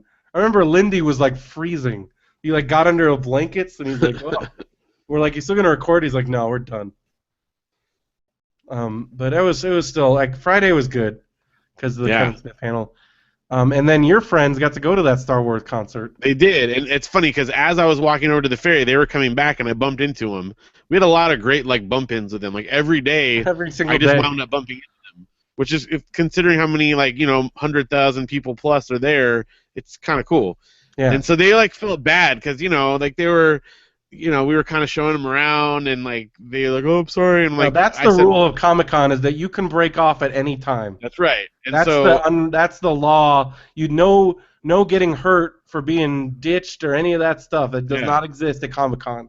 And I told him like I wouldn't have traded being in that Kevin Smith panel. Like that was a very special night. Like it was emotional, and it was like I'm so glad I got to be there. Would I have been stoked to go to the Star Wars thing? Sure, but it was totally worth it. And so they like told me their whole story, and they because they not only did they get to go, they got pulled by Verizon, and they like actually sat them up in like this VIP area right by where all Yeah. the celebrities were, and they filmed them or whatever for their commercial. So at some point there's going to be a Verizon commercial featuring all our friends there that got to go to this concert, and they got free food and drinks and like the whole 9 yards just because they happened to get pulled. And they're like, we feel bad. You should have been there. And I'm like, if I was there, you would have had 7 instead of 6. They might not have pulled you guys. Yeah. They're like, okay, that's cool. That's cool. I think they felt really guilty, and I'm like, don't feel That's guilty. Comic-Con. You It always have to be happens. prepared to break away at any moment. And again, I wouldn't Because, have traded. I wouldn't have wanted to miss out yeah. on that panel with Kevin. So, but yeah, it was a cool night. And one more thing on that day is my brother got to buy a bunch of Firefly stuff, which he's been looking for years for. Yeah, he And got his Firefly statue. He got his Jane hat. yeah, so he was pretty stoked on that. So Friday was good. It's a good day. Friday was good. Saturday started it off. I actually went to the Xbox Lounge at the Hyatt. The thing I did notice about the Nintendo and the Xbox Lounge, they had less. It was the same size, but they had less stuff, so it was less crowded, Yeah, a lot more room to like which was breathe. nice. Because both I of them got get to- pretty nuts at times. I got to play the Mad Max game, and it's exactly what you would want from a Mad Max game. It's like Twisted Metal. It's freaking awesome. I played a Transformers game that was really cool, Nice. and they had the rare. This might tempt me to buy an X-Bone because they have the rare pack. Oh, and that's only on Xbox. Yes. Interesting. So that was cool, and I don't know. It was cool up there. They had a lot of free stuff to give away, and it was fun. And then we saw the screening of Supermance Yeah. by our friend James Noir. If you look up Noir Productions, I think he's got a trailer up there, but it should be online at some point. But he's going around screening it, and this was the premiere of it. It's a student film, and I was really impressed, especially for a student film. Yeah. And I the super like the music- music in it. That was What my was the favorite. band name? Hammock. Hammock. The band is called Hammock, and He it also was really used cool. some Creative Commons licensed Nine Inch Nails music. Yeah. That was a highlight for me of it. It was cool. And it like was just cool. Sorry. I love it. Well, I was just gonna say I just love like being. I don't know. I mean, I realize I'm gonna pay specifically, but supporting like independent artists is just great. Like it always makes me feel good, especially somebody that I know, and I know a lot of he probably got told by a bunch of people, oh yeah, we're gonna be there, and I don't know if all of them showed up. So for him to see me and Derek, and then I brought you, and so I think he was really stoked. yeah. And there were some other because I met James on the View Askew message board, and he also used to do a podcast with Brian Maxwell called "Will You Sign My Cast?" I know that's how a lot of people might know him, but it was like there was a mini boardy reunion. Yeah, you guys So- got some photos in. Yeah, some other people from the board, people like this dude Jamil, who I knew had been posting on the board since like 2000. Had you ever met him in person before? No, we talked Oh, over so that's cool. online. I'd met Tammy before, I'd met James before, but seeing people that you never meet before, and then like I've been talking to this dude online for like ever, and because I remember talking to him about wrestling way back in the day, and he came all the way from Canada, Yeah, that was fun. That was so it was cool. cool talking to him and seeing Tammy and seeing everybody else, and so we took a little boardy picture, like Derek and me, and it's cool to remember your roots, because like really that's like how we all met, Yeah. and then like Derek's one of my best friends, and like that's how a lot of this cool stuff that I'm doing happened, was through events that transpired while being on that message board. So I don't know, it's cool. And then the other cool thing that happened when we were leaving the Hyatt was this very pretty blonde girl. I was wearing my Cactus Jack shirt, and this very pretty blonde girl walked by and said, "I like your shirt." And no, she said, "Nice shirt." And then I look up, and it's Mick Foley's daughter, Noelle Foley, and she was really nice because then I said, "Oh, you're awesome," and she's like, "Thank you." And It was cool. I'm like, who was that? And then you told me. And I'm like, oh, cool.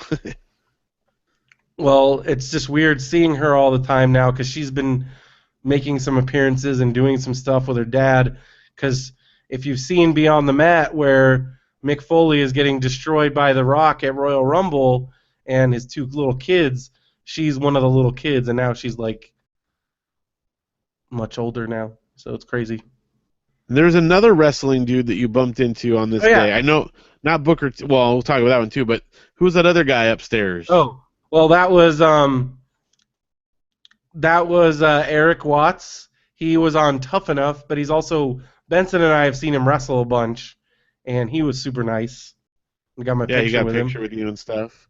And then we were walking around. We walked by the autograph place with Alex, and Booker T was there. And I just went up to see if he took square, and the guy that was with him said, "Oh no." But then like Booker T like basically summoned me. Yeah, Because like I was just gonna be like, all right, because I know how those guys are doing their business, you know. So, but he stuck out his hand, and this is funny because everybody's heard a lot of wrestling fans know that Booker T is very old school and big on handshakes, and apparently he's big on handshakes even with regular people. Because as soon as he saw that I was there, and I think he saw my Cactus Jack shirt, he stuck out his hand, and I walked over to him and shook his hand and talked to him a little bit, and he was super nice. yeah. And he was with Charmel, his wife, and I just thought, I don't know, I think that's cool. Like, and this was their first Comic-Con, Because and some of the signing guys are like very, if you're not paying me, I'm not talking to you, yeah, kind of thing. but he was very nice. His wife was nice, and yeah, it was really cool. But they didn't take cards, so unfortunately, I wasn't able to get a photo. Yes. Get a square, Get a everybody. square, It's everybody. I mean, come on. free. So that was cool. And then we went to the free soda room, and I thought this was cool. We talked to some. There were these kids sitting there. They were total potheads, Definitely. but they were also aspiring musicians, and I think it was. I think Derek thought it was kind of cool watching me and you in action, like kind of encouraging and coaching these young musicians. Yeah, well, because they're Well, both in different bands, and we're just talking about doing shows, and also just San Diego lore, because I was like, back in my day, because they were like, wait, the old Soma, what are you talking about? I'm like, oh yeah, it used to be. well, initially they struck up a conversation with us because we were playing our 3DSs, Oh and they yeah, were because asking about that. they were asking about 3D. So it was just cool. I don't know, it felt like, a little bit, because like Phil, I mean, I know you, like, one of our great passions is encouraging other people's talents. Yeah, and I feel like we have a gift in this that. particular convention was fun because we got to do that a lot. And I feel Um, like we told these guys, we're like, in our dude, just panel with these guys and others we'll talk gave about. him, because they talked about they went to the community college. We're like, oh, dude, and he's like, should we get in on the radio station there? We're like, yes, Yeah, because that's how that's where you we get to use all started. their gear, and I think they were stoked. It was Yeah, fun. that was So cool. that was fun, and also free soda room's always great because of free soda. Yeah. And while we were in the free soda room, you got a text. Oh yeah, I got a text from, again, I can't give him enough props, Mr. Josh Roush. He had an extra ticket for Hollywood Babylon. So, well, first of all, I got to give props to Derek's friend who showed us Derek's friend. Derek got into Hall H on Saturday, Right. and so that was cool for him because he got to see a bunch of stuff. He got to go to the Fox panel, some of the other stuff. But his friend who he was with managed to snag the Deadpool trailer, which I don't know if that's online yet.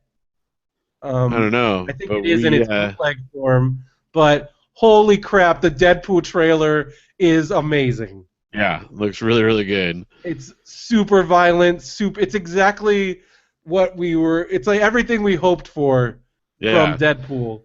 mugging at the camera and all that great stuff. Oh, dude, I know everybody's worried about Ryan Reynolds, but I think this is gonna be his Yeah. thing. I think he Oh, finally found totally. his happy place, and it looks awesome. So we watched that, and then Josh was like, I'm like, how many people can I take? And he's like, just one. So I kind of had to make it. But come on, you know I was gonna pick Phil. Well, and I mean, your logic that you told the guys was, I've never seen them live, and they Yeah. had, so that was fair too. And also, it's just I would if I'm gonna be with anybody for this adventure, I always want you And there it's a because good thing plus too, because we almost died together. we So did almost die together. So we'll talk about that in a minute. But first we went to got to give a shout out to the Ader kids instead of theater. It's the space Ader kids. It's our friend Jimmy Russo. We met up with him at Kansas City Barbecue. So we had a little pre-show that dinner. was fun. Cool group of Cool group dudes and of girls, dudes and and girls.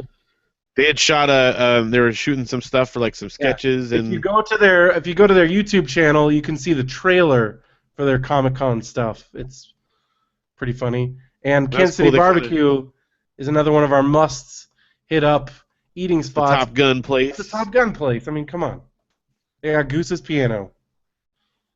And But it they were films. cool. They let us invade their little get together, and Yeah, so it was like you, me, and Alex, and that was cool. And then you and I, we ended up helping Derek get his stuff, and then we said goodbye to Derek because he goes home on Saturdays. right. And then we walked to the House of Blues and ended up Which is standing what, in like a line. mile? It's like a mile away, but it's a good. Yeah, I mean, like a it's a good mile. walk. It's, and and then we ended up standing in line. We got our tickets, and we ended up standing in line with this really awesome couple. Because like I knew they were gonna be cool. Because one of them was like a punk rock dude, Yeah, had a and they both mohawk and everything. he had a mohawk, and because at first I'm like that dude looks familiar. I'm pretty sure I either saw that dude's band at some point because he said he was Because in he's played multiple in bands. bands, and then we were at a lot of the same shows. Yeah. So we started talking to him. Turns out he's an animator for Disney, which was Yep. awesome. Which is So pretty cool. we talked about the holiday party and All Disney kinds of stories, Disney stuff. all kinds of Disney stories. He was telling us all kinds of cool stuff. His wife was really cool. They met on the Warp Tour, and that was a really cool story because they were both on the Warp Tour, and and then we just talked. We swapped some awesome show stories, Yep. and And sorry. oh no, go ahead. So he told us one of the craziest show stories I've ever heard. It was the big because Soma was the big all ages punk club. They're still around, but it's a different location. It's and they do a lot of different shows now. But it used to be pretty much punk and ska shows, some hardcore, but mostly punk and ska shows.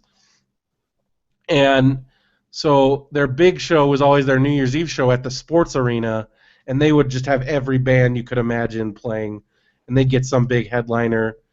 And it'd be like Blink or No Doubt or somebody like at the time they were huge and anyways he told the story about having to find his ride bailed on him, so he was trapped there at the sports arena and Pre-cell phones. this is pre-cell phones because again he was class of '97, so again we were right.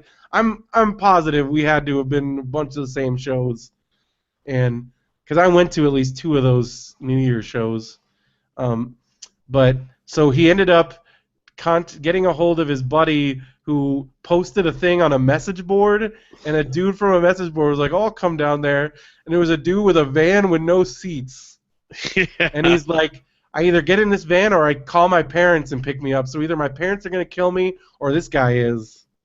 So he wound And- up going in the van with the dude, And the dude was super nice, and like and he's he like, brought him back to his house. yeah. And then he So- said he's like, yeah, and as soon as we got back, we were trying to play Doom on IPX, and I'm like, oh, you're speaking another. Like, it was like, brother, like, oh, dude, we do all the same. It was Talking great. about Like, it started out just so like casual, and by the end we were like best friends. Like, we hugged each other goodbye and stuff. Like, I hope he listens to our show. I hope so too, because this was another one where we kind of got to encourage someone because He was like, we were I talking should about do a our webcomic, panel. I should do a podcast. We're like, do it. Do it. Well, and he Do was it, like, do he was it. bashful about his artwork, and that's when his wife's like, he's an animator for Disney, and we're like, what, dude? And he's like, oh, I don't know if I can do a webcomic. We're Come like, on, and so dude. we showed him our stuff and told him about it, like, you have to do this, and his wife's like, yeah, you got to do it, and so we gave him cards, and I told him like, we want to see what you do. Contact us when you make it, or if you have any questions. And I hope he does. I I hope he hope he does. He does. I seemed like he really would. do. But they 'Cause were he was super awesome. cool. They were cool, and then they were even because we got there and we were general admission. We can't complain because they were free tickets.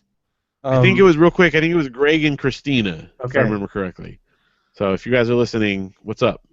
But then we were all standing behind Josh, who was sound booth, and I felt bad for Josh because I was like, oh, thanks, Josh. He's like, I'm so busy right now, because I think because it wasn't on their home turf, things were a little crazy with setup. Yeah, looked like it was. Yeah, And because they got it together though. Hollywood Babylon has become this like interactive show where they have like slideshows going. Because when I first went, they didn't have any of that, and I know that started pretty soon after they started doing the show. But at the Smog Castle, we didn't have any of that stuff. Yeah, the video clips and all kinds of And stuff. so like and Josh does all that. So Yeah. it's a lot of work. He even chimed in a couple times. Yeah, because he worked at Kings Island, which I want to hear about that. I want to talk to him about that. Seriously. Because they were talking about that, and oh my gosh, Hollywood Babylon, they were hilarious. It was awesome, super So funny. Ralph was just on fire. Kevin seemed pretty amped up just because of Comic-Con. It was the big thing that they hit was that crazy Ariana Grande story where she was like licking the donuts. Yeah. And Yeah, just they had hearing some Ralph good like rant about that, like Brendo style rants about Ariana Grande and the donuts was really funny. It was just a really great show. It was a really great because it was kind of like the cap of a great week.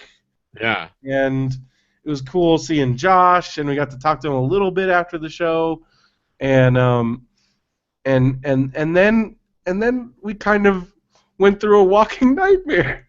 Okay, well, first of all, to set the stage, the show was scheduled to start at midnight, but I in proper knew. Kevin fashion, it didn't start until almost 1. Yeah. And it ended like right before 3 a.m. Yeah. So we've They already went done a full day. past- It was funny. Everybody We in walked a mile to get there. I would not have wanted to work there. I don't know if you noticed this, but like bar time happened, and they had to scramble to grab everybody's drinks because 2 a.m. if the cops come, they can pull your liquor license right there. And people were getting mad at them, like, oh, you got to finish your drink. You got to throw it out now. And he's like, people were getting mad. But this whole entire time, so we've done a full day at the convention. We've walked everywhere, walked a mile to get there. I could barely stand up, dude. And we were general admission, which means no seating. So we like, sat through an over 2-hour show. Propped against the bar for like at least half of it because I was like done. We were dying by the end of this here. Like, just our legs were killing us. We were exhausted. Again, 3 a.m. And now we have to walk a mile back to Brendo's hotel. Through the gas lamp, which the gas lamp in normal circumstances, yes, it's nice. There's some good areas, but it's still downtown of a major city with all the things that come along with that. And it's not just Comic-Con people. Well, at 3 a.m., all the Comic-Con people are in bed. They're all gone. Because this was like first of all, it felt like 4 days worth of trash. Oh, yeah. Built up everywhere. It was like, imagine after like Mardi Gras or something like that. That's what the streets look like. It was nuts. There was just trash everywhere. We saw multiple rats. Oh yeah. Well, that was like towards the end. We started. Okay, we gotta just go in order. Okay. So the first thing we come out and like we're walking along the street. Boys started yelling at us immediately. Yeah. Well, then they're like, yeah, keep going, keep walking, boys. Something like that. This whole like gang of tough boys. Immediately getting yelled at by tough boys. I'm like, oh my gosh. As you guys know, this is the thing I have to preface this because most people are like, oh, this isn't a big deal. But to preface this, Phil and I got jumped in college, like full on jumped. Yeah, so we're a little extra jumpy about this kind of thing. And we're also just as our kind of dudes, we're not. So we have a legitimate fear of tough boys. I mean, I'm not ashamed. Yes. Oh no, not at all. So those guys start like, oh, hey, keep it walking, boys, or something. I don't know, whatever they're saying. Like, then we saw a lady of the night conducting a transaction. Absolutely.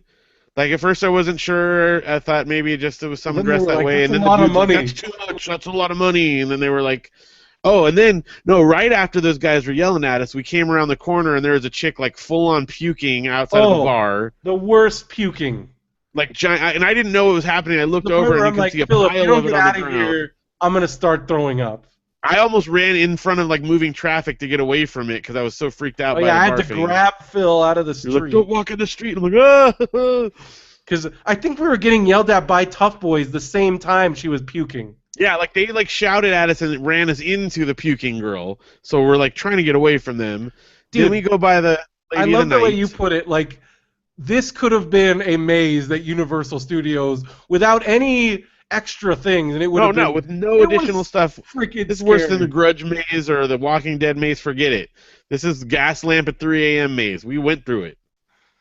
So again, lots of Tough Boys. Then we start getting to where the clubs are, and this is 3 a.m. drunk as all get out Tough Boys. No Comic-Con people to be seen. These are just straight up drunk Tough Boys leaving the club in packs. And as I have said, I came up while we were walking. I came up with my list of threats, like the order that it goes. 'Cause Threats to us. First, you got bros, which they're really not that. They're just all talk. Then you got drunk bros, It's a little more dangerous. which are a little bit dangerous because those can morph into tough boys. Yep. Then you got tough boys. Then you got group of tough boys. Then you have drunk tough boys. And then you have group of drunk tough boys. And that's at the top. And we just came into group after group of drunk tough boys. Yep.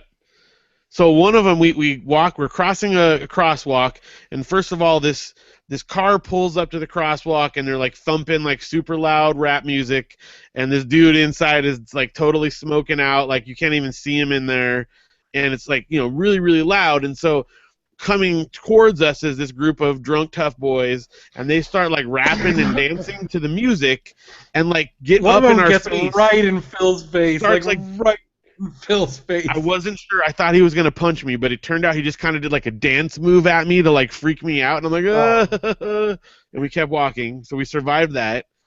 But again, I'm like fully freaked out by this point. Then there was that guy. Okay, Because the we other had a drunk couple guy. people. We were watching to see if people were gonna double back because like Right. that's what happened. That's when we got jumped. Was dudes passed us and then doubled back. Oh, and and in the crosswalk, remember I had the guy give me like high five a bunch of times. Oh yeah. And I'm like, at any moment that five could turn into a punch in my face. Again, drunk tough boys. It was scary. And then you had the guy. So then we're walking after the guy danced at me, and I'm fully freaked out. And this guy's like, "Hey, who's the tougher? Who's the toughest, man? Who's the toughest?" And we're just like, ah. And he comes walking up behind us. And I'm he starts wearing yelling, a "Who's the Cactus toughest?" Jack shirt. I had to remember. Yeah, and I'm like, "Oh my gosh, I don't want to know. Just keep So walking." then he's like, and it turned out he was asking me, was Mick Foley tougher than who was tougher, Cactus Jack, Mick Foley, or Mankind, or Dude Love? And I'm like, and I was. So then I start whispering, like I start He wrestle whispering, whispered. because I'm like, oh, dude, the answer is Cactus Jack because Cactus Jack did the exploding death match in Japan. He's like, oh yeah, I saw that. But what about Mankind? I'm like, you're right. Mankind did go through the cell, so it's kind of a toss-up. But really, the answer is Mick Foley. And he's like, yeah, man, yeah.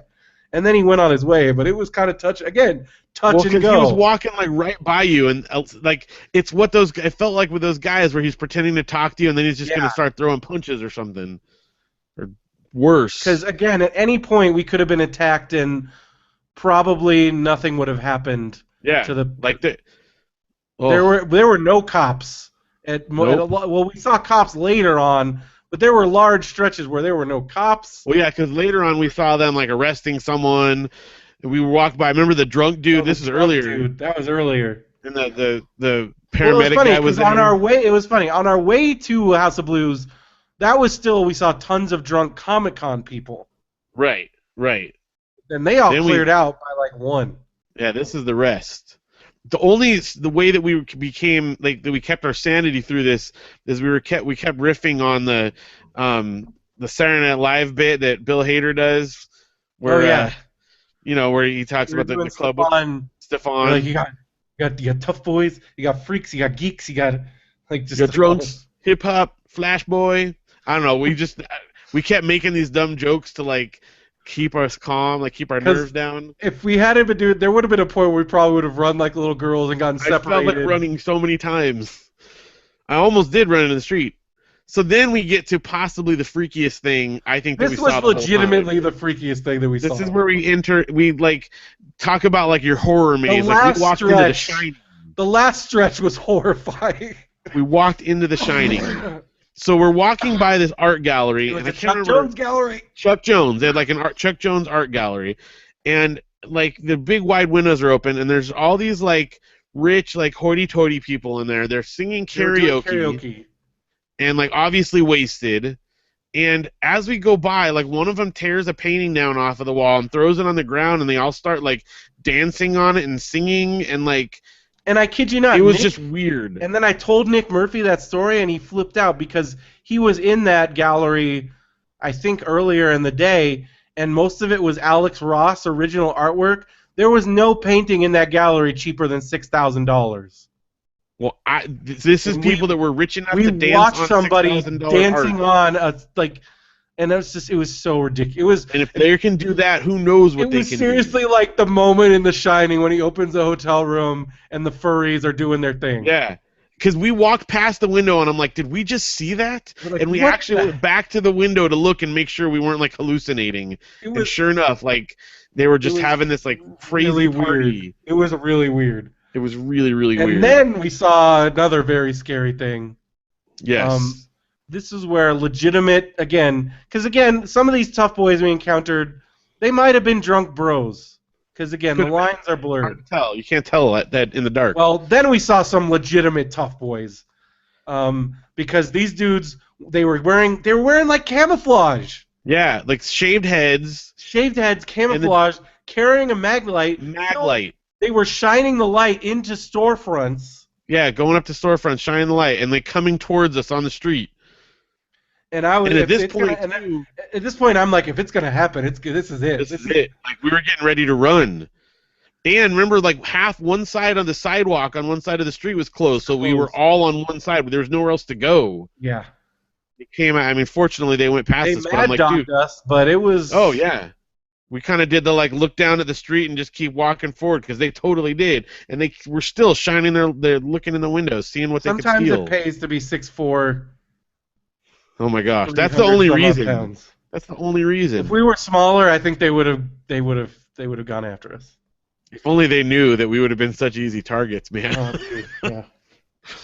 So then we did the final walk along the like train tracks. And Derek, I think I was also paranoid because Derek had just given me a bunch of cash. Oh, that's right. Yeah, that's right. Because I never carry cash. But so you had something on the line even. Yeah. More than just... Well, so then we're walking on the train tracks, and as we turn onto this main drag, I see a big rat run into the bushes. Oh. So then we're like, oh, it's real, it's a rat. Oh, we're kind of like, Then there was this trash can where we thought somebody was in it, and it turned out it was a rat. It was a rat. But, like, it was right as we were going by, so we totally freaked out and did a little jog. And there was a weird homeless dude. There were several, various transients. We're going by that whole park where there was a bunch of dudes in there. Oh. And at this point, we were so utterly freaked out that just seeing anyone, we're like, And it's but we made it. And on the other side of the convention center, like, it's really dark. Yeah. Well, and then there's all these, like, big hedges where you can't see on the other side, and you have to keep coming around the corner. Like, they're going to jump out from the hedge. Like, if I were some tough boys, I would have gone through on the other side of the hedges and then... Yeah. Just waited for us. So we walk. I kept walking like way around, giving a wide berth to all the hedges and stuff because I didn't want to like anything to happen. But we made it back to your hotel. We made it, and then you took an Uber home, which I was totally freaked out about. You were really freaked out about, but that makes no sense because I know you like to save money and and Uber's really cheap. Well, and that was the deal. When I called Janelle to make sure it was cool, she's like, "I'm not coming to pick you up at whatever time in the morning, so you got to take an Uber." And I'm like, "Okay, I'm gonna do it." But I ended up taking two Ubers I took two Uber. I took an Uber from my hotel to my other hotel, and then I took one to the train station on Monday because it was like $6. Yeah. Well, from your hotel to Coronado was $10. That's a deal, man. I mean, that's seriously. And at that's 3 in the morning. You don't tip because it's all done on the phone. Yeah. You said that, right? I wasn't supposed to Yeah, tip him. you can, All done on the but phone. it's not expected at Oh, all. okay. Well, I gave him a 5-star review. That's pretty much the So big thing is making sure you give them. yeah, and the whole time, like we talked on the way over, he's a super nice guy, and turned out like it was all cool. He was actually parked outside the hotel where we were Well, yeah, standing. they a lot of them kind of hang around. So yeah, so it took him like 30 seconds for me to like find him. So I Ubered. I had to like download the app Yeah, though and like sign up and do all this stuff. I was So worried it your took a phone while. was gonna die, and then I'm like, what are we gonna do? Because my phone was dead. Yeah. The But backup plan was sleeping on the floor in your room or something. well, I had the big bed all to myself, so you could have slept in there. True, true. Because what happened was Chris had to go home Saturday too, because his ride was leaving. Right. So Chris and Derek left. So then it was just me and Benson and Lindy in our room. And I really liked our room. But yeah, So if we so ever do like a haunted house, you and I have got the gas perfect lamp at design. 3 in the morning. I'm telling you, it's the scariest thing It's ever. pretty terrifying, let me tell I you. I thought we were gonna die. But it made us stronger people. That's right. That's right. We stared tough boys in the eye and kept walking, We did stare tough boys albeit in the with our face. heads down and shuffling quickly, but still, we did it, But and we didn't and get then barfed on. did not. I was just dead to the world because I woke up and it was like 10. I missed breakfast.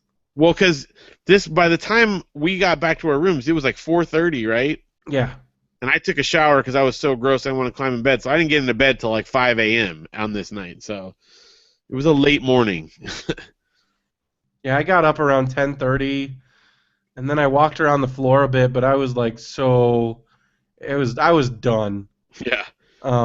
Luckily, and then I ran it. I walked around the floor a bit. I went to the Nintendo Lounge. Um, I just kind of walked around, and then I met up with, and then I ran into Katie and Sahoko, and then while I was talking to them, Anthony just showed up. So again, Anthony, And there were you can so actually, many great just bump ins this yeah, our time. friend Anthony Chu, which you can check out his video blog on YouTube. He actually recorded some stuff with us. Yeah, we're in some, although I don't think that's up yet, But but it will be. yeah, it'll be cool.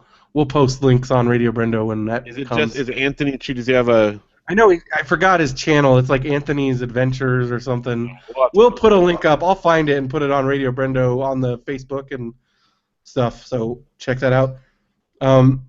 But so then we went to one more Joe's Crab Shack with the kids and with Tim and his wife Katie, and it was Some of nice their meeting. friends. And Katie is from San Diego, so we had a lot to talk Yeah. about. They're super nice. Tim, I actually grew up with. Like we went gotta to have junior Tim on the high and show, high dude. school. Yeah, well, we need to because he's got. I mean, even more so. We had James on the show the other day, but he was a year younger than me, and we had Tim a was lot of like your times best together. But buddy. You guys ran together. yeah, Tim was in my crew.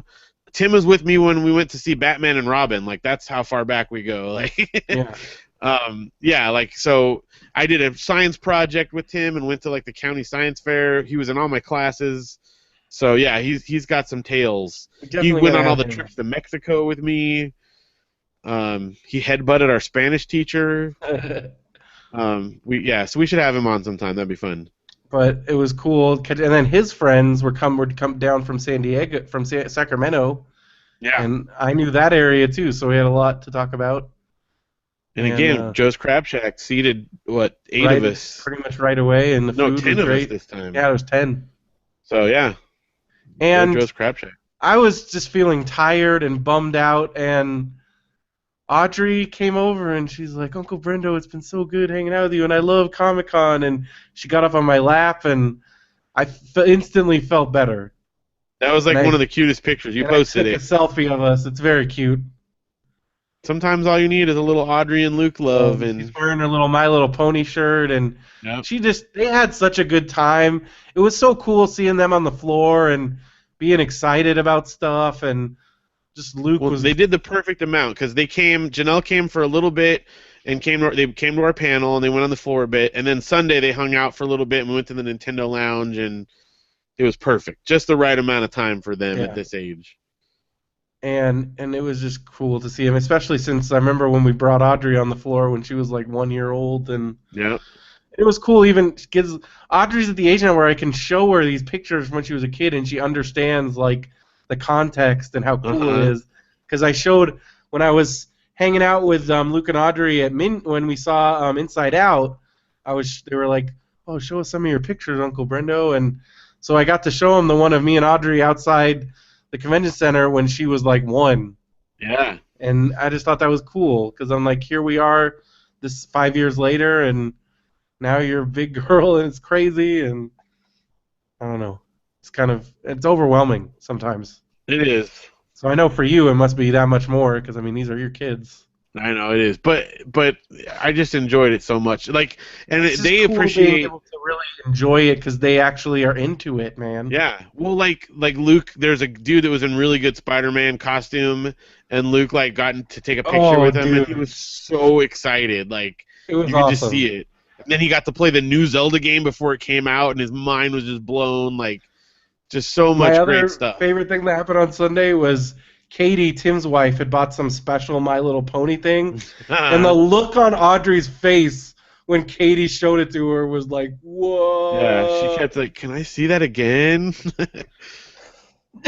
So, well, and I Excuse me. did my thing where like each day I bring them home a prize of some sort. So, You love those you know, panini stickers. those You wound up got an being the amazing go-to. racket going on because they give you the books for free. On the first day they give out all the books, and then the kid has a few stickers, and then they're like, can we have more stickers to go in here? And I'm like, but they're only $1 a Oh, pack, man. so And you I feel know like those have been $1 since I was like 5 years old. yeah, it's a So, good deal. It's fun. because I used to collect their baseball ones, but they have everything now. But So anyway, so then because we all went to the Nintendo Lounge, and I remember getting in the Nintendo Lounge and just seeing the crowd, and I'm like, I can't do this. yeah, you hit the wall finally. I hit the wall, and I was like, oh, I'll see you guys later, and you guys it was cool because we all knew, like, I'm like, this is it, like, I'm Yeah. done. So And we so stayed, and the kids played enough games, and we like they worked their magic. So, when we brought Audrey that first year, and she got all the tons of free stuff, everyone was going around sponging for tickets to try to get the last of the T-shirts. because we And had to every really station, stretch to get Alex's tickets. right? And this was Sunday, and Yeah. all the guys were like, it's done, we're out of them. And my kids went in there and like worked their magic, and both of them got enough tickets to get a shirt. So they both got Splatoon shirts that match the one that I'm wearing right now. But like it was only because they were super cute and talking with all the people there that they like totally went out of their way to round Yeah, them up and 'cause get them for him. I think like your kids are like Luke could talk about Zelda like all Oh my day. gosh. Oh yeah. So they were just amazed. Like when he was again that multiplayer thing, and he was like coaching her. Okay, take the bomb over there, and you do this and do that. And they're like, oh my gosh, like. And he's like, yeah, my favorite Zelda game I'm playing right now is Legend of Zelda Majora's Mask, but I This also is like these. this is your 4-year-old Yeah. son. So it's pretty great. I mean, he couldn't even like reach up to the where the 3DSs are. He had to like bring it down on the floor with him, like. But oh, dude, it was great, super fun. So So meanwhile, I walked over. Well, first I sat at the Marriott right there for a while, and I was working on trying to get as many tags as I could because I still hadn't gotten all the puzzle pieces. And then I was like, oh, it's 45 minutes before because I was doing the full-time creative work on a part-time schedule panel at right? 4 o'clock. So I start walking over there, and then right when I sit down, I got another 10 tags, and on like the second to last one, I got the last puzzle piece. So you So I had to finished take all a the puzzle picture. pieces. Finished them all, man. It felt good. Good. I But I got all the realized I plans was in so mind. focused on that I never did Pokemon Shuffle. Oh, I see, I could have banked got a so ton of many. stuff on I didn't get any hearts. Well, I got a few, but it only does 10 at a time. that. Right? Yeah, you have to go and clear those out too. So I had 10, but those were probably from Wednesday. So because I Yeah. bet you got all kinds of jewels and whatnot. Oh And, yeah, I got so much good stuff. ugh. Plus, I got all the flowers in the flower thing. I got tons of fish. I Because got a lot of everybody fish. there, every time you get 10 tags, you get to go to the Gold Island Yeah, practically. So, oh, dude, so good. but I did get all the puzzle pieces, and that made me feel good. So. That's good. That's good. And then we did the And then you got full-time to do another creative panel. work on a part-time schedule panel, and I'm gonna say it was the best one. I think it's the best one Oh, I've easily. done. Of the ones I've seen, it definitely There was. was the perfect amount of panelists because I feel like some of them have too many panelists, So you guys have had like 12 people on it and it's just sometimes. freaking nuts.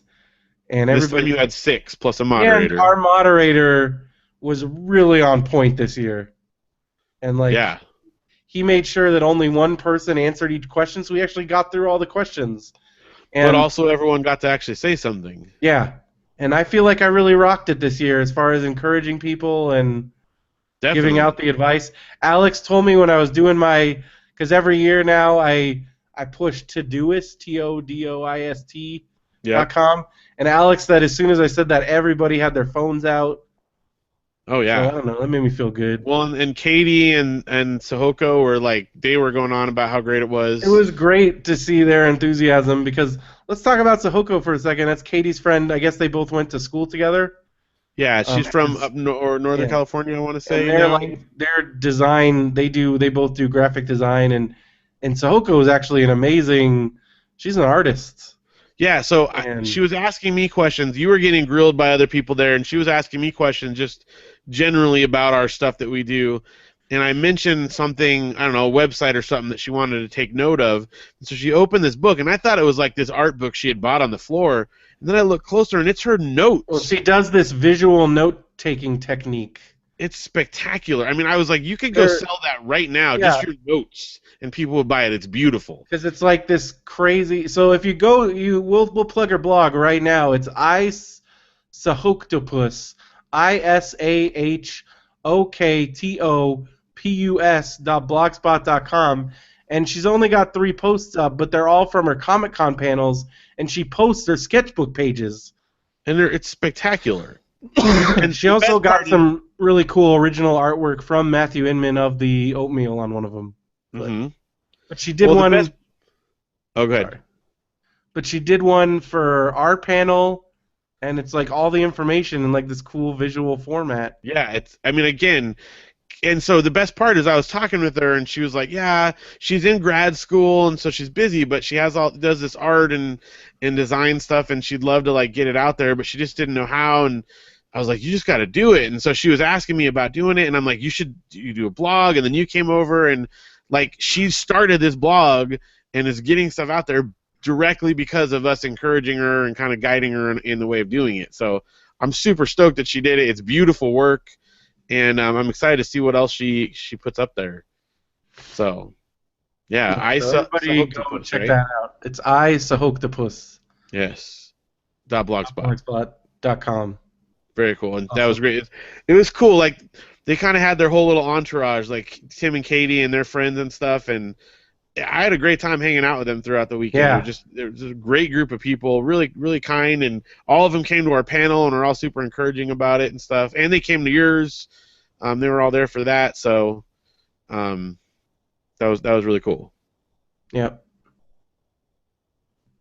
Sorry, my mom keeps emailing me about this. I helped her get a new computer, and it's doing it from afar is a little bit stressful. I saw her But post on Facebook that she was very proud of you. So I had to intervene because some dude was trying to rip her off, and I was like so mad. He tried to charge her to transfer her Gmail, and I'm oh my like, that's not a gosh, thing, Mom. don't And fall she's for like, that. yeah, he's gonna install all these things. I'm like, what things? She's like, Firefox. She's gonna transfer. I'm like, Mom, all that stuff is free. Stop Yeah, it. And like, this guy was totally gonna rip my mom off. So at first I just helped her buy the computer. I'm like, she can figure it out from there. But then I'm like, oh, she's gonna get ripped off. And like, I even wrote this Twitter post because I was so ticked off. I'm like, any PC tech that preys on older people like that, they can all just die. that's bad. That's Like just that's horrible. preying on the Just elderly. Like preying on the that's elderly, and like that's I think that's illegal. not that your mom is elderly. That's probably not the nicest thing, but Older, the people that like she obviously is like weak in the area of computers. Like and that's they know cruel. that, Yeah, and so they take advantage of it, and man. that's great. So, all right, I just Well, I'm gotta. glad she was very excited on her post. I saw that It's you all. had I helped her loved out. it. So. Of course, you and Derek both favorited it. You both liked it. I know that's your way Oh, of going like, oh, good Gale post. yeah, that's good. But yeah, so that's also what's been going on with my mom, is helping her with this computer, because like she got a new job and her old computer couldn't run the software that they needed. And I'm like, well, it would cost this much to upgrade it, or you can just buy another one. We found her a refurb one for like $235 Nice. that had all the specs she needed, which made me think like, Phil, you need a new computer, and then they're not that expensive. I probably do at some point here. Although it's holding up tonight, okay. No major flaws. Yeah. Knock on wood. Don't even mention that, because then it's gonna. Oh, here's a special podcast bonus. Speaking of, we talked about webcomics. This just came through the wires from Lulu. If you want to save 20% off our book, go to click the link to get it from Lulu on braxcomics.com, and if you use July print at checkout on Lulu, you'll get 20% off. Nice. July print, all one word. July print. That's a little podcast bonus. Because So, we're going to start working on Volume 2 soon. Working on, yeah, it's happening. We talked about that during our panel, and that lady tried to co-opt us. That's when she tried to hijack the thing. Like, you want to talk about books? I worked in the publishing industry, and I was like, oh, crap. No, we don't. We want you to stop talking. No, we don't want to talk. I mean, like, yes, we talk about it, but this is a panel about web comics. Yeah, like, we briefly wanted to touch on it. We're not going to go into, like, the ins and outs of making a book. I'm like, ugh. Well, again, Josh, I think Josh really saved the day on that. So that kind of closed out the convention for us. That was, you guys did the last panel. We did the last panel. Then I did my annual Sunday night dinner with my friends Adam and Heather, and Nick joined us this year. And speaking of Nick Murphy, check out Pizza and Bullets, Nick's short film. It's really good. You can get it. You can check it out on YouTube. Just type in Pizza and Bullets. Nice. And it's an awesome little short film that Nick made, and he's working on turning it into a TV show right now. So we swapped some stories and tips and stuff. Got some good ideas. Yes, we were talking about some of the things and he was giving me some suggestions, and it's always cool talking shop with people, because this is where everybody is, you know. Yeah, that's kind of the idea. And then I stayed at the Marriott Gas Lamp on Sunday night. No, that's not the Marriott where like Nintendo Lounge. No, this is the one. It's in the Gas Lamp right by Petco Park. Okay. It's actually right across from the Residence Inn where we stayed. Oh, okay. A couple years. Where you stayed before, yeah. It's really nice, and they have a no cover charge. Like it's like a bar kind of lounge area on the roof. I don't know if you saw my pictures though. I did. Yeah, I saw you posted that. Like, you could just go up there. They don't charge. You don't have to buy anything. I mean, I had a little snack and a drink, but it's super awesome up there, and you can see the whole city. It's gorgeous from up there. So that's a new spot. Cool. Found a new spot. Nice.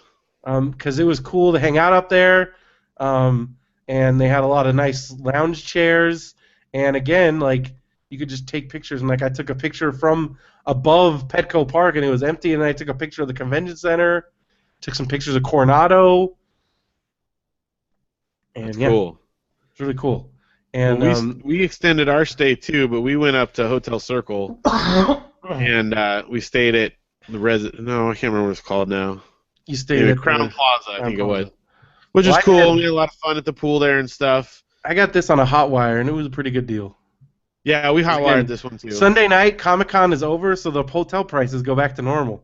Yeah, and it's cool not like being part of the rush to get out of there. That Sunday rush, because I don't know if you saw Jimmy actually. Oh, you're not. I don't think you're friends with Facebook with Jimmy, but you know those guys were saying they had to leave on Sunday. Yeah. They were stuck in traffic forever.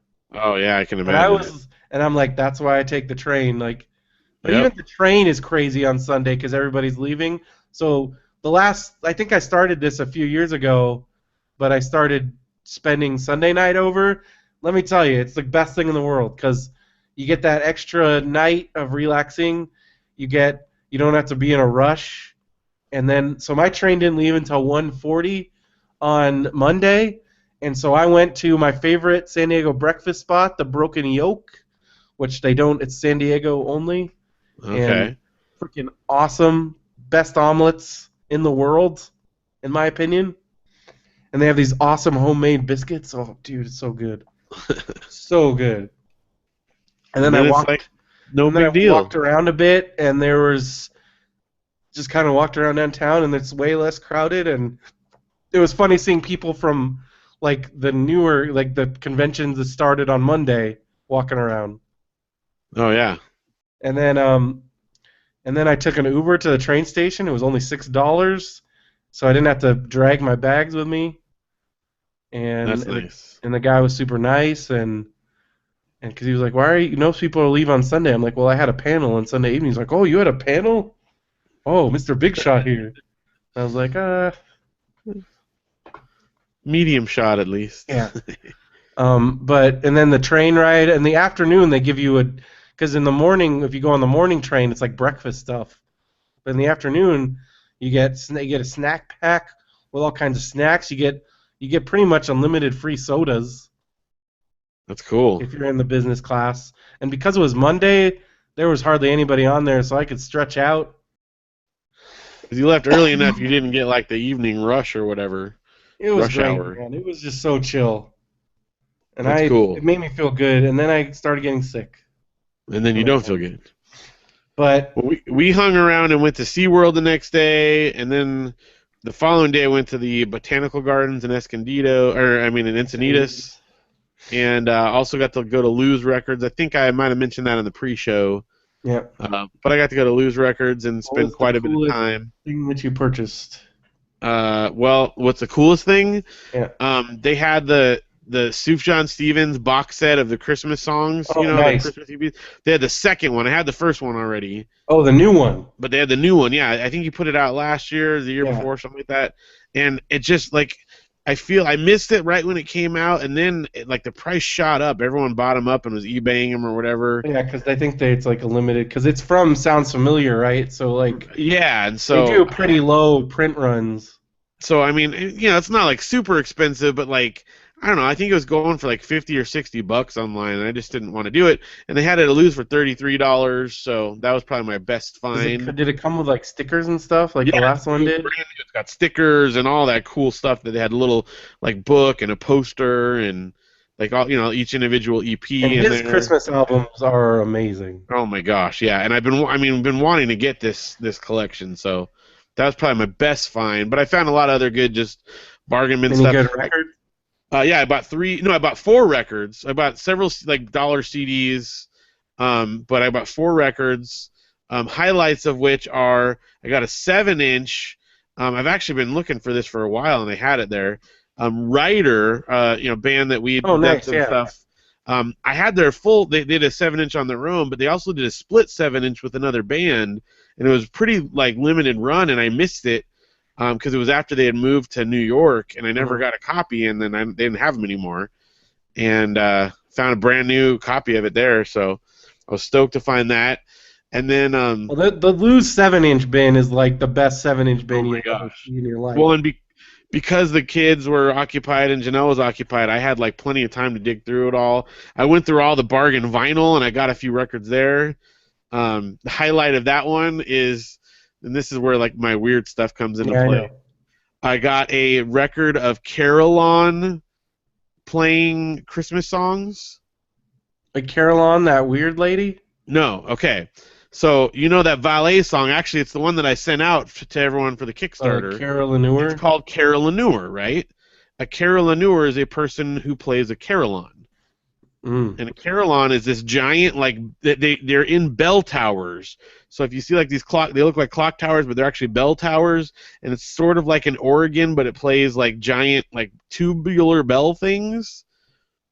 And it's called a carillon, and so I named that song after a picture I found in this old Biola book and it was a picture of this guy who was the carillonneur, and it was almost like the Hunchback of Notre Dame, where he's like locked away in this tower, and he plays this carillon. I just thought it was such a cool visual, and the idea of this guy like being so passionate about something that he was willing to play his music, and no one saw him play it. The town hears the music, but it's not like you're celebrated, and I just thought that was a really cool like thing. So that's what I wrote the song about. And so anyway, I found this record of Christmas carols being played on a carillon, so I thought that was pretty cool. Nice. It was a buck. It's awesome. I'm jealous. So yeah, and I got a bunch of other random stuff, but those are the highlights. Well, that's So great, man. That's yeah, it was cool. pretty Sounds like you guys cool. had a good um you had a good family trip. Yeah, It's nice. nice. I think it's just cool that now your whole family can participate in Comic Con and enjoy it. Yeah, I mean the Like, kids even came in the record store and they picked out stuff. I mean that's a highlight for me right there. Oh, one other thing at Comic Con too, and I'll probably have to talk about it next week because I don't have the book in front of me. But I actually bought, as you mentioned, I actually broke open the wallet and bought some comics this time, oh yeah. which I rarely do. But we were walking along and Well, the this dude's dude had comic a caught my eye. freaking what's the name of the guy? He had a comic about DB And Cooper. I know that's like your one big conspiracy obsession. Yeah, that's one of my favorite like For stories. anybody that For doesn't know, those, DB Cooper is a dude that hijacked a plane, stole a bunch of money, and then jumped out of the plane with the money and was never seen again. yeah, and this happened in real life. Never was caught, and the money was Never never found his found. body, never found his money. I think they found like a few bills like in the Yeah. forest somewhere underneath, but like that's it. So this dude wrote a comic. It's called like The Further Adventures of DB Cooper or something like that. And I walked by and I just stopped. Like I wasn't planning on buying anything, but I saw it, and the artist was there, and I started talking to him, and I was He like, seems real ah. cool. I mean, he was a really nice guy, and he was telling. We were kind of. I shared with him my like passion Swapping. for the story, and I told him too because I actually one of the scripts that I've written deals with a sort of the aftermath of that whole situation. So I'm just fascinated by DB Cooper and that whole just the idea that this dude got away with it and he didn't like hurt anybody. He just like did this crazy thing. So I don't know. It's kind of weird. So I wound up buying it from him. He autographed it for me and he threw in like a copy of all his other books too while he was at it, which was really nice. So So again, going to the small press area, you never know. Like you can get some awesome. Plus, the yeah, people are always real nice, super nice. and So also going on Sunday doesn't help. Doesn't hurt because they're trying to get rid of their stuff. right, I think that's why he wound up throwing the stuff in probably because it was the last day. Yeah. So I'll do tell his name and give like specific shout outs when I read it and I'll have it in the book thing because I don't have it in front of me, but I'm really excited to read that. So it's pretty cool. Awesome. Hold on, I lost my shoot. Where did I put the? Okay, there it is. Um, real quick, I just wanted to give you guys some info. I looked at my step counts from my DS, but then I also translated those into miles Yeah, because this I is looked cool. online and it turns out the average person's stride length is approximately 2.5 feet long, which I confirmed. I actually measured it on me. It's about that. You might even be a little longer because you're taller. Yeah, but I don't walk correctly. Okay. So And that's good. also, I Good average know, then. especially at Comic Con, some of that is a little bit of the waddle. That's true. You got the Gait con waddle. shuffle. Um, that means it takes just over 2,000 steps to walk 1 mile, and 10,000 steps is close to 5 miles. So then I did some math, and I figured out. So these are my totals. So to give you a control day, which is an average day, we went to a mall. So on July 4th, we went to that mall. Right. Walked So we around. walked around a bit. So it was 2.7 miles, 5,348 steps. It's like 2.7 miles, which is quite a All right. bit. Well, Wednesday at Comic Con, day one. Again, this is preview night. 14,001 steps. Mind you, I did walk to my hotel and back like 3 times. Plus you walked from the train station, right? Plus, I walked from a train station. Plus, we walked the whole length of the convention center at least once. So that was 7 miles. Nice. Thursday was less because we went to so many panels. So there's a lot of Right. non-walking. So that was 13,146 miles. Sorry, 136 steps, 6.5 miles. Now here comes my record day because just with you alone, I know we walked back and forth on the floor at least twice. Then we walked around with Jay for a while, and then we were walking everywhere because I went to the Indio Ballroom 2 different times. Right. So 23,068 steps, which is 11.5 miles. That's awesome. It's freaking nuts. Then Saturday, 21,978 steps, which is 11 miles. Sunday, part of this is because Sunday, it was Sunday morning when we were doing our Yeah, that bled into adventure Sunday through there. the gas lamp. So I have 13,733 steps, 6.75 miles. And then Monday, back to normal a little bit. 2,285 steps, 1.1 miles. Because I did take an Uber to the train Yeah, you took station. the Uber back. Still, that's really good. So I for a mean, again, grand total from Wednesday through Sunday, 42.75 miles. That's 2 marathons. that's amazing. So again, Comic-Con, not for the faint of heart. Well, in this, I mean, I didn't get mine. This is a great idea, and I should have. This is I had similar numbers as far as that goes. This is why I lost 4.9 pounds because again, this is we left on Wednesday and Walked we didn't come 42 back until miles in Tuesday. 5 days. Like Yeah, like that's freaking crazy. that's why I lost weight. Like it's I've walked less on Boy Scout backpacks. yeah. Oh, totally. Now we're not carrying all of our sustenance necessarily, but But you are still, carrying a I bag, carried a usually backpack. one bag with your stuff, because I got my snacks Yeah, all the and, business cards, books, all that all kind of whatever stuff. stuff you buy.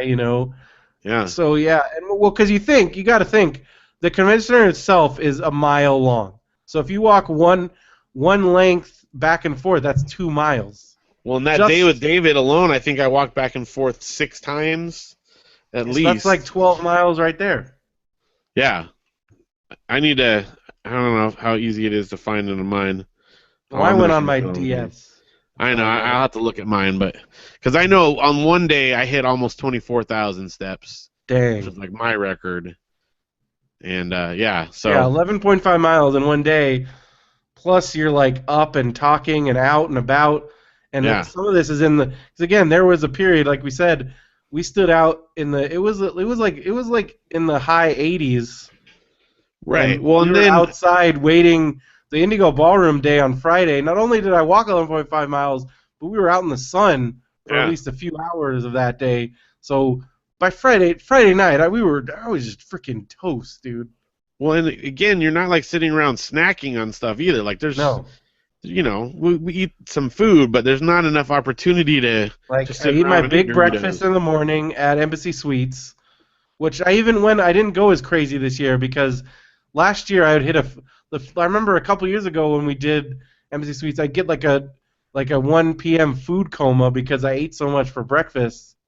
So I took it easier this year. I had an omelet and some fruit and a little bit of like maybe some hash browns and some stuff, but I kept it pretty light.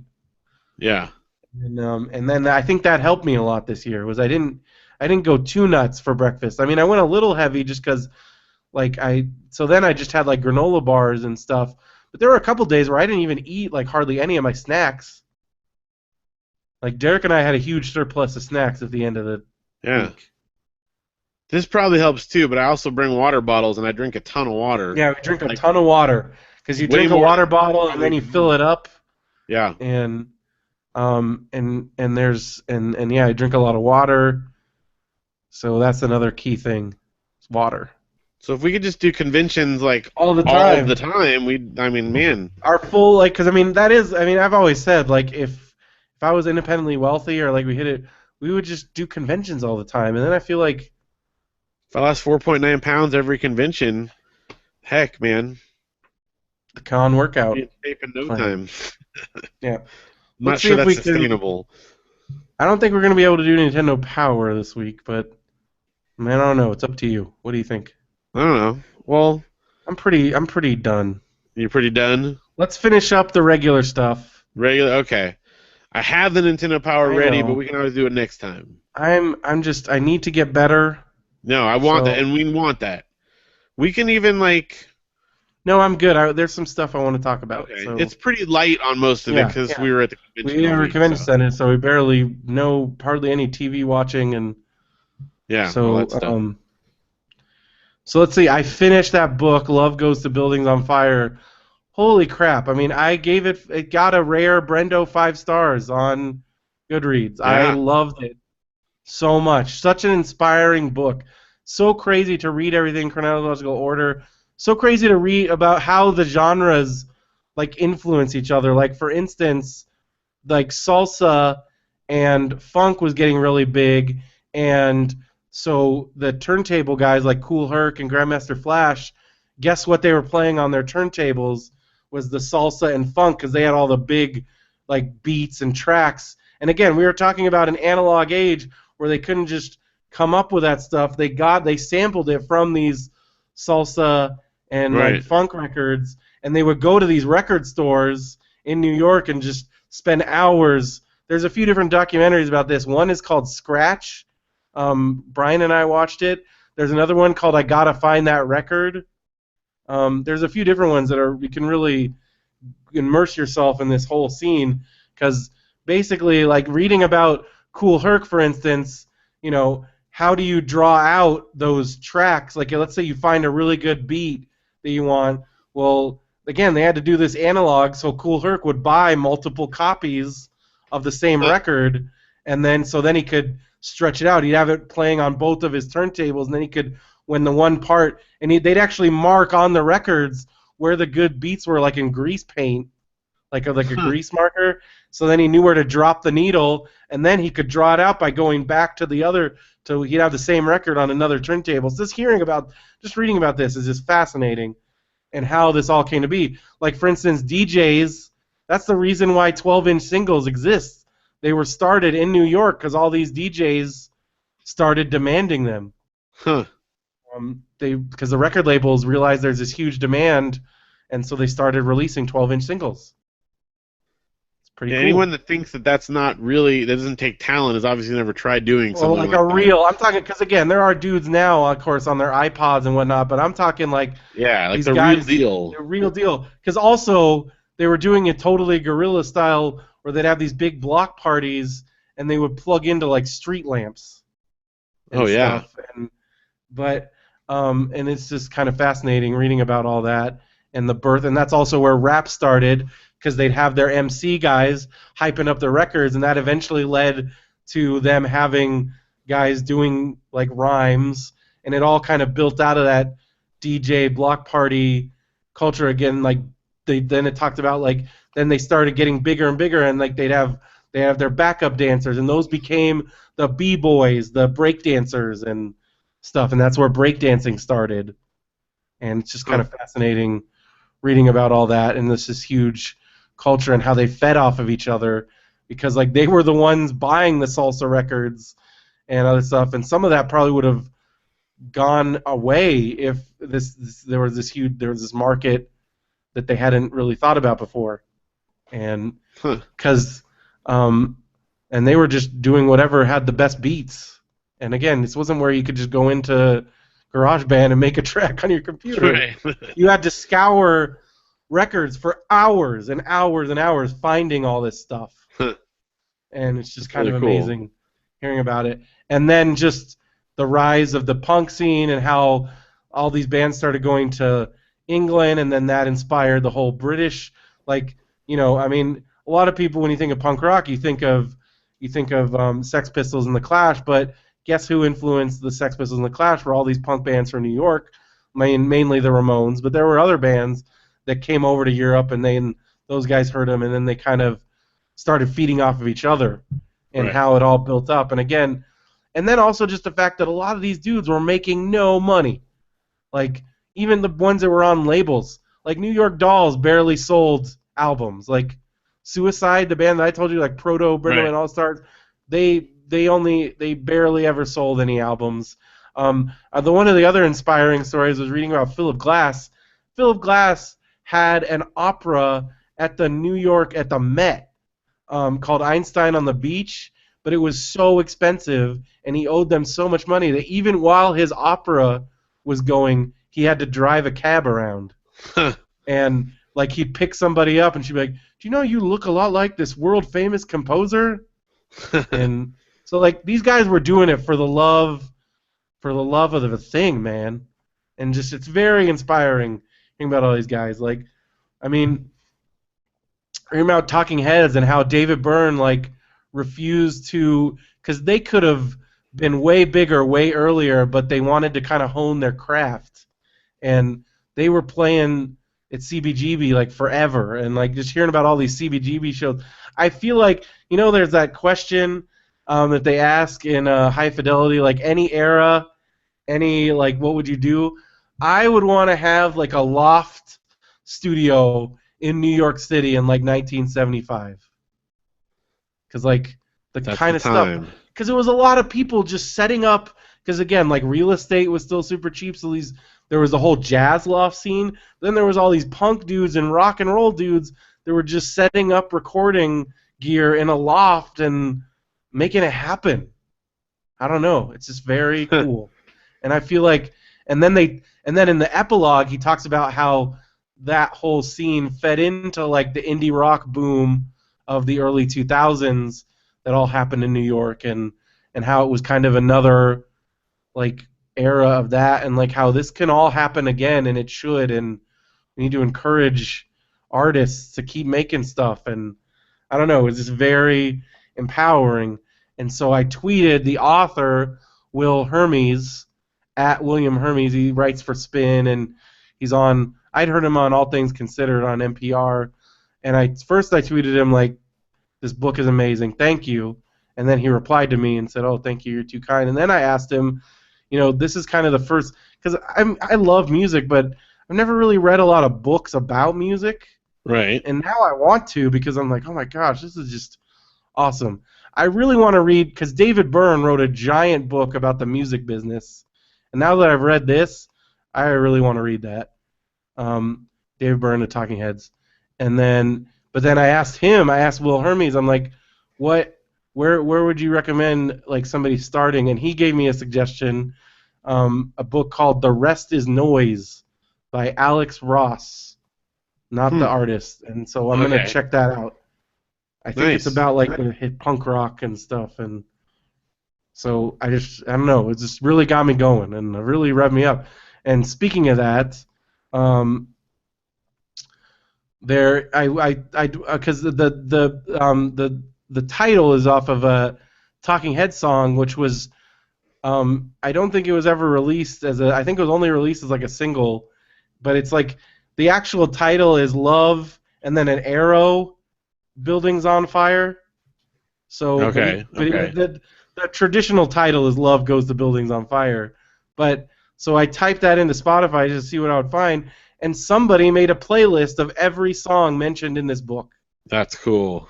So if you go on Spotify and type it in, it's the only thing that comes up. And I've been listening to that I've been listening to that playlist for the last 2 days. It's amazing. That's cool. Because I've never really listened to some of this salsa music, and listening to it, it's great because you're like, oh, this is where if you've ever heard, like, basically this is where all the tracks come from a lot of those rap songs and a lot of other dance music, and then it's fun. Like, I feel like Mr. Weir when he's like, oh, you want to hear some drumming. right. Because like these guys, like the salsa drummers, holy crap, it's like a whole other thing, man. Like, it's really awesome listening to. And then just all the different, like, New York Dolls, Springsteen, Talking Heads, all the CBGB bands, Television, just so many awesome bands, and it's just great music, and it's cool. And having read all the history of it, now I'm listening to it all the time. So again, that's Love Goes to Buildings on Fire. Will Hermes, he's really cool. Sweet. And it was awesome. I got to chat with him a little bit on Twitter. I love the internet, because, like, how cool is that? Like, I read this book, and then I immediately went online, and I'm like, hey, author of this book. Like, you couldn't do that 10 years ago. No.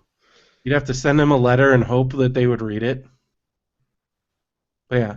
So then I'm still reading the How Video Games Are Made, which is part of that story bundle. It's really cool. Right. And then I also mentioned this. I started reading Ernest Cline's new book, author of Ready Player One. His new book's called Armada.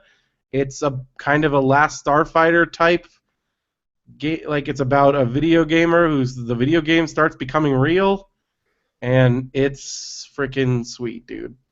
I can imagine. So many awesome references, so many, like, Ernie's legit, and like reading, and oh, dude, it's so great. I love it already, and I'm only like 20 pages in.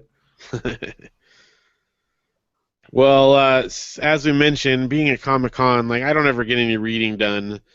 I used to bring books around, but then it's too heavy to carry around with you. All you need is the 3DS now. So yeah, that's like my thing, because otherwise, it's just your back starts to hurt from carrying stuff. So, I haven't finished Super Fudge yet, but I did start reading Bible Adventures It's on the awesome, right? Kindle. I got the bundle thing, and actually, I shouldn't say start. I'm probably like 3/4 of the way done It's with it. freaking awesome, right, dude? It's amazing. Yeah, like I'm I really knew glad I it was got gonna it. be right up your alley because he doesn't treat it like jokey at all. No, like he He, legitimately enjoyed the yeah, game and for what it also his was. spiritual journey and everything, and he kind of incorporates that in there, and it's not condescending at all. And then No, he the just interviews, he interviewed everybody, and it's pretty amazing. yeah, it's really well done, and I'm enjoying it very much. And So also the fact that they were in like Orange County, so we know where all that stuff was. yeah, yeah, and just oh man, the whole story. I mean, again, I've read quite a bit about it, but it's so cool to see like in detail and hear like what really went down, and Yeah, it's nuts. So very much enjoying that. cool. Um, so that's Well, I'm yeah, glad you got it because you're gonna love all those books. It's like I feel like I've tapped into and I've read this music book and now I'm reading all these video game books. I'm like, why haven't I been reading these books before? Like I love music and I love video games. Of course, I'm gonna love books about music and video games. yeah. Why not? All right. Well, See, one music more talk. music You thing. I talked about the talked playlist. about, but we got a new interview with a band up on First one in a braxcomics.com. while. First one in a while, and I'm really excited about it. I think it was good. It kind of went deep, but Yeah, I liked it a lot. yeah, I think it's good. I love when artists get real, and What's the this band's guy name? it's the band is called Cantalouper. We've actually interviewed him. The last time we interviewed him was like 6 years ago, and he's got a new album out and has been through a lot since then. Did some touring and all kinds of stuff, and their new album is really really good. And it was cool talking with him. The great part is, I think he really appreciated because, I wrote the interview or I wrote the questions and kind of, interacted with them, and I got the feeling, and I've kind of gotten this from other bands too, that like, I was asking him questions about his lyrics and stuff that I, kind of picked up from it, and he was like super excited that I'd actually listened to it and like paid attention to what he was saying, and I got the feeling that happens a lot where people kind of just ask them dumb, typical band interview questions and Yeah, don't really care about what they're doing. And so we had, I don't know, kind of built a cool relationship with that. So it's really cool. um, definitely recommend it. Recommend listening to it and checking out the interview at braxcomics.com. Click the interview link at Yep. the top of the page there. So there's that. Awesome. Well, you saw a movie. And I saw a movie. Just came straight from the movie to record this. I was We just reciting my movies list I have to see, and there's so many now. yeah. I'm getting Well, we went and behind. saw Minions. Took the kids to see Minions, and we had a blast. It was a lot of fun. We got the kids like their little like Minions like snack pack thing, and it had little Minion figures on the top, so they were super excited about that. But yeah, it was a lot of fun. I mean, just really funny, uh, really well done, and the kids loved it. We loved it. It was great. It was really fun seeing Brian Lynch's name up there all big, and he just I don't know, just did a great job with it. So I definitely recommend everyone should go see it. Obviously, it's doing quite well, so I don't know that they even need my recommendation, but still, I'm just real check it out. happy for Brian because he's been working so hard for so many years just on this. Yeah. And I Well, know I've seen, he's told me I can't repeat some of the things, but the things that he's turned down in order to do this movie yeah. would blow your freaking mind. Well, it's definitely paid off though. I mean, Yeah. it's And then box The office is Secret doing Life of well. Pets looks Well, the hilarious. great part is they showed a trailer for that before this. So the kids are all, oh, we're gonna see that movie now.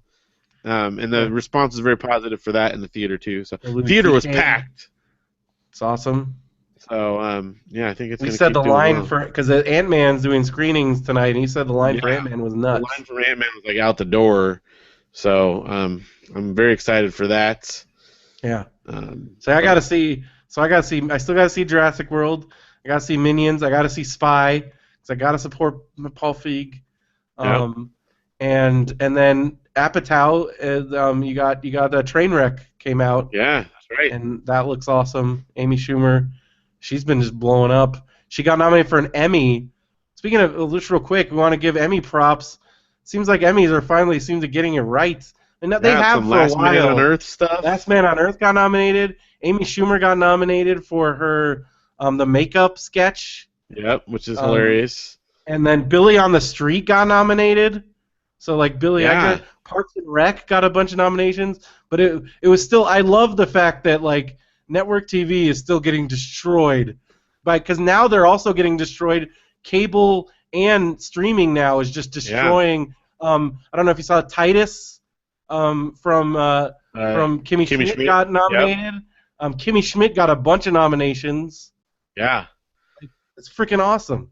It's freaking Oh, amazing. totally. It's the future of TV. I'm telling you. And I love that. Like, I feel like that's really gonna help Last Man on Earth. Yeah. Like, I know they already got renewed, but I'm pretty sure they were a bubble. But those Emmy nominations certainly don't hurt. That helps. Yeah. Well, we'll have to do another Uncle Brendo babysitting time where you take the kids to go see Minions, and then we get to go see a different movie we want to see. I'm gonna have to do like a super movie day when I get better, Yeah. because like I said, Serious. I'm getting behind here. Well, before Um, you told me you were sick, we were talking about doing that like tomorrow or something, but I don't want you to. yeah, I don't want to get I everybody don't think sick. that's good yet. No, I need to take a couple days because I gotta be better by Sunday. Yeah. I think I will be. I'm already feeling better. I've slept a lot today. So I've just been watching WWE Network. I watched Tough Enough. That's been good this season, and it was cool talking to Booker T about Tough Enough, because he's one Sweet. of the main trainers on there this season. And then I just been watching NXT again. It's just cool. They showed they showed. I knew they were gonna do this, but on NXT last week they showed the Kevin Owens Finn Balor match again because it was in Tokyo, and most people didn't stay up till 5 in the morning like I did. Um, or I got up at 5. I went to bed and then got up to watch it. So it was cool watching that again after having met both of them and talking to them about it. And those guys are so cool. Talked to Finn Balor about Legos because he's a big Lego guy, Nice. and it was just freaking awesome. But yeah, so WWE Network, and then you watched some stuff. Well, yeah, we've been watching. We're almost done with season 2 of Brooklyn Nine-Nine, the Andy Samberg show. It's really fun. Tim and Eric. I just watched a few here and there, in between. With the kids, we watched this. It's an Amazon original one. Hmm. No, is it Amazon? I think it's Amazon.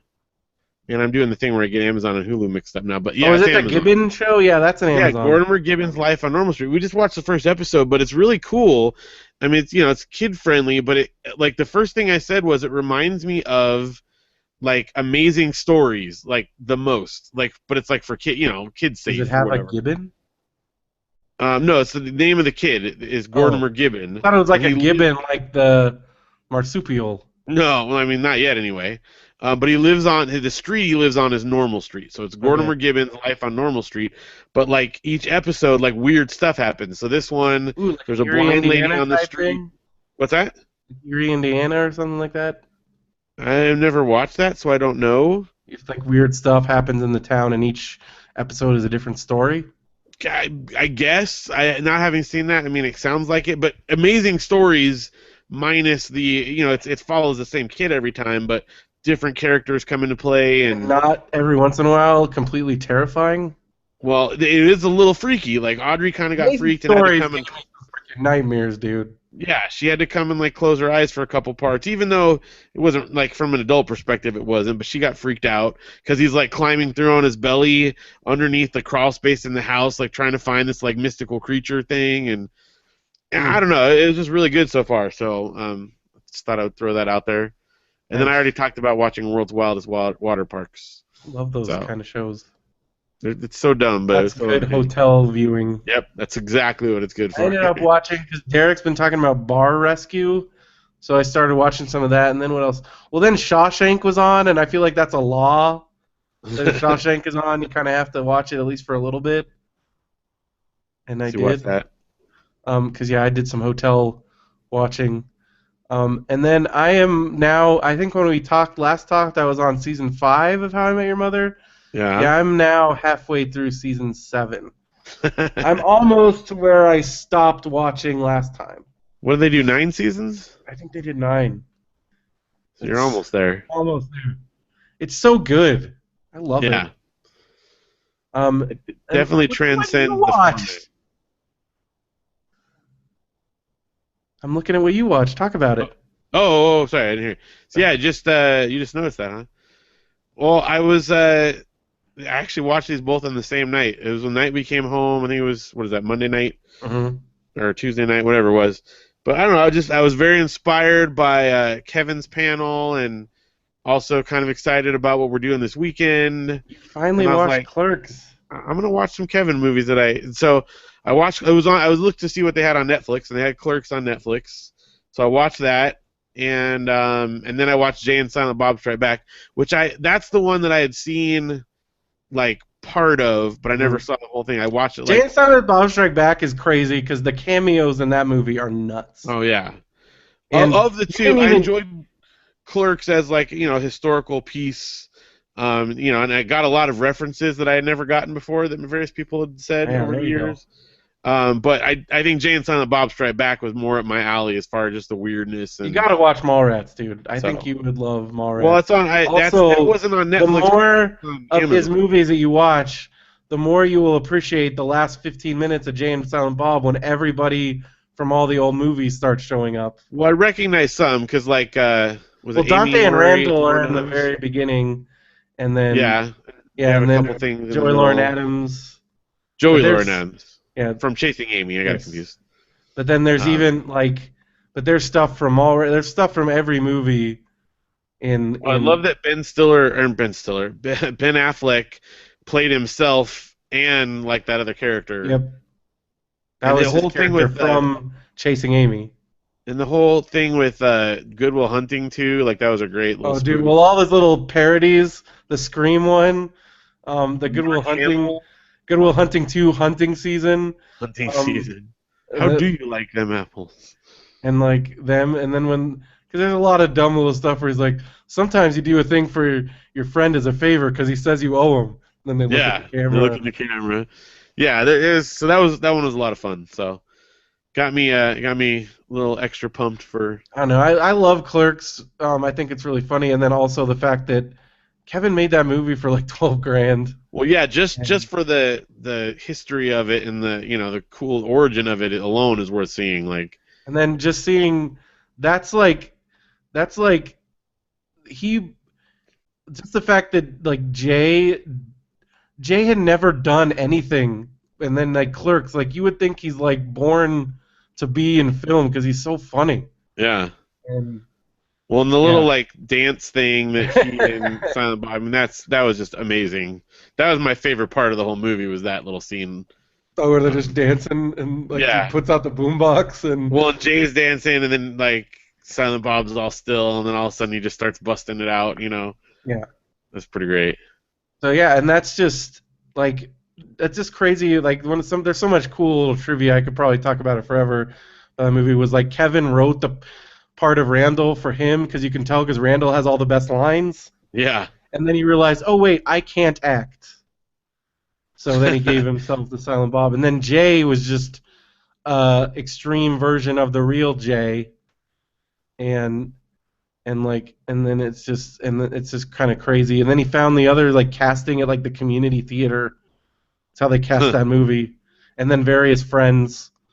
Right. Um, yeah. Well, I did. I went on IMDb and read all the trivia and junk I could find on there, and Well, if you want to, there's a clicked around quite a cameo. bit. There's a funny cameo in Jay and Silent Bob Strike Back when they go to Brody's comic book store. Jason Lee, because Jason Lee has multiple parts in Jay and Right. Silent Bob Strike Back. Right. He plays Brody from Mallrats, and then he plays Banky from Chasing Amy. And so when they go to Brody's comic book store, and Jason Lee yells at a dude I who's think I reading know a this. comic, and it's Brian Lynch. Yeah. I looked. I did notice. I mean, I didn't notice it up front, but then I went and read the thing and went back and looked at it. So Yeah, that's there's pretty a cool. lot of cool little cameos. Carrie Fisher, Well, Mark yeah. Hamill, George Carlin. That was yeah. They got George Carlin back just for that, and then because he still liked doing it, that's how they got him to be in Jersey Girl. And let me tell you, George Carlin and Jersey Girl, that's quite that's a performance for the ages. If you Yeah. haven't seen it, I so haven't seen that one you yet should either. watch it. So But yeah, anyways, I I'm glad added that a few you. of his movies to my queues. We So gotta watch the Clerks cartoon because you would freaking. I have the DVDs, so one of these days you gotta just come over and you can watch them in one sitting because there's only like 6 episodes. well, that's how because I was looking around for the cartoon and then came across the movie and I'm like, all right. Because there's stuff that he does in the cartoons that like I'm pretty sure some things like you like ripped straight up ripped off Oh, I'm sure. because it was very cutting edge and it got destroyed by Survivor and Who Wants to Be a Millionaire. I remember that was the summer of Survivor and Who Wants to Be a Millionaire, and I remember being like, "This is the funniest thing Kevin's done. This is gonna be huge," and then seeing the ratings, being like, "Oh no, no." Done. So upsetting. Because they had a freaking Super Bowl commercial for the Clerks cartoon, and then it just got kind of shuffled away. It was Wow. and he had some amazing people working on that show. Anyways, I'm glad that you watched those movies. Yeah, That's cool. the fun little snippet that I read, and I'm sure you're aware of this already, but that Clerks was originally given an NC-17 just for the language alone, Yep. and then he Well, fought there's it on. also an alternate ending. The original ending. I don't know if you know this, Uh-uh. but the original ending um, is the dude. I think they cut him out completely, but there's a dude that like asks Jay and Silent Bob if he takes credit, and they say no, because he's like trying to buy drugs, and then he comes back, and the last shot of the movie, you know how Randall says you're closed, and then throws that we're open sign at him. Right. Well, the original cut continues, and Dante's by himself, and the dude comes in, the dude that needed money for drugs, and he just shoots Dante dead, and that's the end of the Huh. movie.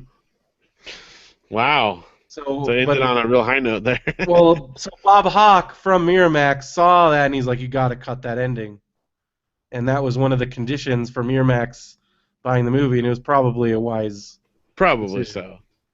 You can watch it on the DVD. I Huh. have it. It's a very upsetting ending because then it's just like over the credits, it's just like silence. It's not that Wow. awesome Soul Asylum song. But yeah, so Yeah, soundtrack, especially on Clerks, was pretty awesome. I love that because it's the most early '90s thing. Yeah. It's like all these random, and then like there's some great covers. There's a really cool cover of a Fleetwood Mac song. And then Soul Asylum and Bad Religion's on there, and it's definitely like it's again like it was made in like '93, '90. I think they shot it in '93. So like Dante's got the Doc Martens, Uh-huh. the flannel, and I got that was our uniform, you know. Yep. So yeah, it's a great. I'm glad you watched it. Yeah. Real quick, video games. Again, Pokemon Shuffle, Street Pass, and Clicker Heroes. Your brother showed me something dangerous. I haven't sought it out yet. Apparently, there's a Clicker Heroes mobile app. They went mobile. Yeah, I was wondering when you're going to fall Well, victim right to now, it's that. only available in the Europe store, so you have to sideload it, and I just didn't have time to do it yet. And it's like you can't import your save, so it's like a separate. But I still probably will do it. But then Scott Kurtz, during like the week of Comic-Con, released a Skull that they did a storyline in PvP where they made a game for Skull the Troll, and it's like Flappy Bird except it's called Farty Troll. And you just like he just farts. It's like you know you played Flappy Bird, right? Yeah, I mean, So you just guide him they, along, and it's instead of like flying, when you hit him, he farts. So you got to steer him. And then they actually released the game, and it's that's awesome. free on the App Store. I spent like an hour playing it. It's really hard. It's just like Flappy Bird, but it's Farty Troll, and it makes fart noises, and it's Skull. It's like a little pixelized Skull, the troll. It's pretty awesome. That's really So cool. props to Kurtz for doing that. I just Yeah. like how he integrated it into his. It reminds me of like our storylines when we have a Kickstarter and then we do a comic about the Kickstarter. Right. This was obviously something he had in the works for The a while. worlds colliding there. Yeah. And then the game is real. It's a real game. So Sweet. Farty Troll. It's free on all Party troll. platforms. It's pretty awesome. Well, as you said, Street Pass and Pokemon Shuffle a bunch at Comic Con, plus all the games we played at Comic Con. Yeah. But I've also been playing Link's Awakening on my 3DS. You haven't beat that yet? No, I play a lot of different things, so I'll chip away at this here and there. Hmm. I actually haven't played Crosswords in a little while, but I forgot to take it off. I already did my Wii Fit update. I've been playing Hey Ice King, Why'd You Steal Our Garbage, the Adventure Time game. That's fun. Is that on 3DS or? That's on 3DS. I think it's actually I think it was only on 3DS. Well, it might be on other platforms, but it wasn't on Wii U. But one of the games came out on Wii U also, but not this one. But it's a lot of fun. It's very much like Legend of Zelda, or no, Zelda 2: Adventure of Link, because you do like side scrolling, but then you have like the overworld map where you walk around and sometimes bump into guys Nice. and level up your characters and stuff. So very much like that, and I like that game. So, and then I told you about I've Got to Run, which is the game that's on sale for a penny on Wii U, and then they've got like a different version, like an updated, it's called I've Got to Run the Complete version, and it's on 3DS, and it's only 10 cents. So I got it on both. I spent 11 cents on it. I'll have to check that out. So it's super. I mean, if you've ever played one of those like endless runner games, it's very basic, but it's 11 cents, so why not? Awesome. Yeah, that's my games. All right, I'm gonna pass out. So. All right, I can't read Marmaduke from here, and Nintendo Power will take too long. Next time, bring a Nintendo Power, and we'll do a Marmaduke. There we go. Well, I've got it picked out already, ready to go. So. Well, now that you got it ready to go, you just got to bring it over. So next week. Yeah. Yeah. Well, thank you everybody for listening. We hope that some of our new listeners from Comic-Con are joining us, and we encourage you to stick around. Hit us up, BrendoMan@gmail.com. Go to our Facebook page. Go to RadioBrendo.com. Hit the contact page. That's where you can find everything. Check out Benview Network, all those great shows. Check out the Megacast. If you haven't listened to our panel yet, listen to that. There's going to be lots of other good Comic-Con stuff on all the other Benview Network shows, I'm sure. And also, quick shout-out to Chris Gutierrez's, they got a YouTube sketch troupe called The Dream Team. And that's youtube.com/thedreamteambaby. And they're funny guys. Chris is really funny. And he got to meet Will Forte, got his picture of Will Forte. So he's cool. So that's cool. The Adam Wells, don't forget that. Oh, yes. He posted some stuff in the group today. Yeah, join our group. Check it out. It's fun. Well, because who found the trolling shirts? Was that Adam? I can't remember. There was a lot of posts recently. I can't remember. One where it was like Avengers, but it was like some other. My favorite one was it said Nirvana, but it was the dudes from Hanson. That was pretty funny. That was great. But he was posting some other stuff, I think. But incidentally, the new we just got the new Owl City album. I got it for Janelle. I pre-ordered it for her birthday, and it just came in the mail. There's a song with Hanson. And it's really good. Well, hey, Hanson's new stuff, like Mike got me into it, because they're still making albums. Yeah. And they're a real band. They actually play all their instruments. They know how to play their instruments. Well, they always have. It's just but like other boy band talented bands. Yeah. Because they're like a rock band, they get a lot of flack for MMMBop, but they've done some cool stuff, and the Owl City song's really good. I listened to it quite a few times. I agree. So I've been listening mostly to that new stuff. I listened to Lana Del Rey. She just posted her new ballad. It's really good. It's intense. Nice. Her songs are just really intense. Well, next week we'll have to talk about the cassette we got. Oh yeah, I gotta hear this. Yeah, I'll have to get that out there. So, well, that's all for next time. All right. Anything else? Anything you want to add, Phil? That's good. Check out the interview at braxcomics.com. Oh yeah, book club. Yeah, join our book club. Still have time because those fudge books are quick reads. Yeah, now that we're back, I'm gonna probably take those down this week. So I read them all during our camping trip. So yeah, it's. I just have been so crazy, and then I started reading the Bible Adventures one. And that's Did I awesome. tell you the next series we're gonna do? Should I give you a sneak peek at it? Yeah, let me know. All right, I haven't added on Goodreads yet, but the next one is gonna be the Lemonade War series. I'm not familiar with those. I've never read them, but Janelle um, found them through like I think she read one to her class Okay. or something like that, and she just like absolutely loved it. And she uses like segments of it for some of her lessons and stuff. I don't know about what, I forget, but it's a series of 5 books, and that's what we're up to next. And she said it's really good, so Awesome. Well, I'm that'll be excited. our next one. So yeah, I love reading new stuff. I love yeah. reading. Well, I'm excited because I've never read any of these, so this is all new I for was me I too. was wondering like when I because people like somebody asked like what do you do in your downtime to get away from your creative stuff and I said I read books and I don't know if people thought I was joking or if I was serious No, I remember in the panel. Yeah, yeah. No, I think because that's definitely one of my things that I do to yeah. it also gets me inspired and I mean that's my favorite one of my favorite Stephen King quotes is like if you're not reading you're not writing like for something like that but like in order to be a good writer you have to be reading books Right. Oh yeah. and also for me Agreed. it's a good downtime thing. I know I don't understand it but I know people like a lot of people don't like reading which to me is insane but I think you got to power through that because reading's great. Yeah. I feel I'll like tell that's you, it's school's been fault.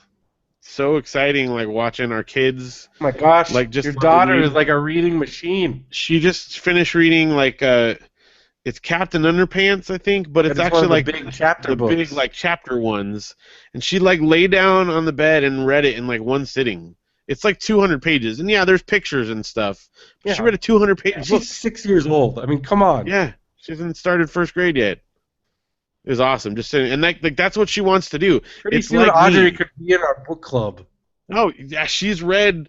I mean, she could read easily some of the books that we have read. It just reminds me so much of me, like at her Oh age, yeah. because I went everywhere with books, Oh yeah, me too. And yeah, I was like the bookworm. I got yelled at YMCA camp yeah. for always having my nose in a book. And then like I would that's how but my mom I remember I would do these bargains with my mom 'cause that's how I got to stay up late was if I was reading a book Oh, I could totally. I could stretch that bedtime. Yep.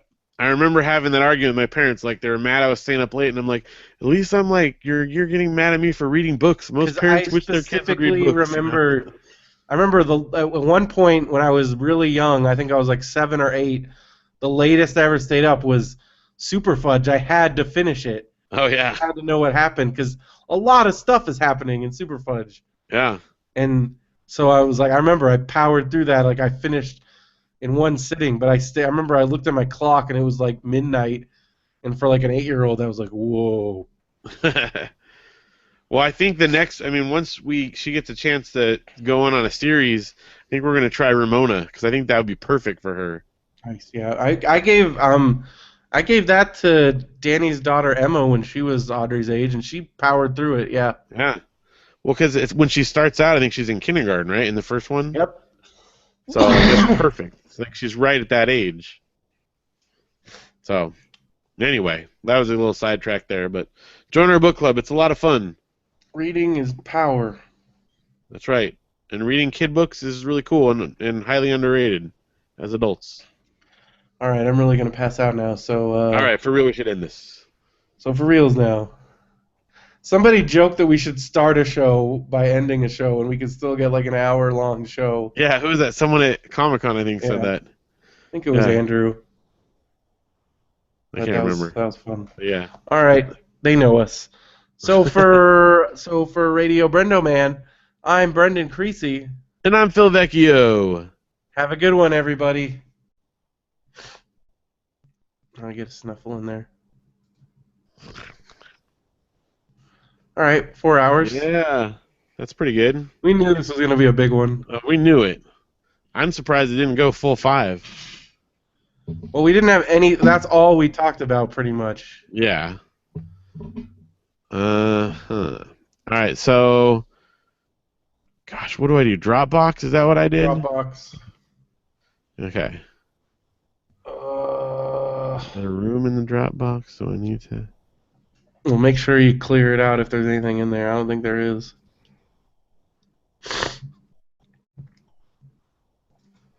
No, it's Oh, empty. okay. My computer is thinking really hard. Uh, Don't get we've always got the lost. YouTube in case. I know. It's probably just. Well, I need to close. I'll close out some things. Oh, I didn't do the tab check. Oh, I'm glad you're not here looking at my tabs. Well, then I like kept opening links that you were. Oh, you got to look at this link. You got to look at that link. Um. All right. What is going on here? Okay.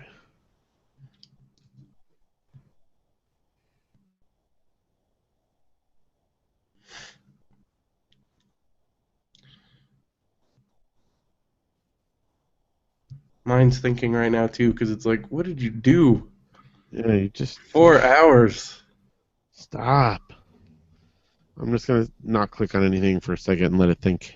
Yeah, just let it go, because otherwise, if it crashes, then we're gonna be in trouble. Yeah.